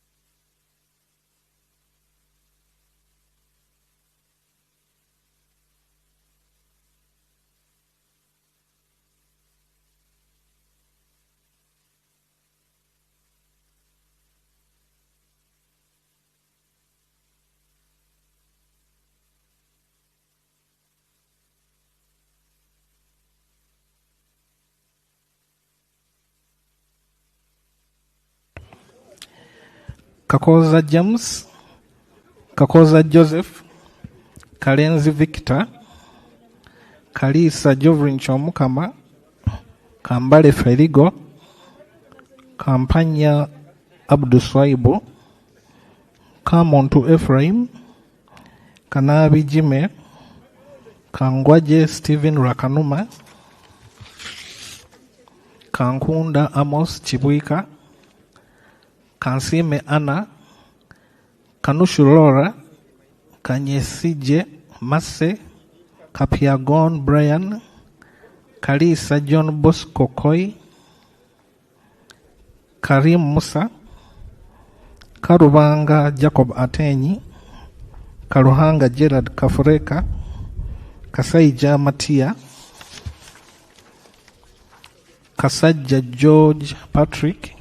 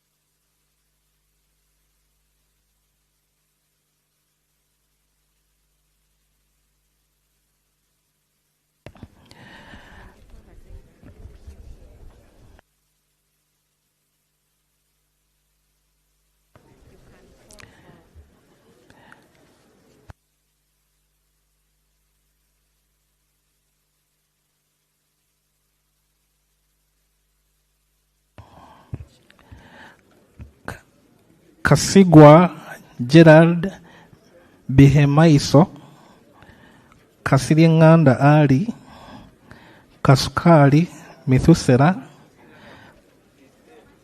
Kasule Ismail, Kateshumbwa Dixon, Katoko Sylvia Damba, Katushabe Doreen Birunji, Katushabe Ruth, Katusime Adrin, Katusime Annette Mujisha, Katusime Jovia, Kavuma Samuel, Kawalia Abubeka, Kayogera Yona, Kenan Opio, Kainza Agnes Shioma, Kalai Peace, Chibaju Charity Kamuhanda, Chichoncho Patrick.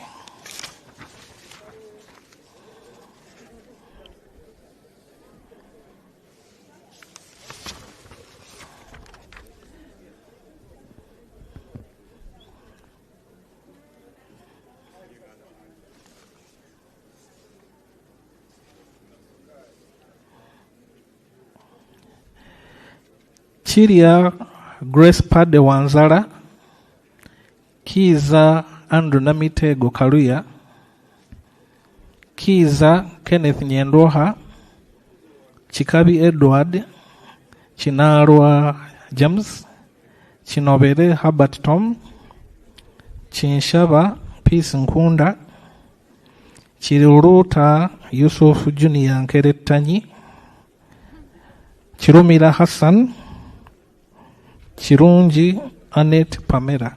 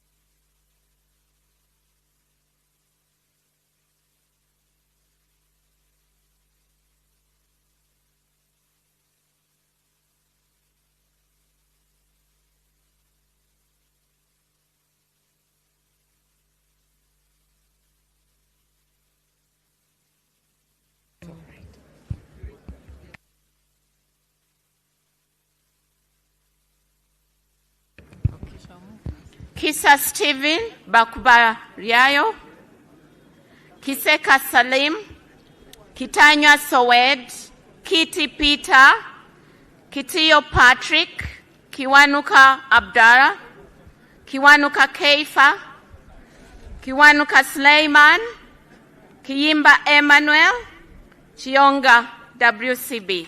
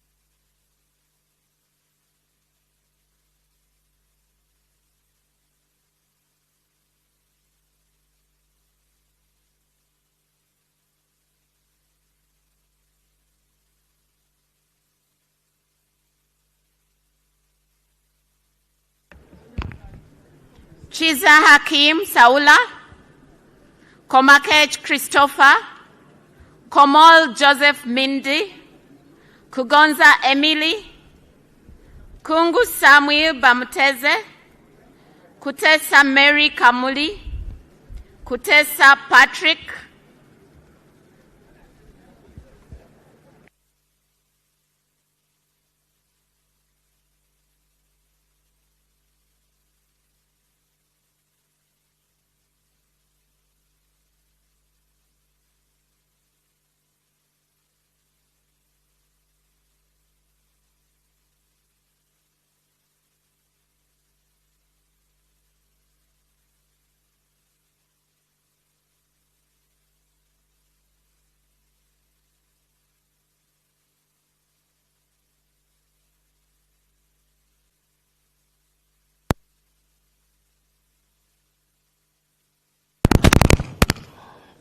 Kweyuching Grace Freedom, Quiz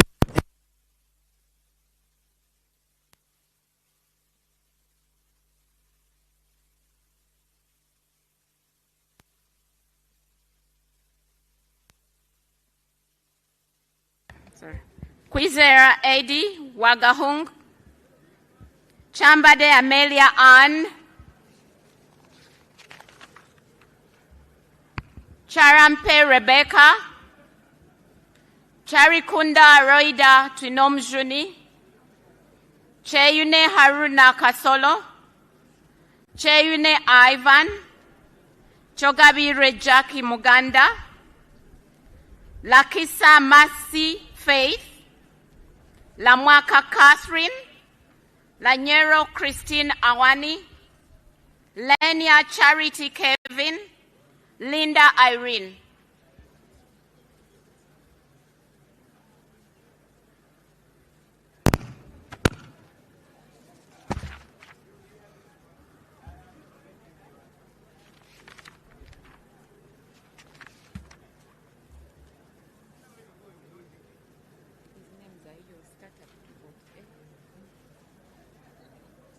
Okay, I will read.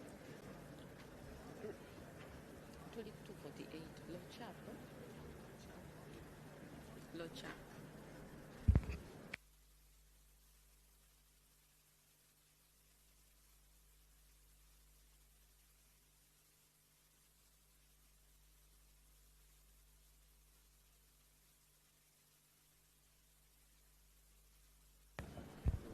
Locha Peter Ken, Logose Sarah Annette, Loki John Baptist, Lokor Albert, Lokor Stephenson Yoyo, Lokbal Emma, Lokwang Hilary, Lolem Mika Akisile, Luke Fidelis Logwe, Logoli Simon Peter.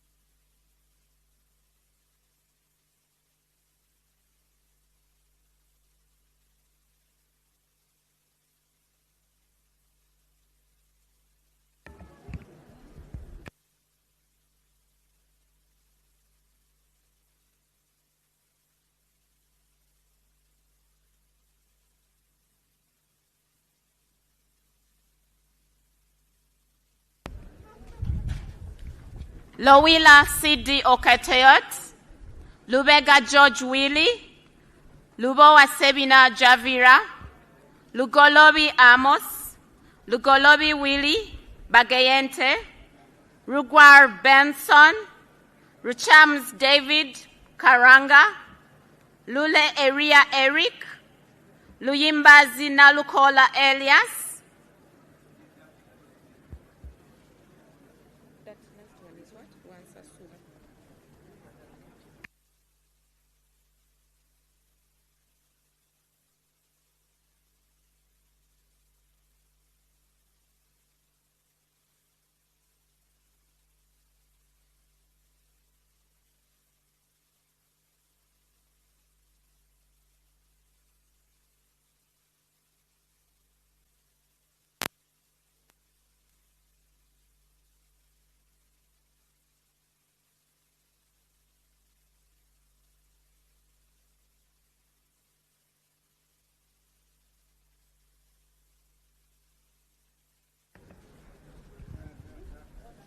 Ransa Sulasara, Mala Zahara Yurika, Mafabi Asha Nambulo, Maganda Julius Wandera, Magogo Moses Hasim, Makumbi Henry Kamya, Malende Shamim, Malinga Isaac Maikut, Mamawi James, Mao Norbert, Mariam Saif.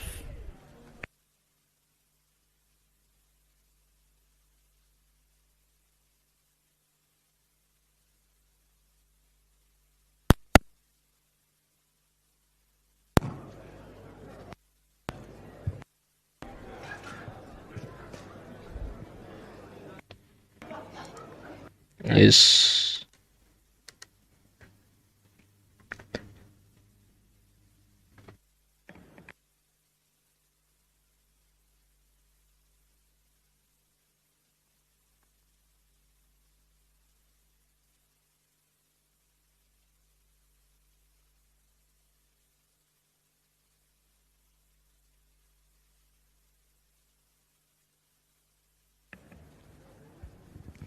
Masaba Karim, Masaba Muhammad Mutenyo, Maseruka Robert, Masiko Henry Moses, Matembu Chris Wataka, Matovu Emmanuel Magola, Mawanda Mike Maranga, Mayanja Moses, Mbaba Jacqueline,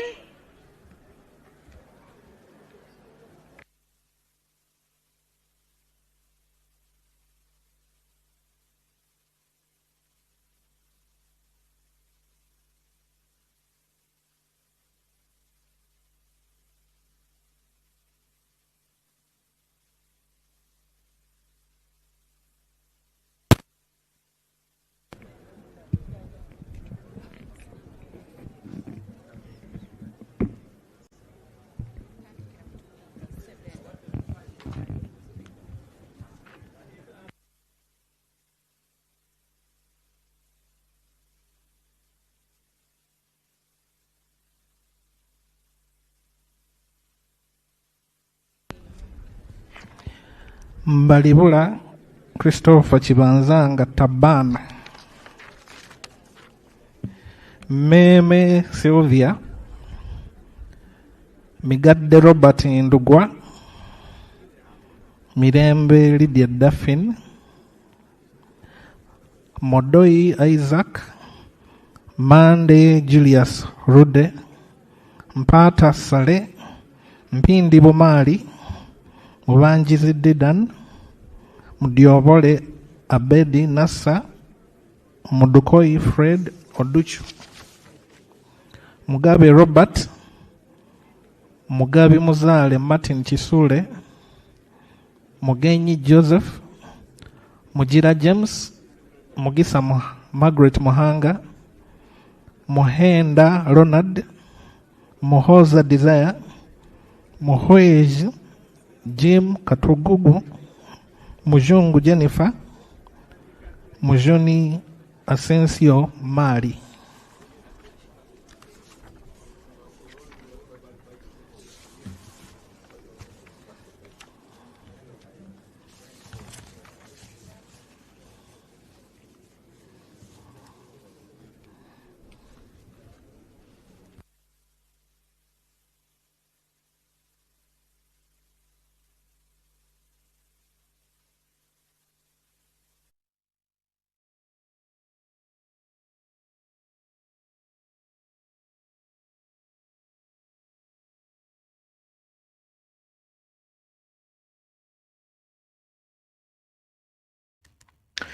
Well, the Speaker's press is still ongoing at Kololo Ceremonial Grounds, and the Jacob now is the Right Honorable.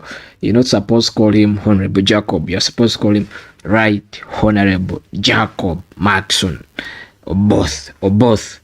Yes, he got 441 votes.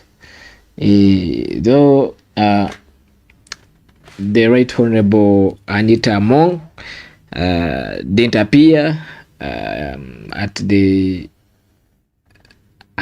Speaker's press at Kololo, and even I suppose Moses Magog also can't be seen at Kololo. Maybe they don't have means of movement. It may be an excuse, for those who are watching us, I've been reading your thoughts here at CTV. Actually, what's happening? We are now electing the deputy speaker. Deputy speaker. We have three candidates on the position of deputy speaker. Yes. Though Sodo Kaguta declined the nomination after Yusuf Chiruruta Nkeretanyi suggesting his name because awana opposition temuli bangu mubeera mukulabisa kati Yusufu no Nkeretanyi abadde agamba nti family y'omukulu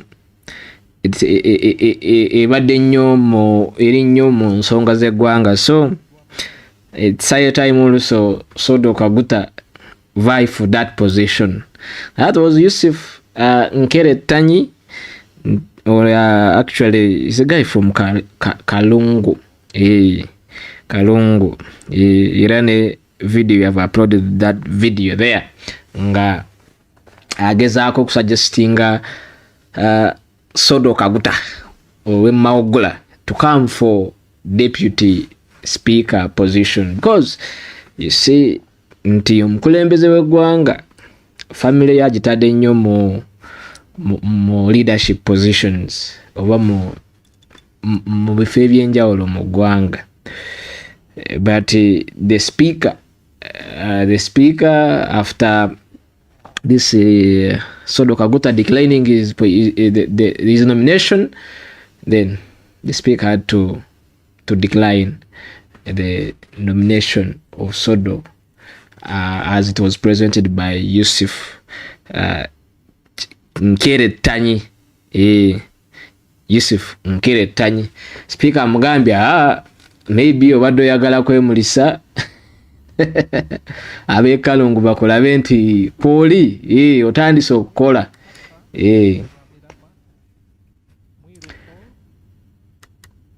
Naye jukira in the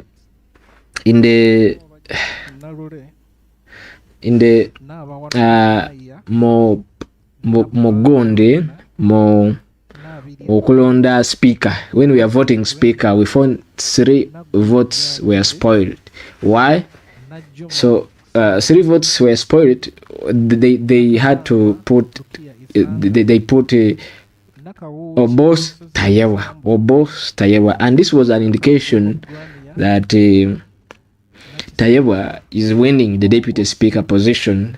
Because yesterday Agambian is apologizing. They made some mistakes in the 11th parliament.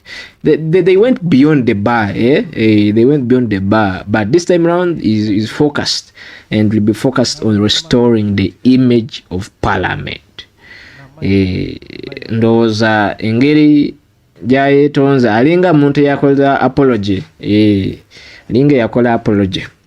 We will be focusing on strengthening the image, the public image of parliament. They will restore the public image of parliament.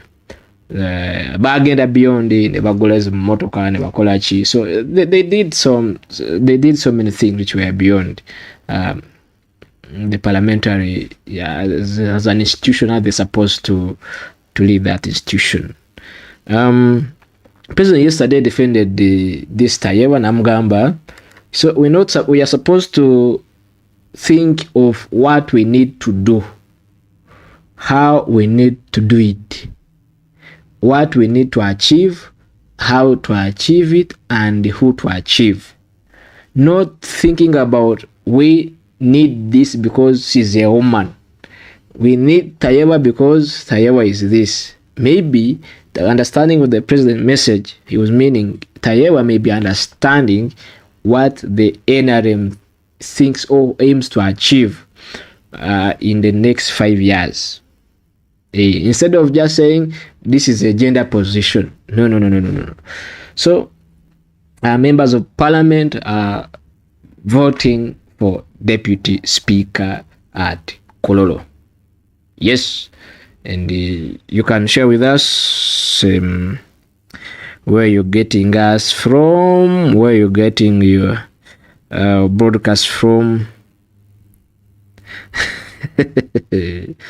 There's peace agamba, but Honorable Nkere is also just stubborn. He's just eager to represent his constituency. Yeah, manyegati wabampia. Overako that excitement, overako that excitement, be that excitement, overako to be on the mic, to be seen by cameras, to be on national broadcasters, to be on TVs. Okay, tanya kata yako za mauliro walero, era fenna tumukubye. So for your member of parliament, maybe not seen on camera, maybe somewhere. Na yo atenkere tanyi. Ye aiza kantuke, then that's why he was picked today by the cameraman. Yes. Well, Norbert Mao bagambye tiya campaigninga. Maybe he did campaign. Norbert Mao got 15 votes. Maybe this could be northern Uganda. 15. When you structure 15 constituencies, 15 constituencies, and you give them to Norbert Mao, they send a big meaning. They send and when you look at when for instance you use it or you term it to be like in politics. someone getting 15 votes, that means he represents a whole region. Because you find, like, for instance, in Toro here, there are few districts. There may be like 7 districts. 7 districts. That is Toro. So when someone gets 15 votes in the parliament with this opposition and whatever, but still gets 15, maybe you got members of parliament of DP. Maybe you got DP votes. Norbert Mao. Anyway, voting is still ongoing, and the Musema Innocent says, "Oh, I don't want to Uganda." Anyway, okay. Ariato says Tayewa Oye. Tayewa has won. And Tayewa is almost winning. To me, that's what I see. This is just a game of numbers. If they pass their resolutions yesterday that this is for speaker, we have both, and for deputy, we have Thomas Tayewa. It's just a game of numbers. Remember, the president is just there seated. Yes. So if the president is just seated there, expect these people to just tick. So I want to appreciate you actually for being part of this platform. Yes, you're doing a very tremendous work, and I appreciate you wherever you're watching us. I've seen people watching from Moyo, from Western here, from Eastern, from wherever you're watching us. Those who are watching us from abroad, I've seen people sending me photos watching on their screens. This is so beautiful to see, and we are so proud of you, and you challenge us to keep improving and keep innovating new things so that we build this platform together. I want to appreciate you, and I'm so grateful. Let's go back to Kololo.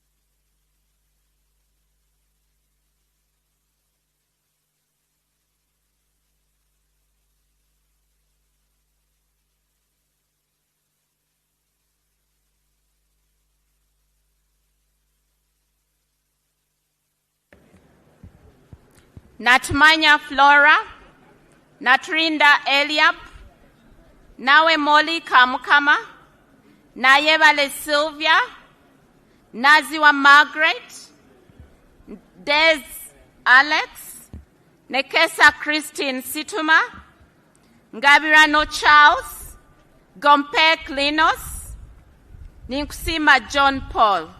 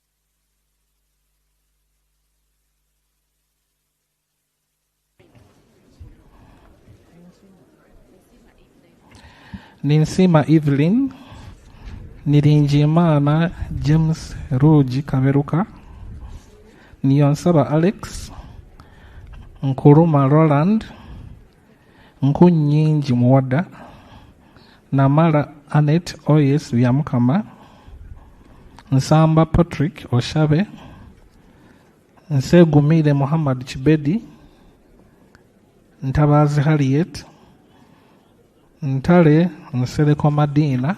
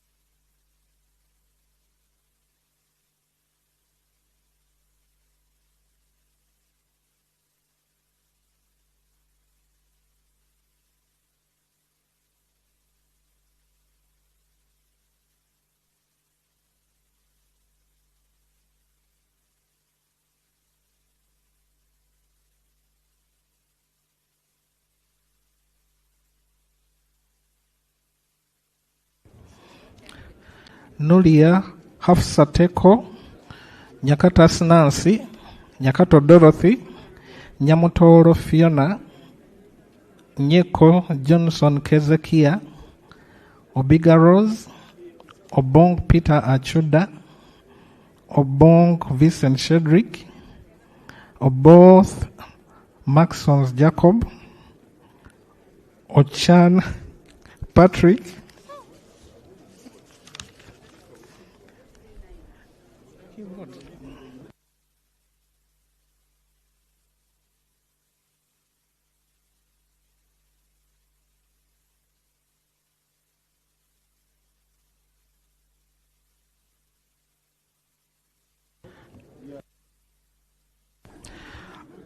Ochen Geoffrey, Ochai Maximus, Odong JJ Abubakar, Odori John, Ofono Opondo Podere, Ogama Ali Ismail, Ogwal Joseph Jones, Ogwang Patrick Obura, Ogwang Peter, Ojala Mapenduzi Martin.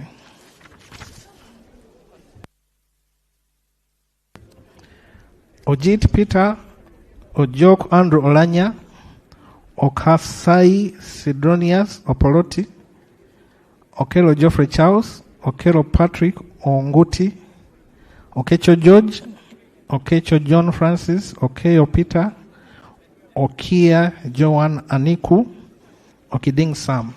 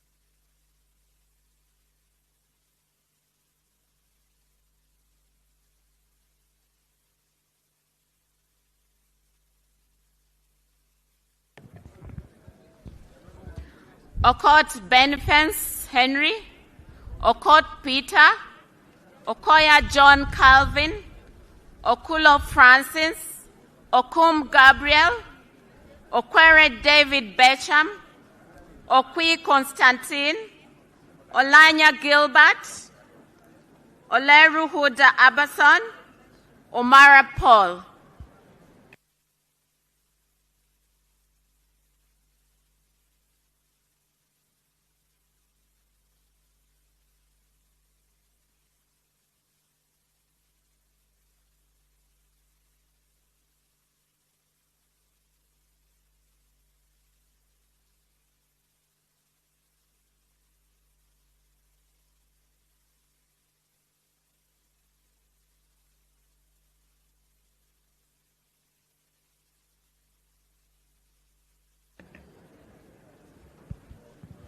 Omoding Emmanuel, Onek Hilary Abalokel, Onek Alit Ameri Dennis,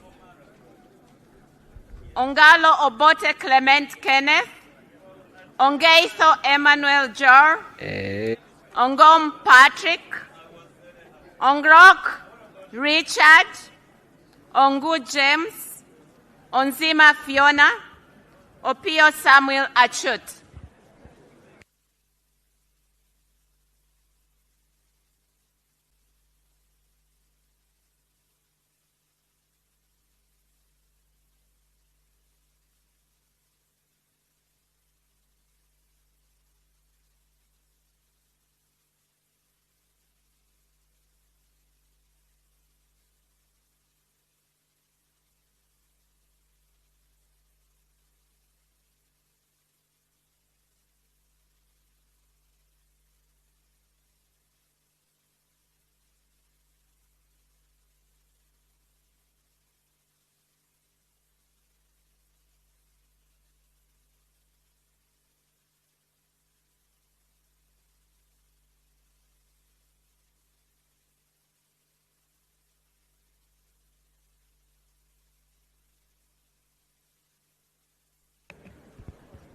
Opito Vincent, Opio Danish Godfrey, Opolot Isiagi Patrick, Opolot Okwalenga Simon Peter, Oligumisiriza Enid Ateide, Oron Derrick, Oriema Simon Peter Adum, Osuru Morin, Osia Solomon Alemu, Otafide Kahinda.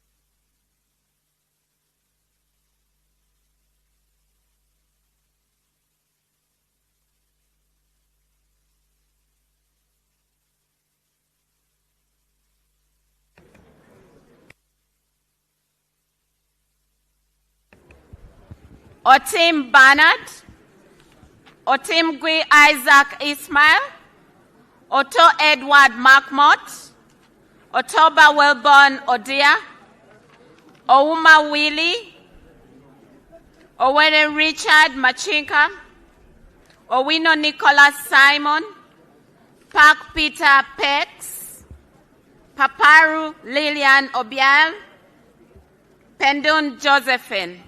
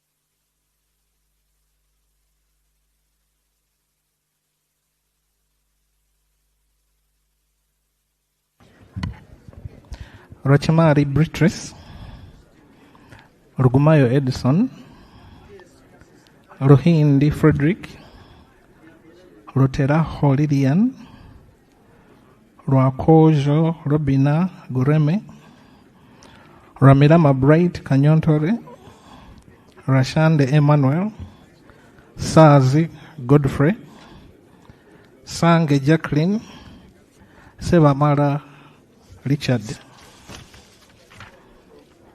Sekabira Dennis,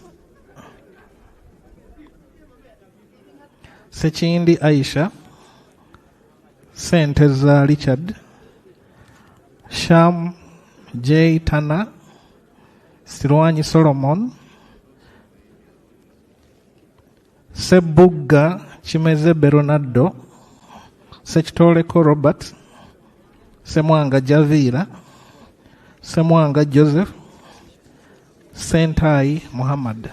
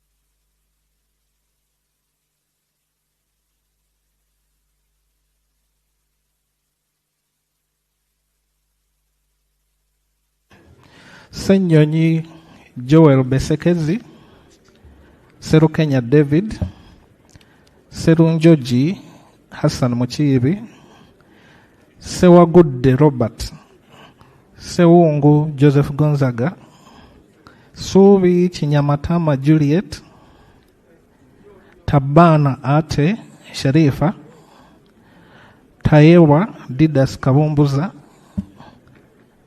Tayewa Thomas, Tevandeke Charles.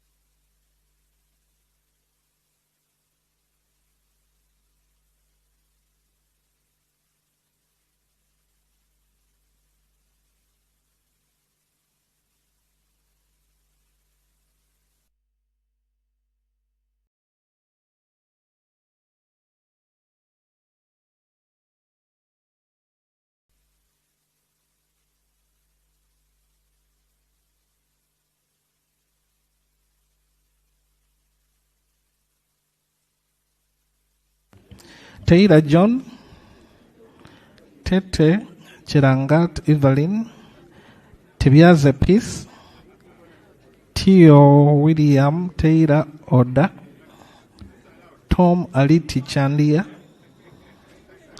Tukahirwa James Viengeru Hunter,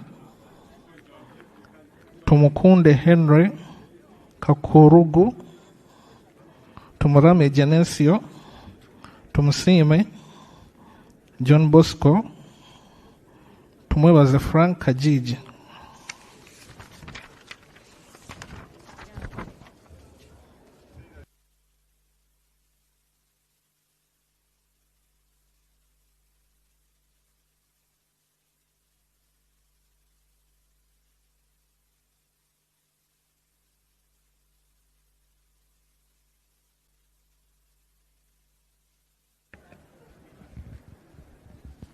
Tumwebaze Mwine, tumwesije Anthony, tumwesije Eliod, tuliakayo Kebirunji Mary Paula, Twala Fadil, twesije Stephen, twinamasko Onesimus, twinomjun Francis Kazin, Uhuru Nelson, wako Joy Peggy.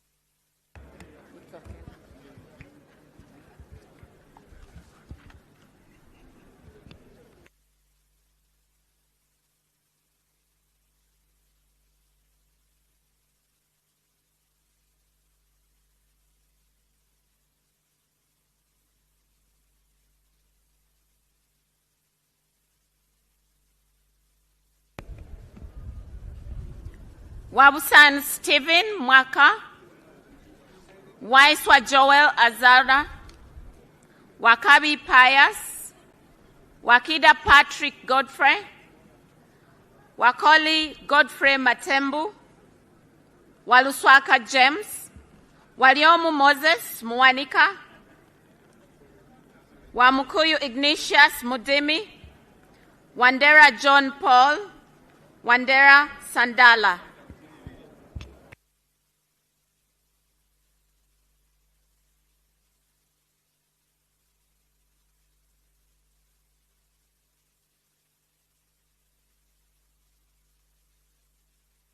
Okay. Oh yeah, Linda Kubanova, Jebe Nomali.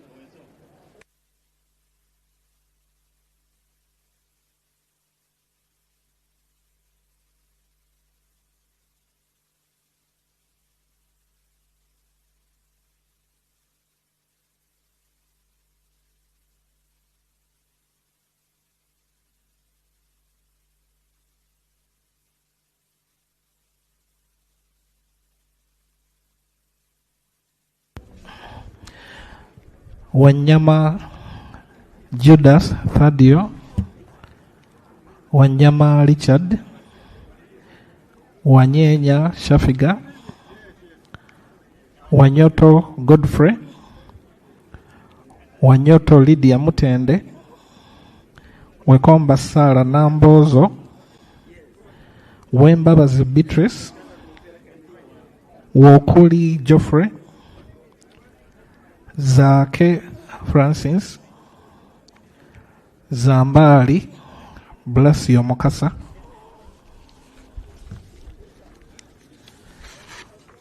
Zawede Victorious,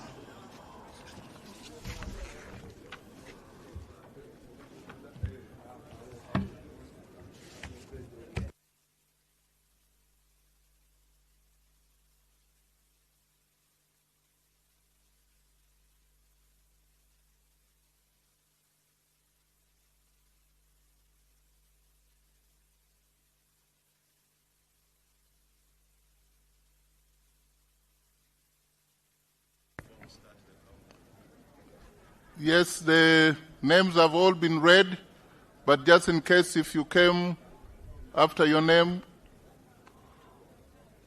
was already read, please you come up and we verify that you can be given opportunity to vote.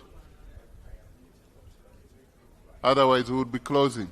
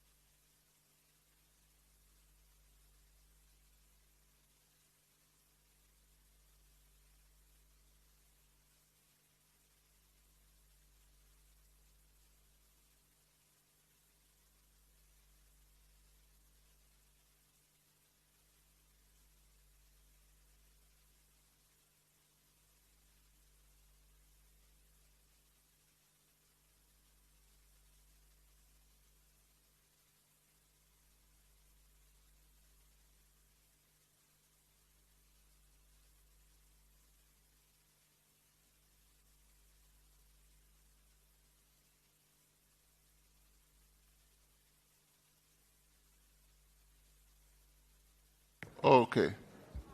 Now the polling has been closed. I want to direct the clerk so that they can open the box and the counting starts.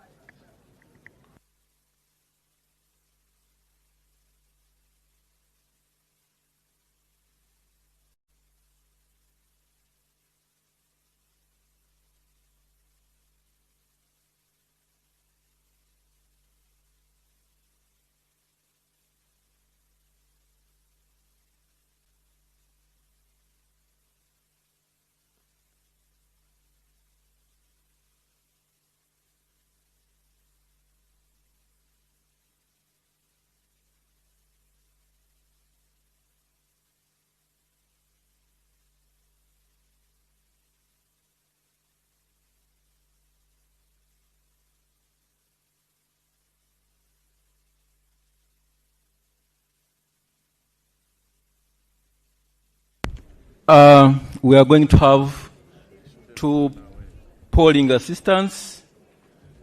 One shall receive the votes for Thomas Tayebwa. 3 polling assistants plus 1 who will receive spoiled votes. You will be in charge of Thomas Tayebwa. Yoweri, you'll be in charge of Asana Nyakato. Then you'll be in charge of Agut Sar, and you'll be in charge of spoiled votes. Okay, start. Thomas Tayebwa. Thomas Tayebwa. Thomas Tayebwa. Thomas Tayebwa. Thomas Tayebwa. Thomas Tayebwa. Sarah. Tayebwa Thomas. Tayebwa Thomas. Tayebwa Thomas. Thomas Tayebwa. Thomas Tayebwa. Thomas Tayebwa. Thomas Tayebwa. TT Thomas Tayebwa. Thomas Tayebwa. Thomas Tayebwa. Thomas Tayebwa. Tayebwa Thomas. Thomas Tayebwa. Nyakato. Thomas Tayebwa. Thomas Tayebwa. Nyakato Asanasio. Tayebwa Thomas. Thomas Tayebwa. Thomas Tayebwa. Thomas Tayebwa. Tayebwa Thomas. Agut Sara. Thomas Tayebwa. Thomas Tayebwa. Thomas Tayebwa. Thomas Tayebwa. Thomas Tayebwa. Thomas Tayebwa. Nyakato Asnans. Nyakato Asnans. Thomas Tayebwa. Thomas Tayebwa. Thomas Tayebwa. Thomas Tayebwa. Thomas Tayebwa. Nyakato Asnas. Tayebwa Thomas. Nyakato. Thomas Tayebwa.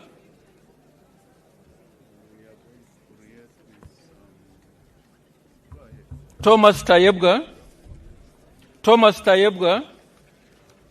Thomas Tayebwa. Thomas Tayebwa. Thomas Tayebwa. Thomas Tayebwa. Thomas Tayebwa. Thomas Tayebwa. Thomas Tayebwa. Thomas Tayebwa. Thomas Tayebwa, Tayebwa Thomas, Tayebwa Thomas, Thomas Tayebwa, Thomas Tayebwa, Honorable Tayebwa Thomas, Tayebwa Thomas, Tayebwa Thomas, Thomas Tayebwa, Thomas Tayebwa, no vote.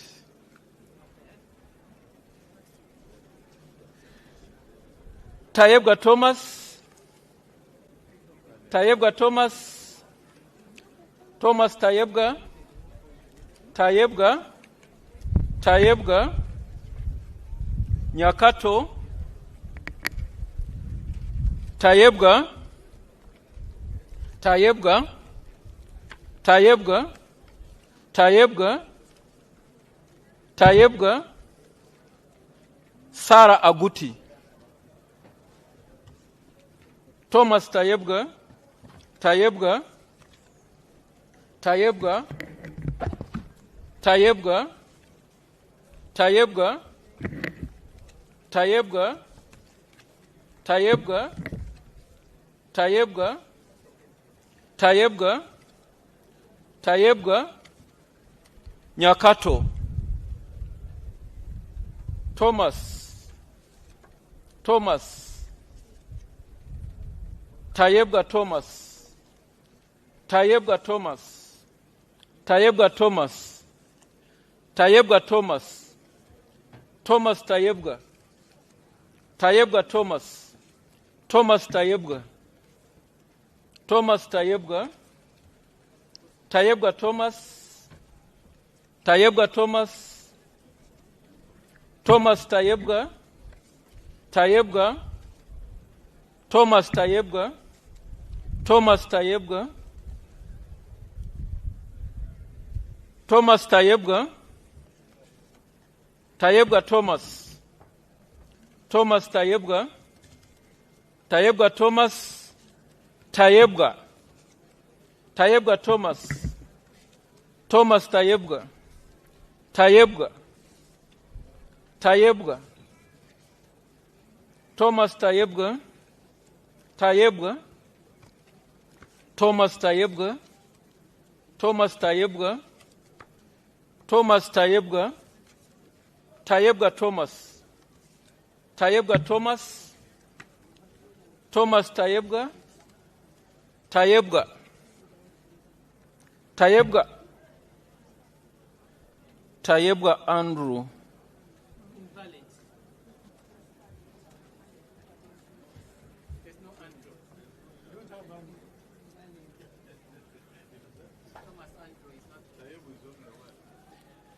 Thomas Tayebwa, gender, invalid. Thomas Tayebwa, Thomas Tayebwa, Thomas Tayebwa, Tayebwa Thomas, Tayebwa Thomas, Agut Sarah. Tayebwa Thomas, Thomas Tayebwa, Agut Sarah. Tayebwa Thomas, Tayebwa Thomas, Tayebwa Thomas, Tayebwa, Tayebwa, Nyakato Asnas, Tayebwa, Thomas, Thomas Tayebwa, Tayebwa,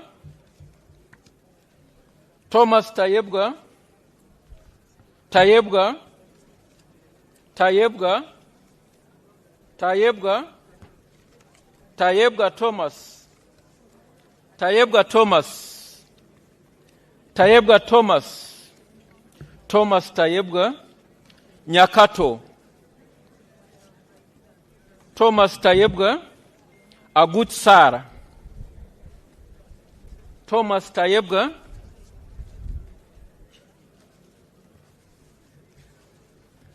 Tayebwa Thomas, Thomas, Thomas, Thomas, Tayebwa, Thomas, Thomas, Thomas Tayebwa Thomas Tayebwa Thomas Tayebwa Thomas Tayebwa Thomas Tayebwa Honorable Nyakato Thomas Tayebwa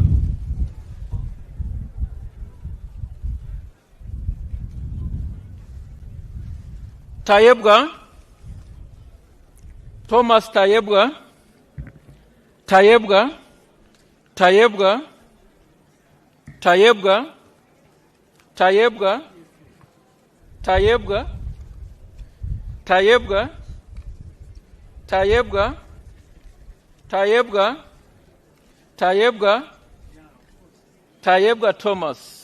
Thomas Sarah Oguti Thomas Tayebwa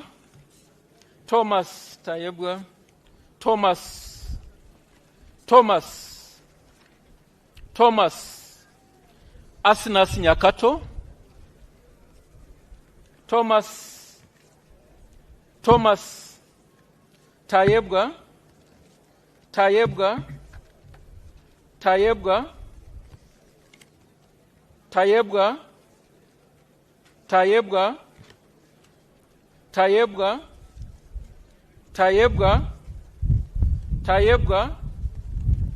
Thomas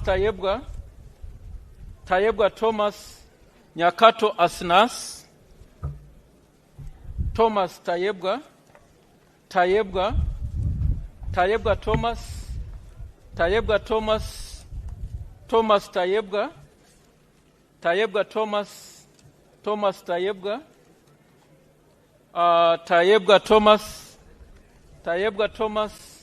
Nyakato Tayebwa Thomas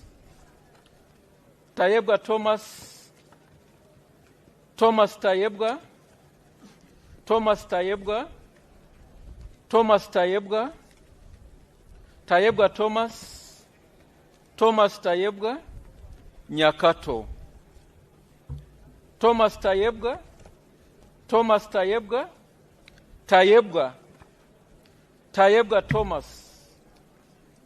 Thomas Tayebwa Asnas Nyakato Tayebwa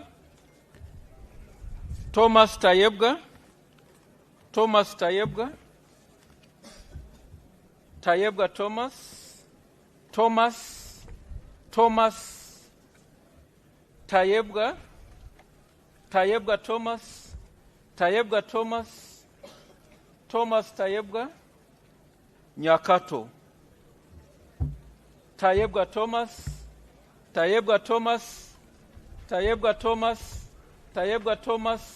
Nyakato Tayebwa Thomas Nyakato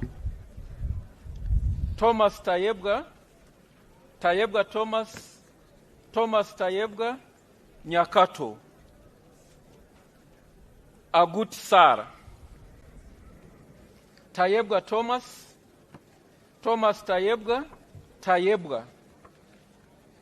Tayebwa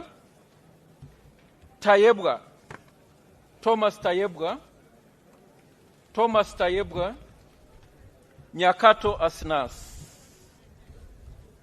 Thomas Tayebwa Thomas Tayebwa Nakato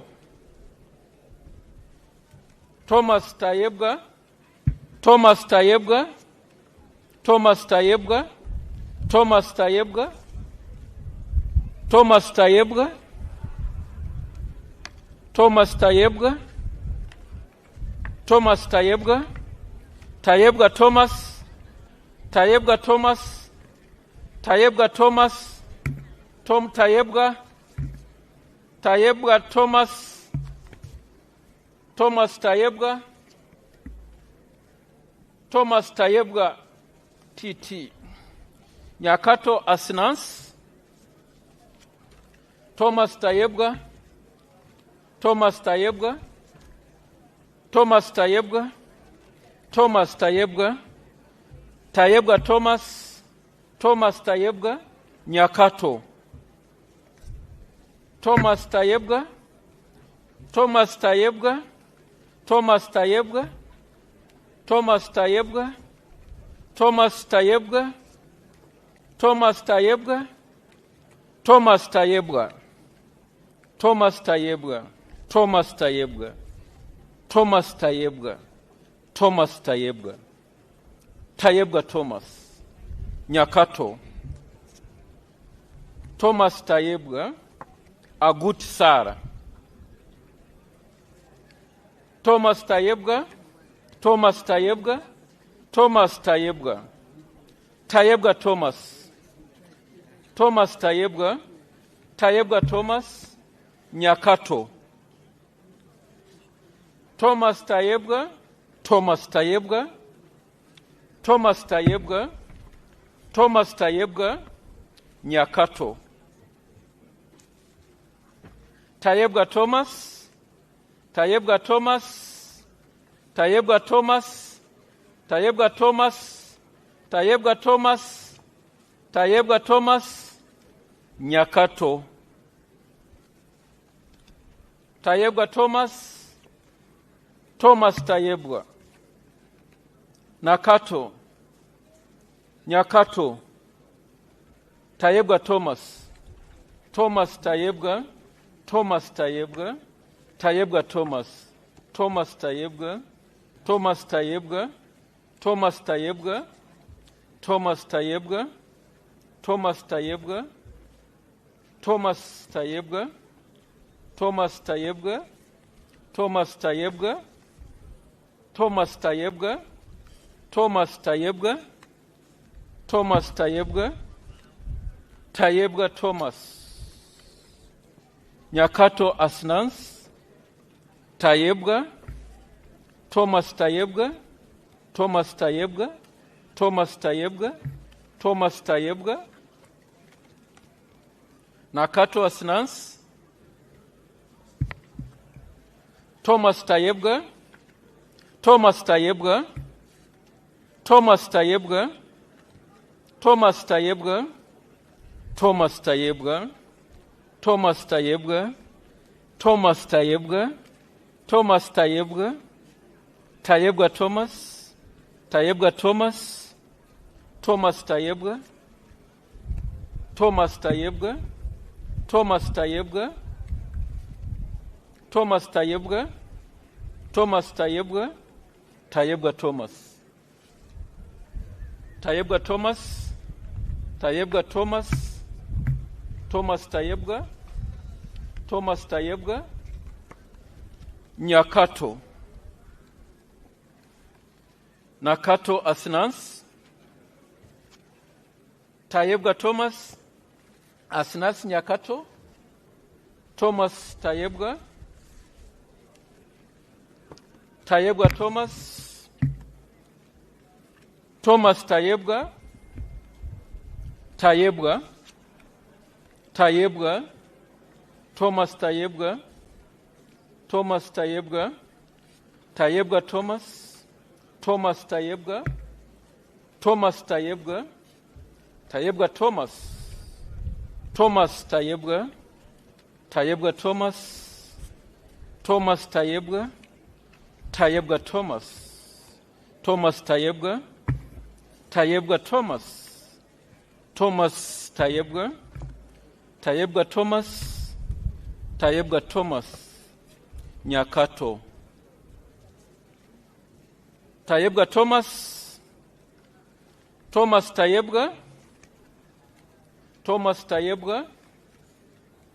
Tayebwa T. Thomas. Tayebwa T. Thomas. Thomas Tayebwa. Thomas Tayebwa. Thomas Tayebwa. Thomas Tayebwa. Thomas Tayebwa. Tayebwa. Tayebwa. Agut Sara.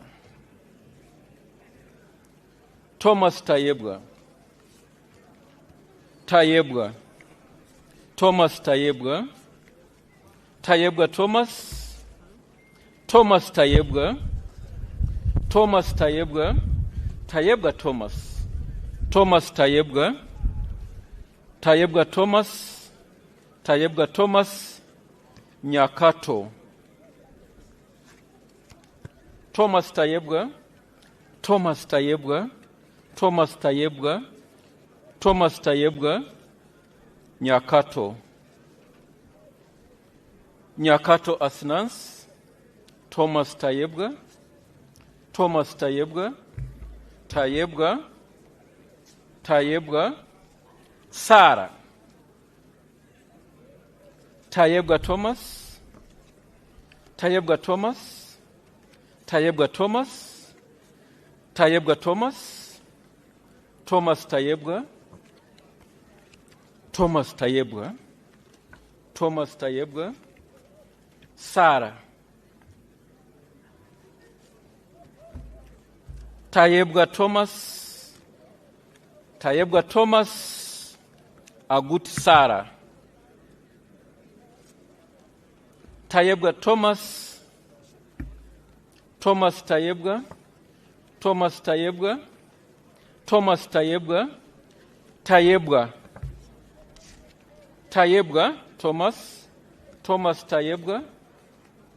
Thomas Tayebwa. Thomas Tayebwa. Thomas Tayebwa. Thomas Tayebwa. Thomas Tayebwa. Thomas Tayebwa. Thomas Tayebwa. Thomas Tayebwa. Thomas Tayebwa. Thomas Tayebwa. Thomas Tayebwa. Thomas Tayebwa. Tayebwa Thomas.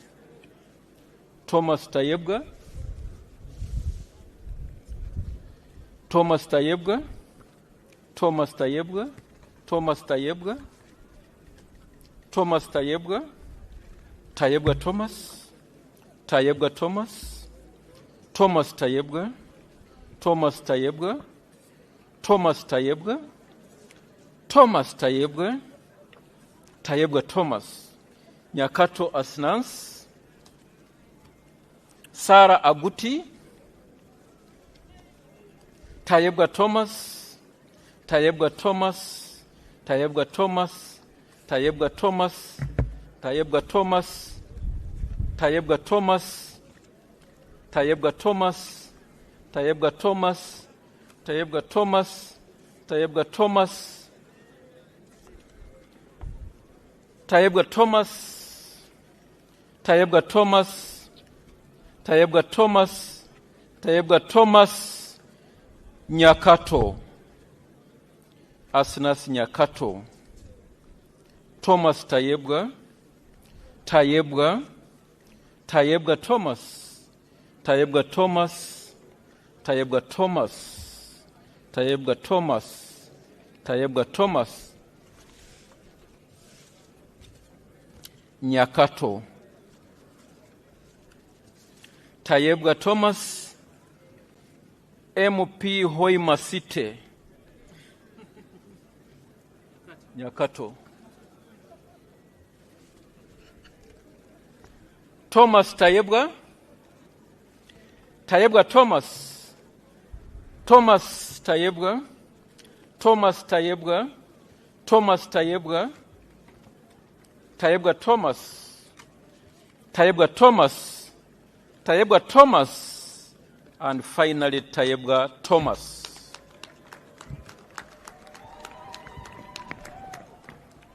We shall begin to count the numbers obtained by each of the candidates, and we shall begin with spoiled votes.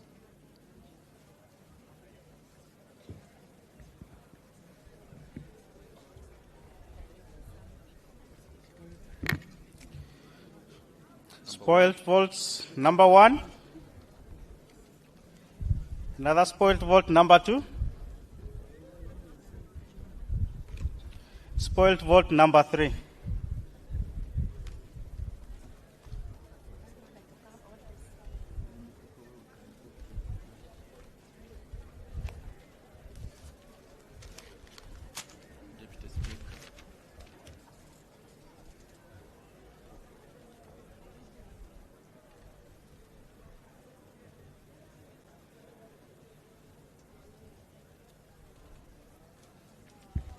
Shall invite the officer to count the numbers, the votes garnered by Sarah Aguti.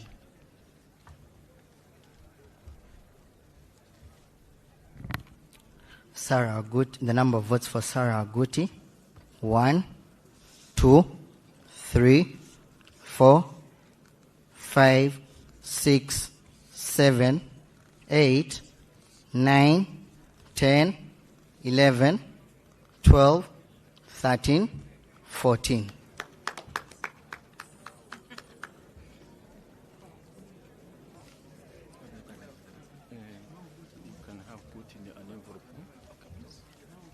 Votes garnered by Asanas Nyakato. Votes for Honorable Nyakato Asinansi: 1, 2, 3, 4, 5, 6, 7, 8, 9, 10, 11, 12, 13, 14, 15, 16, 17, 18, 19, 20, 21, 22, 23, 24, 25, 26, 27, 28, 29, 30, 31, 32, 33, 34, 35, 36, 37, 38, 39, 40, 41, 42, 43, 44, and 45.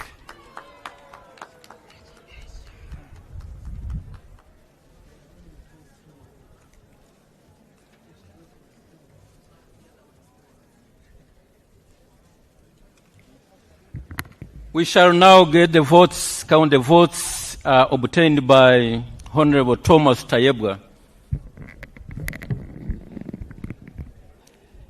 1, 2, 3, 4, 5, 6, 7, 8, 9, 10, 11, 12, 13, 14, 15, 16, 17, 18, 19, 20, 21, 22, 23, 24, 25, 26, 27, 28, 29, 30, 31, 32, 33, 34, 35, 36, 37, 38, 39, 40, 41, 42, 43, 44, 45, 46, 47, 48, 49, 50, 51, 52, 53, 54, 55, 56, 57, 58, 59, 60, 61, 62, 63, 64, 65, 66, 67, 68, 69, 70, 71, 72, 73, 74, 75, 76, 77, 78, 79, 80, 81, 82, 83, 84, 85, 86, 87, 88, 89, 90, 91, 92, 93, 94, 95, 96, 97, 98, 99, 100.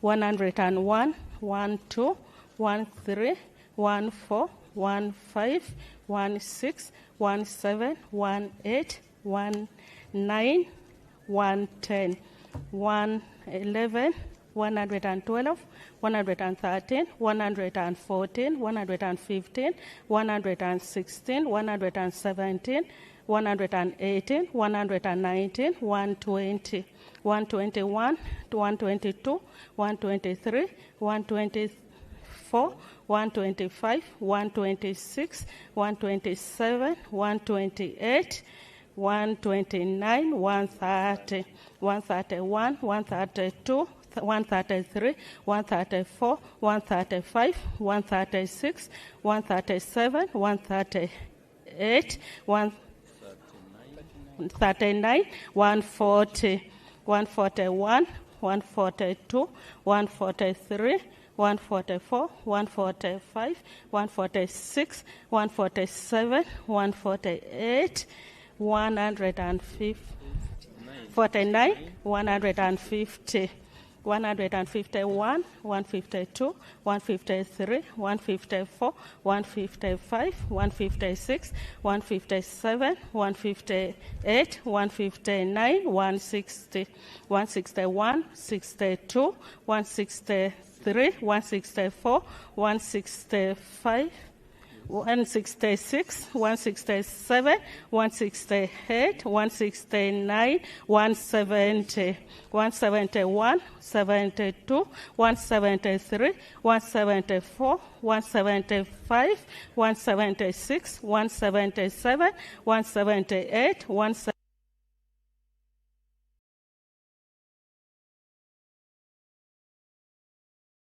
182, 183, 184, 185, 186, 187, 188, 189, 190. 191, 192, 193, 194, 195, 196, 197, 198, 199, 200, 201, 202, 203, 204, 205, 206, 207, 208, 209, 210, 211, 212, 213, 214, 215, 216, 217, 218, 220, 219, 220, 221, 222, 223. Help me. 222. 24, 25, 26, 27, 28, 29, 30,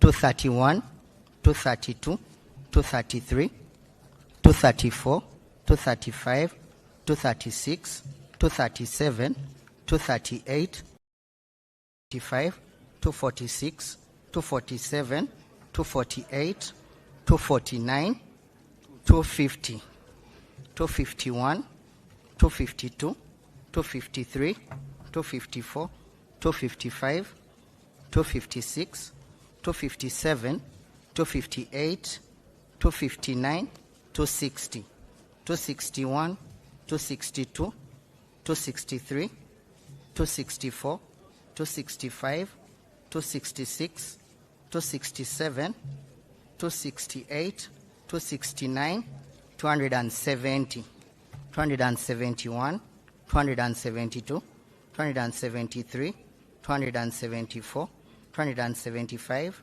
276, 277, 278, 279, 280, 281, 282, 283, 284, 285, 286, 287, 288, 289, 290, 291, 292, 293, 294, 295, 296, 297, 298, 299, 300. 1, 2, 3, 4, 5, 6, 7, 8, 9, 310, 311, 12, 13, 14, 15, 16, 17, 18, 19, 320, 321, 322, 323, 324, 325, 326, 327, 328, 329, 330, 1, 31, 32, 33, 34, 35, 36, 37, 38, 39, 340, 41, 42, 43, 44, 45, 46, 47, 48, 49, 350, 51, 52, 53, 54, 55, 56, 57, 58, 59, 360, 61, 62, 63, 64, 65, 66, 67, 68, 69, 370, 71, 72, 73, 74, 75, 76, 77, 78, 79, 380, 81, 82, 83, 84, 85, 86, 87, 88, 89, 390, 91, 92, 93, 94, 95, 96, 97, 98, 400, 99, 400, 401, 2, 3, 4, 5, 6, 7, 8, 9, 10, 410, 411, 12, 13, 14, 15, 16, 17, 18, 19, 420, 421, 22, 23, 24, 25, 26, 27, 28, 29, 430, 31, 32, 33, 34, 35, 36, 37, 38, 39, 440, 41, 42, 43, 44, 45, 46, 47, 48, 49, 450, 451, 52, 53, 54, 55, 56, 457.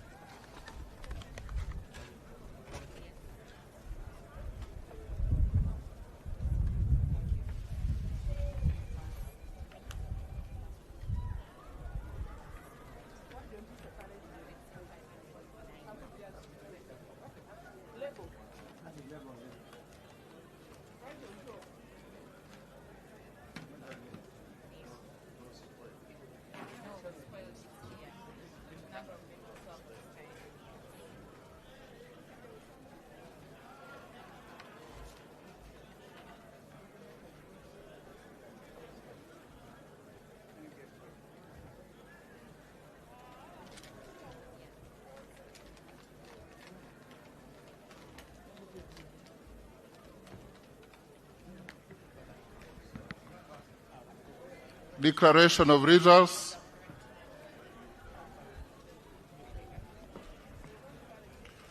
Having duly counted the votes, I now proceed to announce the outcome of the vote for the position of Deputy Speaker of the 12th Parliament as follows. Total number of ballot papers contained in the ballot box were 519.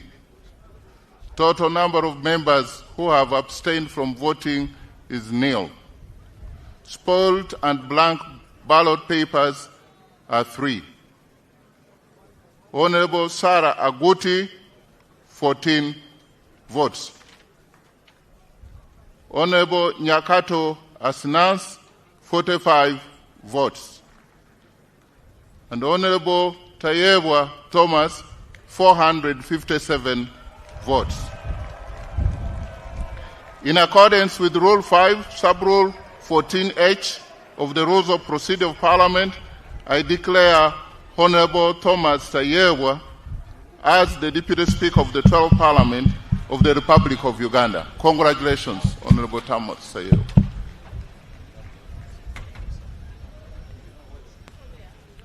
Item number 16, administration of oath to the Deputy Speaker by His Excellency the President.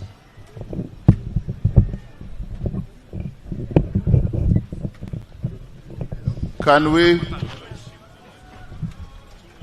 have the Deputy Speaker-elect, Honorable Thomas Tayebwa,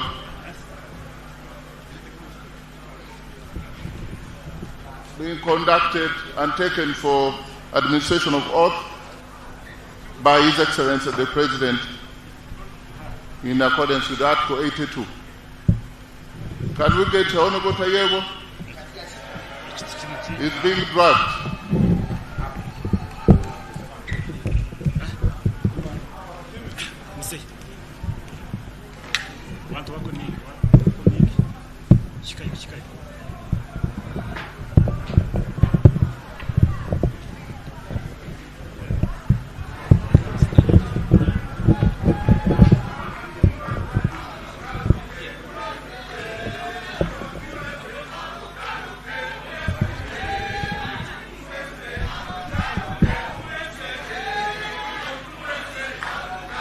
Honourable members, the Right Honourable Speaker is going to introduce the Deputy Speaker to His Excellency the President, and His Excellency the President will administer the oath of the Deputy Speaker to the Right Honourable Thomas Tayebwa. After the oath, he will also receive the instruments of power as an alternate Speaker of Parliament.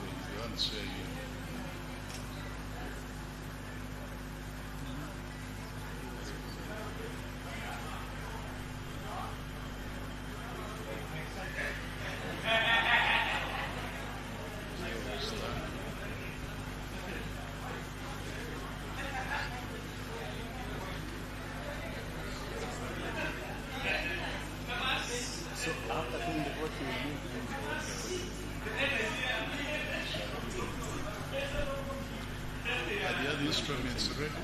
Yes, we have. They are there.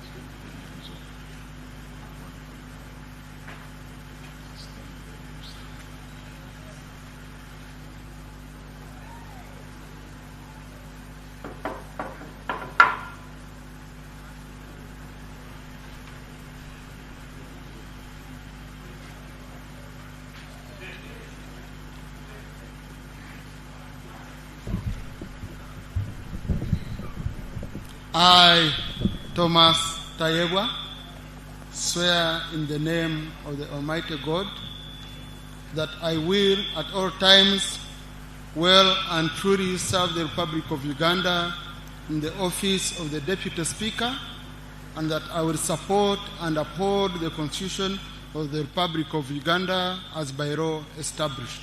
So help me God.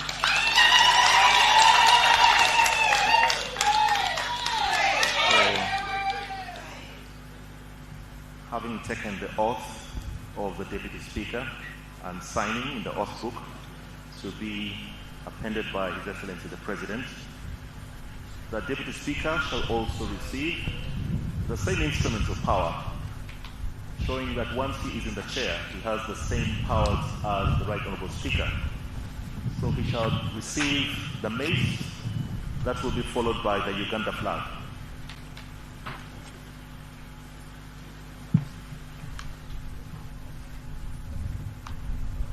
His Excellency is signing the oath that was signed by the Deputy Speaker of Parliament, appending his signature,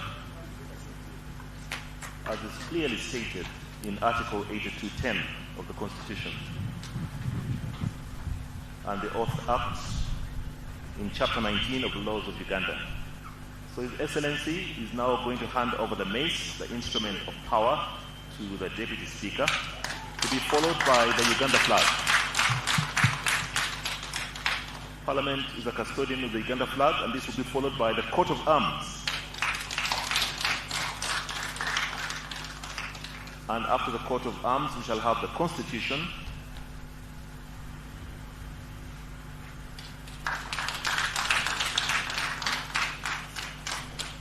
and that will be followed by the rules of procedure of Parliament.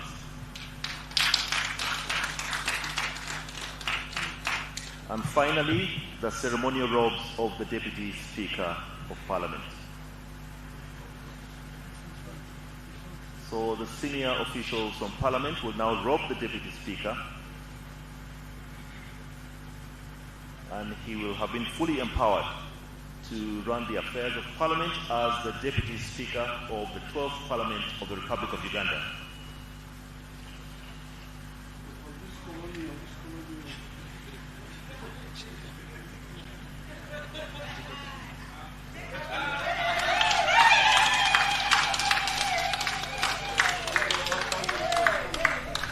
Members, distinguished guests, the Parliament of Uganda now has a Right Honourable Speaker and a Right Honourable Deputy Speaker of Parliament.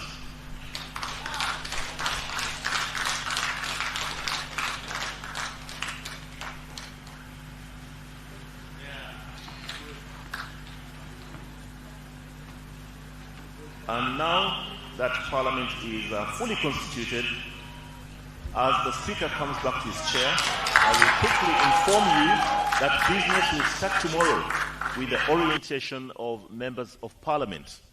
Orientation will be at Parliament, so please ensure that tomorrow you are there for the start of this orientation. A few more announcements will be made after.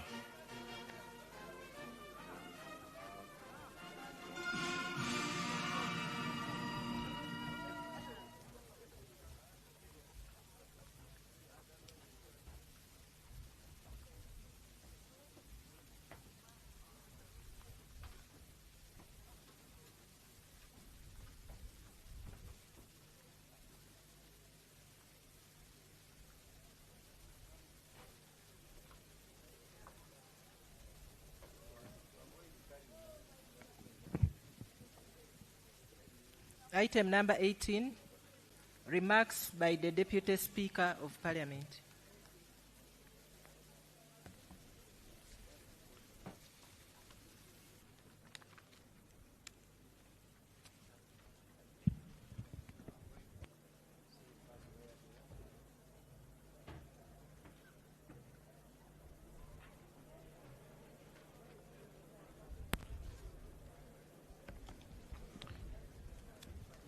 Your Excellency the President of the Republic of Uganda, the Right Honourable Speaker of Parliament, Your Lordship, the Chief Justice, honorable colleagues, members of Parliament, the clerk and staff of Parliament, ladies and gentlemen. Your Excellency and honorable members, I congratulate you and honorable colleagues on your election and thank the people of Uganda for the trust they have put in you to lead. I also take this opportunity to congratulate my senior brother, the Right Honorable Jacob Maxon Oboth, on your election to the position of Speaker of the 12th Parliament.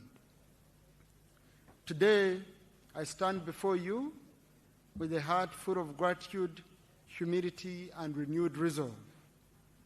I'm deeply honored by the trust and confidence you have once again placed in me by electing me to serve as Deputy Speaker of the 12th Parliament of Uganda. I thank you, and I thank you, honorable colleagues.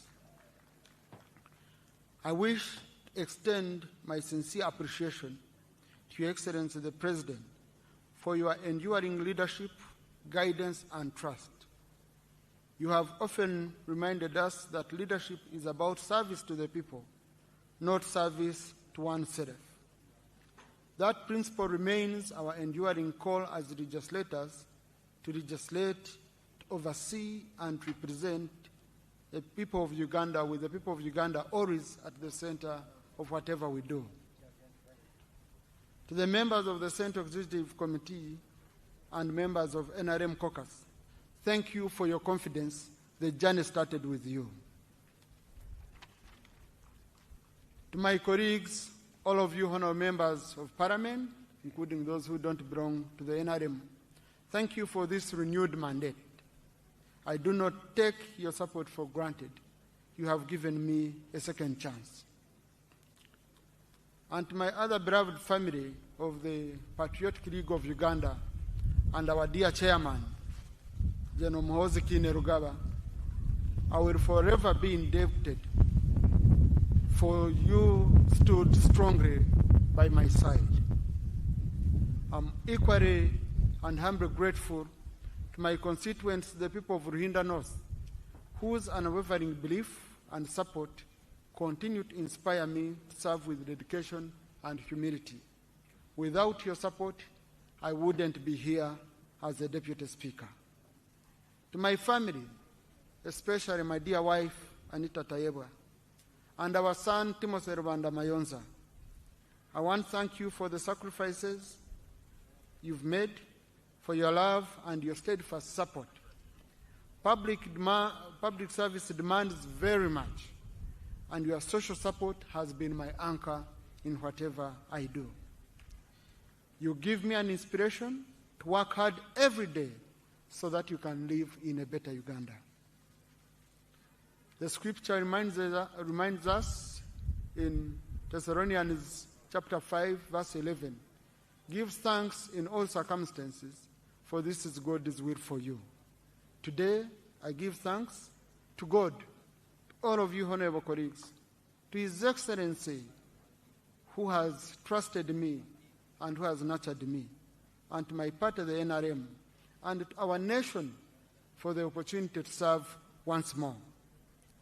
As we begin this new chapter of the 12th Parliament, I pledge to work with the Right Honourable Speaker and every member of this House with fairness, humility, and commitment, so that together we can strengthen Parliament, deepen democracy, and advance the aspirations of our people. As the Deputy Speaker, it is my duty to support the vision of my elder brother, Right Honourable Jacob Oboth, the Speaker of Parliament. If I may tell you this, he has been my unofficial advisor.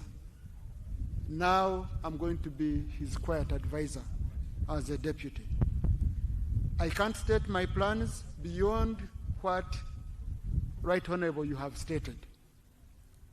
In me, I promise you that you have a deputy who will not only support but also advise you whenever necessary or called upon. To my colleagues in the opposition and all of you honourable members, in all of us, If all of us have the same mission to get our people out of poverty, you will find in me a deputy speaker to work with. If our mission is to transform our country in a bipartisan manner, you will find me a speaker you will easily work with. Let us focus, as our president has advised us, on the issue of what is the problem of Uganda, lifting our people out of poverty. How do we do it? By working together and supporting the government in its appropriation proposals, in its legislative proposals, and then we hold them accountable through oversight. I promise, honorable colleagues, that I know all the corners of the house. I know where we need to clean up. I know where we need to maintain the status quo. And I will be sharing this information with my senior leader, the Right Honorable Bosobos, so that we can build a parliament which we are all proud of. If you move out and you say, I'm a member of the 12th parliament, everyone should be able to say, we appreciate the work you're doing. May God bless you all, and may God bless Uganda, for God and my country. Right Honorable Speaker, sir, I request you to invite His Excellency the President to make his remarks. Right Honorable Speaker. Your Excellency the President of the Republic of Uganda, I take this singular honor to invite you to address this Parliament.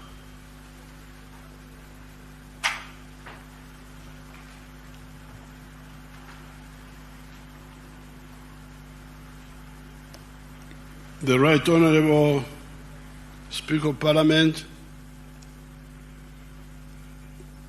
whom the members have just elected,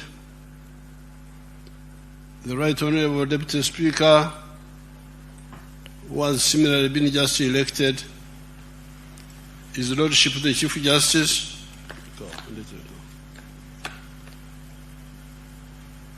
the Honorable Members of Parliament, and all the invited guests.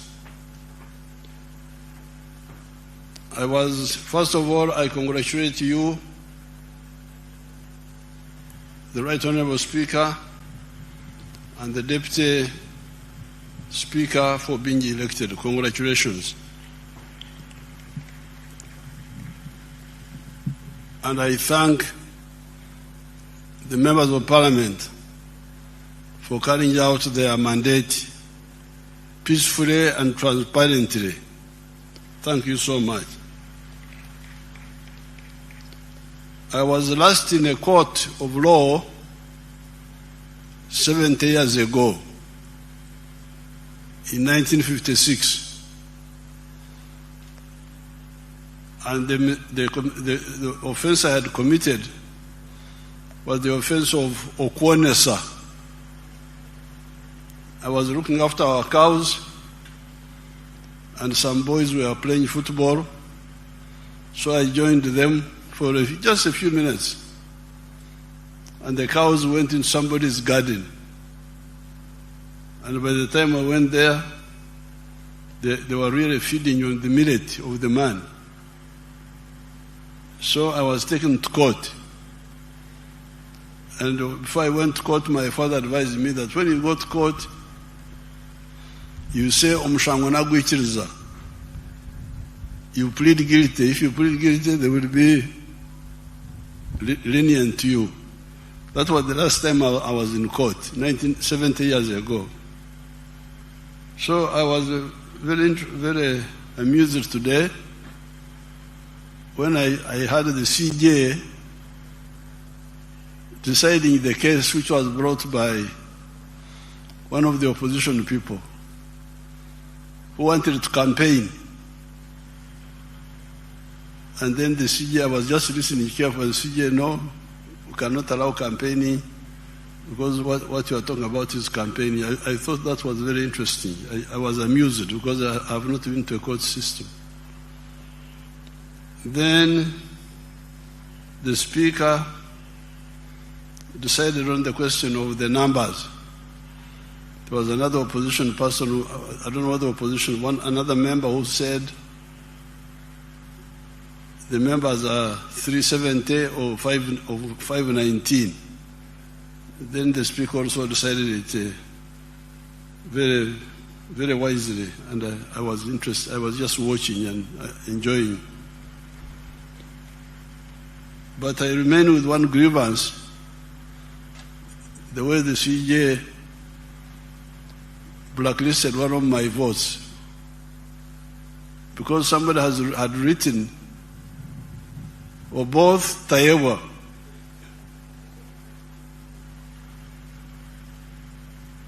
Yes, Tayewa was not being voted on, but it was clear that the man wanted to vote for or both, and also Tayewa. So why declare that vote invalid? I need you to give me, because that's how I had been losing votes. If you check all these elections, you find that the spoiled votes are like 500,000, 500,000, and they are all NRM votes. Because my people, instead of marking in the box, they mark the picture of the person.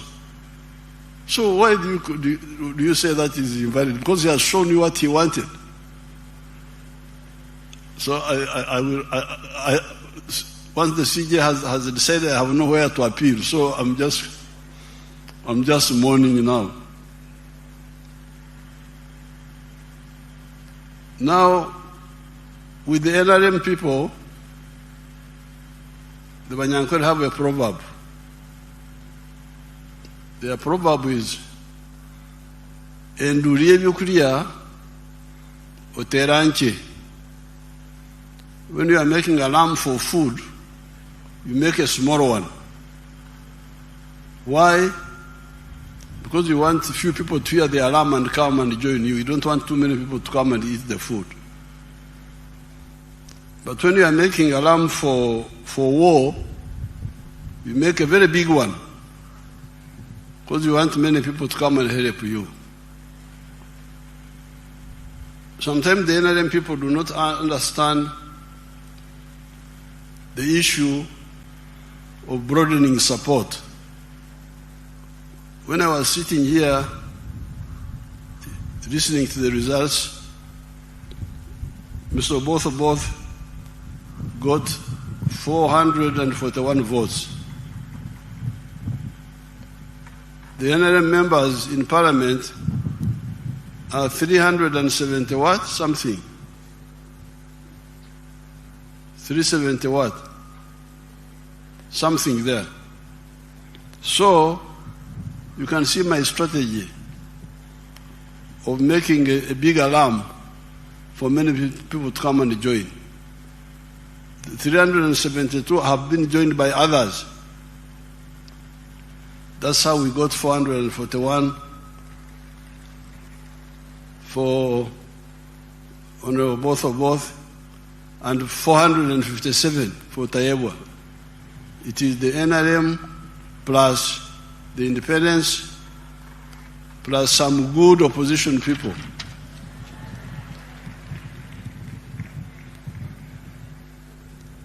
No, but I must mourn the 15 votes which my ally Mao took away. Because those are also my votes, because I'm in alliance with Mao. But he took away my 15 votes. Then my son Akena, through the girl called Sarah, took another 14 votes. Those are my allies taking away my votes. We shall sort it out with the allies. Now I congratulate all of you, the leaders. But this time, I'll have to be very, very, very clear to everybody. I have been involved in fighting for Uganda's future for the last 65 years. Started in 1960 when I was in the middle school. I was already active. In all these years, we have evolved answers for our people, which help them. I started in the cattle corridor area, the Nyabushozi area. And if you go to the cattle corridor, those people have changed. They have gone from nomadism to settled agriculture, and they have developed a dairy industry which has given them a much better life. They have a lot of things to do. I'm still quarreling with them. They need to go from free range to growing pasture and zero grazing, because they will be much better, but they have moved all the same. After that, 1995, I moved to the rest of the country. And in the 1996 manifesto, we introduced the 4 acres model. Each of the MPs should get those 2 booklets. One booklet called From Obwiriza to Matafari, how in the cattle corridor we were able to help people move from grass-thatched houses to permanent buildings. And then the other booklet entitled 4 sectors and 7 activities. This was in the manifesto of 1996. This is 30 years ago. And immediately after, we introduced interest-free capital in the form of entandikwa, being given out at the sub-county level. Now, all these years, we have been introducing programs for the poor people. And those who listen do very well. Show this wonderful parliament my friend from Karamoja, the one who benefited from the Operation Wealth Creation. Let's see that man of Karamoja. I am a model farmer in Abim district. My village here is called Arangetoi West. Arangetoi Parish, Abuk Town Council, Abim district in Karamoja. The mango trees you are seeing here were given to me by the president through Operation Wealth Creation. I received 200 mango seedlings, and I planted all, and they are all doing well. Apart from this venture, I got money from PDM last year. I got 880,000. And I used 800,000 for buying 10 goats. And the goats are there. They have multiplied. They are now 16. Part of the money of PDM I used for buying cassava stems. Through that money, I've managed to plant 2 acres of cassava. They are now doing well. The first acre I intend to harvest next year in January. Then for the mangoes, you are seeing, I started harvesting last year in 2023. The first harvest, I got 6 million. That was in June. Then second harvest in November, I got another 6 million.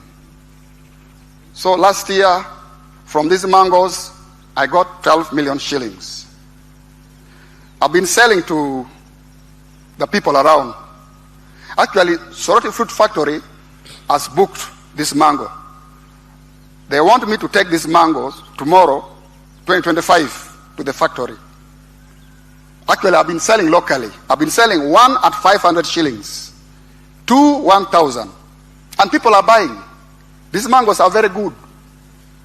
The mangoes, trees you are seeing here, are giving me money. A lot of money.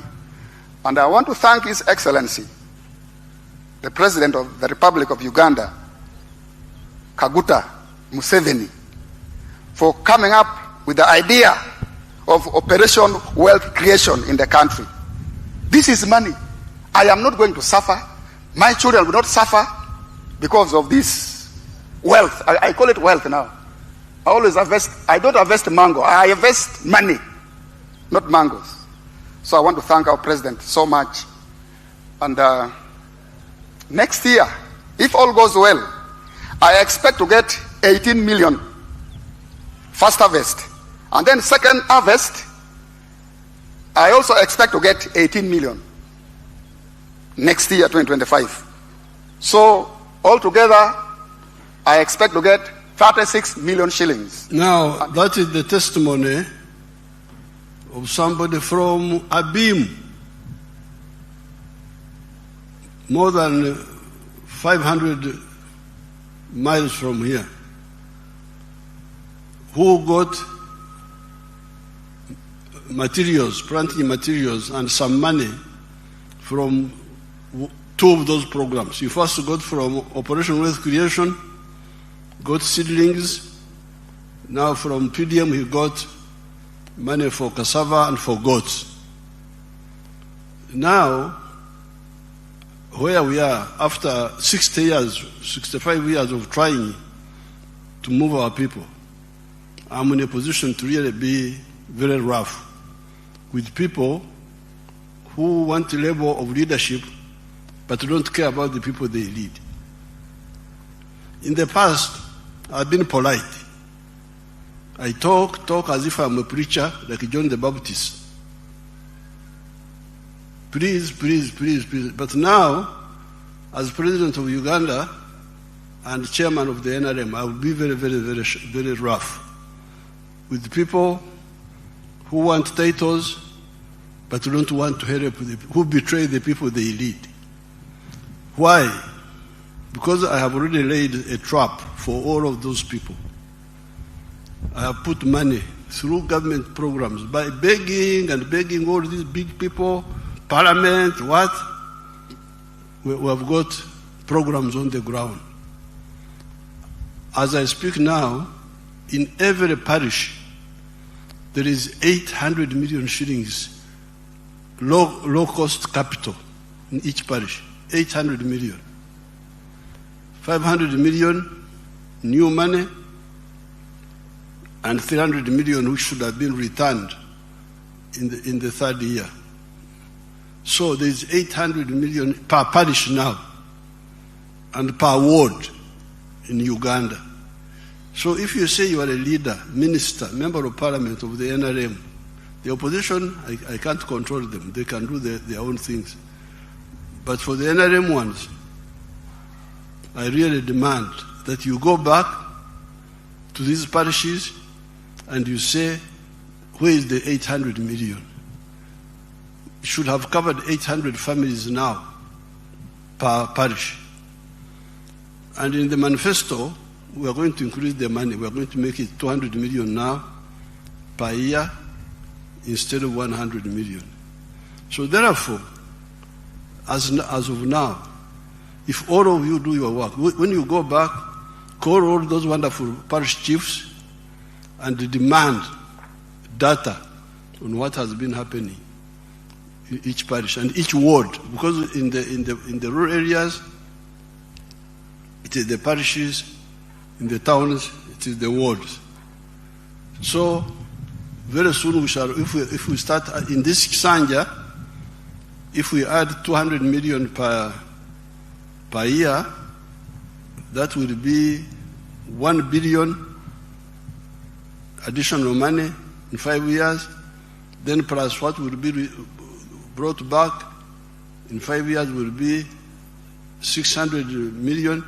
So we will be having more than 2 billion in each parish by the end of this Kisanya.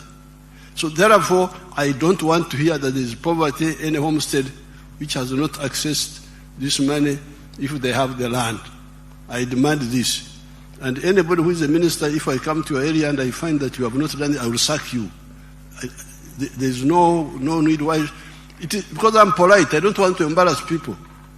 Ministers are mature people. You talk thinking that they will. But if people don't care about their own people, why should I care about them? Now, that is per parish. There is capital in each parish now.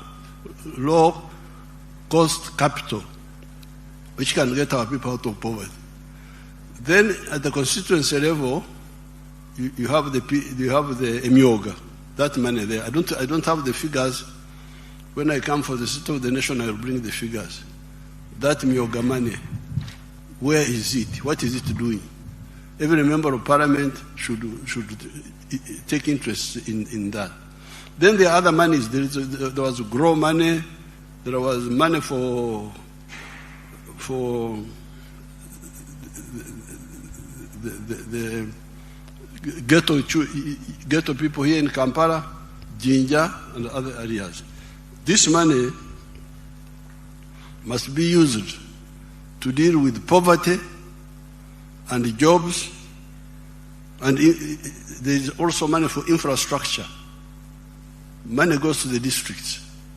Some of the people were arrested in many of the districts because the money for the roads was being diverted to do other things because of corruption.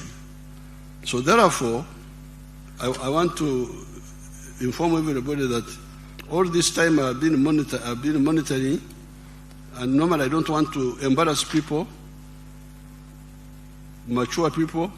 I talk thinking that I talk and act. I don't just talk. Talk, put this money on the ground, struggle. It's not always easy, but fortunately we have the money now. It's on the ground. Let's use it to get our people, all our people, out of poverty. When I see people going to Dubai to look for jobs, Dubai in the desert, get jobs there. When here, paradise, we are here, rain, everything is here. Why should the people in the desert have more jobs than us? For the NRM people, I have shown them how you can create jobs very easily, very quickly, through this PDM program. Show them Basango again, just briefly. Because you are quoting the Bible, which has been quoted many times. Let me also quote what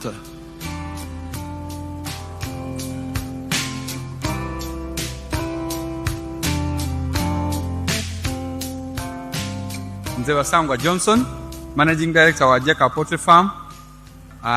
Jeka Poultry Farm eyaganibwa Bukwenge, Kamuli Municipality, Kamuli District. Mu 2007 twatandika obulunzi nga tutandikira mu Kamuli Town Council by then mu plot yali 50 feet by 100 feet. There's a foot ya 5 ku 10 eda itaka. Tutandika tutya twali nga tulina ebyobufuzi wano mu Kamuli nga waliwo ensonga nga chairman wero C5 omugenzi Kawuga bamwidukira Katonda mu ekyumulo ekyemirembe nga bamutwoiremu abantu banja abatamu application nga bali kwenda okufuuka ba chairman ba 5. President yaida yatulungamya yakoba ati bana abantu mwena temusobola kuba ba chairman ba 5 aye abantu mujje mukola emirimu egindi ng'okulunda yayogera kulunda embidi okulunda enkoko byonna yabyogera nze na pickinga mu kyokulunda enkoko n'atandika farm mu 2007 n'enkoko 5. Sawa dino wendogerera ku farm kuno tize mabega ntambwire. President yaida yankyalira mu 2010 nga ndina enkoko 5,000 yasanuka ino. Sawa dino tutambwire tulina enkoko 1,000 tufulumya amagi etro 2,000 buli lunaku. Etro 2,000 divaamu milioni 2 buli lunaku. Omwezi diba milioni 6. Omwaka tuba tuli mu bilioni 6 n'ekitundu etuba tukolaki tuyingiza. So tuwulirisa omulamwa gwa president okuva ku kiseera ekyo twakati katukigiireko. President Yoweri musanfu ku bintu byenkoze era nga buli kaseera nkyekingako. Wendogera kati tulina abakozi 300 betukozesa wano ku farm. There you have the testimony of your own people. Basangwa started in 2007. After listening to my message as if it was a new one, yet I had been giving that message from 1995. But because many of the leaders don't care to amplify that message, people get diverted. Gumara, Babera Mbirara, diverted in it. Now, the other day, people were telling me that they are inviting me. One of my people was inviting me that there's something called Arsenal.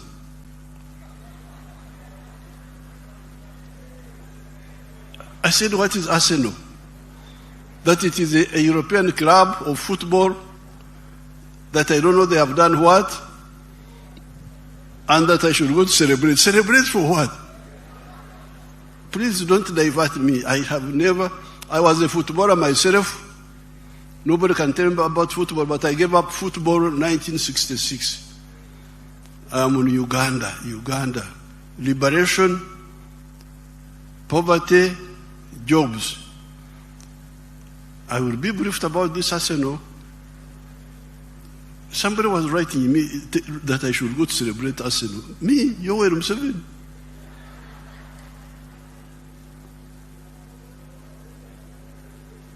If I want to play football, I play my football. I don't celebrate. So please, okay, you can have your Arsenal, you can have those things, but start with the people, please. Start with your own people. How can you be celebrating European clubs when your people don't have? There is a Kagaru. Put a pew there. Put a pew.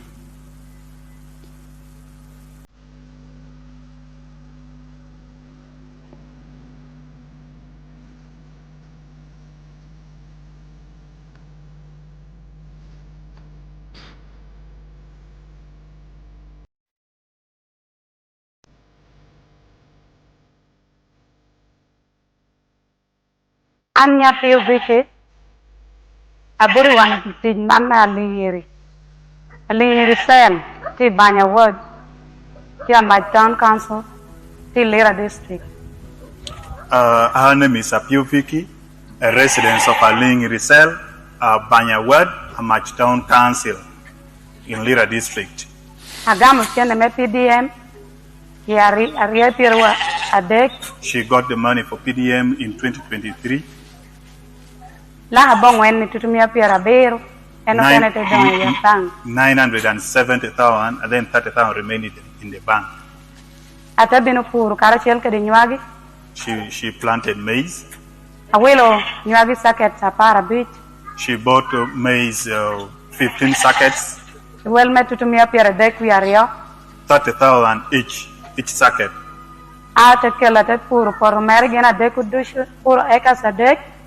She used it, actually she planted it in 3 acres of land.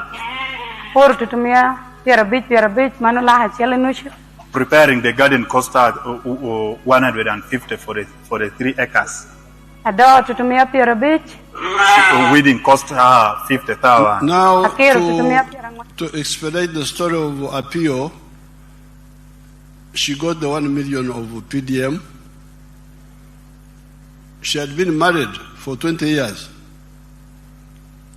And she has got grown-up children who are teenagers, like 18, thereabout, whom I saw. In all those years, she had never handled 1 million shillings in her life. And when she got the 1 million, she did not even have the land, her own land. She went and rented land, 3 acres, from somebody, and grew maize. Then she harvested maize, sold it, got 2.8 million, And from the 2.8 million, some of it she put back in agriculture, and she bought those sheep which you see there. She's now a rich woman. When I went to campaign, she had now 60 sheep. She's a rich woman. Got out of poverty because of the 1 million.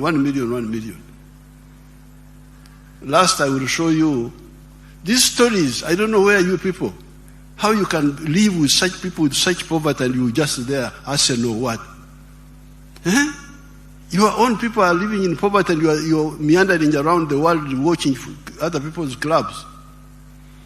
Let's see the girl of Rubirizi. I'm really going to be, I will not tolerate this. I don't want, because I'm polite to talk, thinking that people will pick. But if you can't pick, since God has kept me here for all this time, I will not tolerate this betrayal anymore. Hear this story of this woman. Terrible stories. The one of Rubirizi.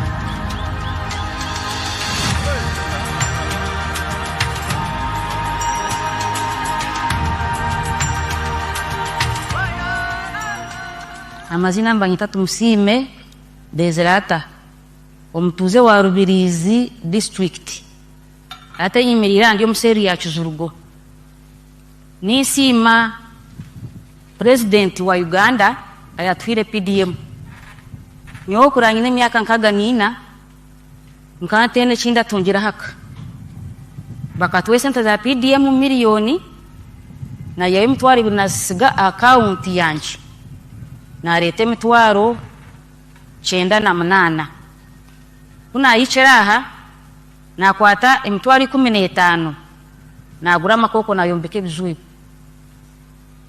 ati na gura mwagazi gwempunu guringaniri emitwaro 30 na garaka na gura bwana buringanire buti bubiri emitwaro 22 ati kuna maze kubiteko mu kizu na kwata na gura ekitiho na kaleka emitwaro 2 gumwe zabe emitwaro 2 na gura no butundu bale mbubo bubiri na butekaho na sigaza emitwaro 9 na gura mu bwachachu bwempunu kulya na tandikiraho ati kuna bena aliza nkazitunga ebiru 19 kwa 5 1223 kuna bena isha okwikumi omwagazi gwempuno go gwaringanira gwanda kuzampaya ebyo kulya bya sanke byankwata byamburamu buno buna buzira buno bubiro butobu nagira ntukambuguze ndebere eje yagirenda nabuguze mitwaro ngara ngutukuza kurugamu kurunje kwa buri muntu ayine kikachewe nabuguze mitwaro 45 mbuguzire 40 na kwata mitwaro 30 na gura jempuno inenda ebyo kulya chachu ati 15 za sigire na kwata mitwaro 10 na sasuro webati ebebe mpulebebe ati mitwaro 5 na zereza ya nyombe chire ati natanga kurebere jempunu yekabwire bokuzara. Now, to cut the long story of that woman, when I visited her, she was 64 years old in age, as she said in Nyankore. But in all those 64 years, she had never owned anything in her home. Put it back in Nyankore so that they hear the beginning. In Nyankore, just that part, the beginning.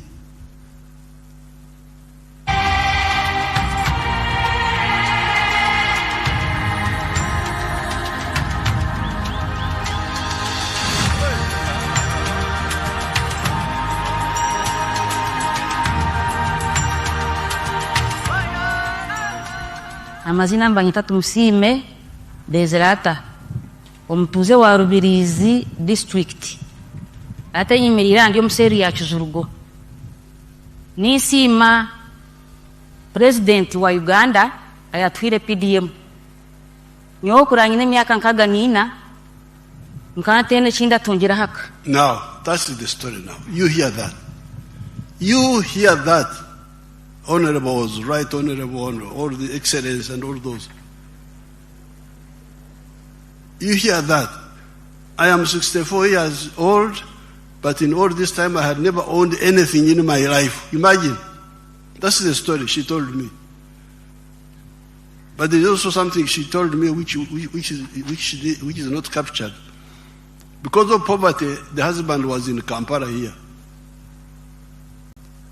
Tumsima was there alone. But with the PDM, the husband came back. I fought the husband back there.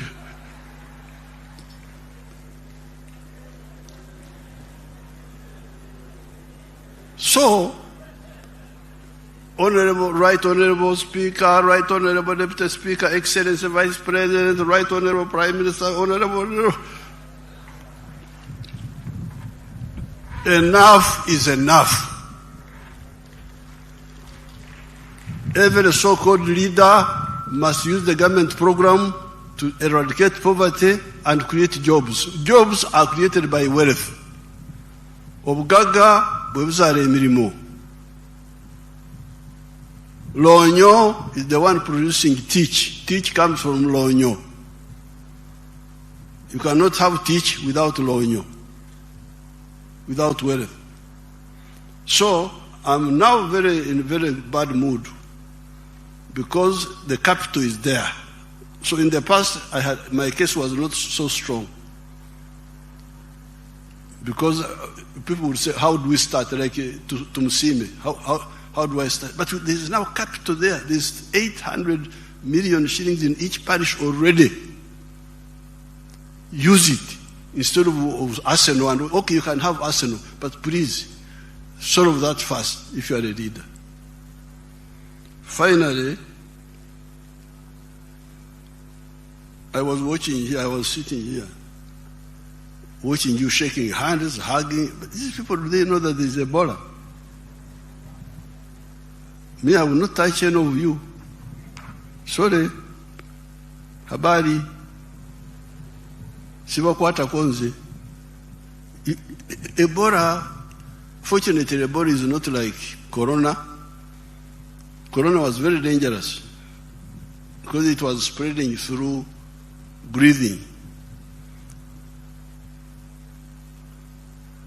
Ebola doesn't go through breathing, but it goes through contact. Greeting, hugging. Why do you hug? There's a danger. Me, I don't have a budget for sickness. Because if I had been sick, how would I have done all these things in the last 65 years? So please, set example. There's a big problem now in Congo. Here, let's everybody stop this shaking of hands and all this. And Corona, this Ebola first goes away.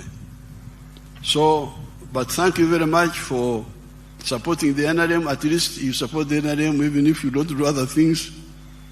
NRM has been able to move forward because of your support.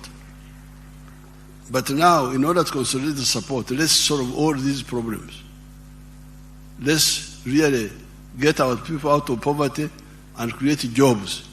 We can create more jobs than the population here. I have given you that mathematics. We can create more than 100 million jobs by just commercial agriculture alone, even before you go to manufacturing and so on. During the address of the nation, I will say more. For today, I congratulate everybody. I also congratulate the opposition for bringing their candidates.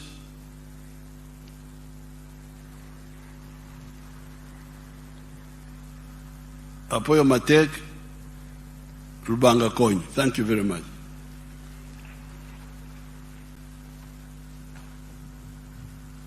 Thank you very much, Your Excellency, for the wise counsel to us and to this Parliament. We really appreciate you taking out time to come and perform your constitutional obligation under Article 82 of the Constitution of the Republic of Uganda And now, before we close and do the anthems, I want to ask the Leader of Opposition to forward the names of those that can be appointed on appointment committee. The NRM side, they have already forwarded their names. We are checking for those from the opposition so that we can constitute that appointment committee. Your Excellency and my Lord the Chief Justice, we also want to thank you for taking off time to be with us today to perform your constitutional obligation. We don't take your attendance for granted. This House will stand adjourned to 4th of June 2026 at 2 p.m., same venue in Kololo Ceremonial Grounds.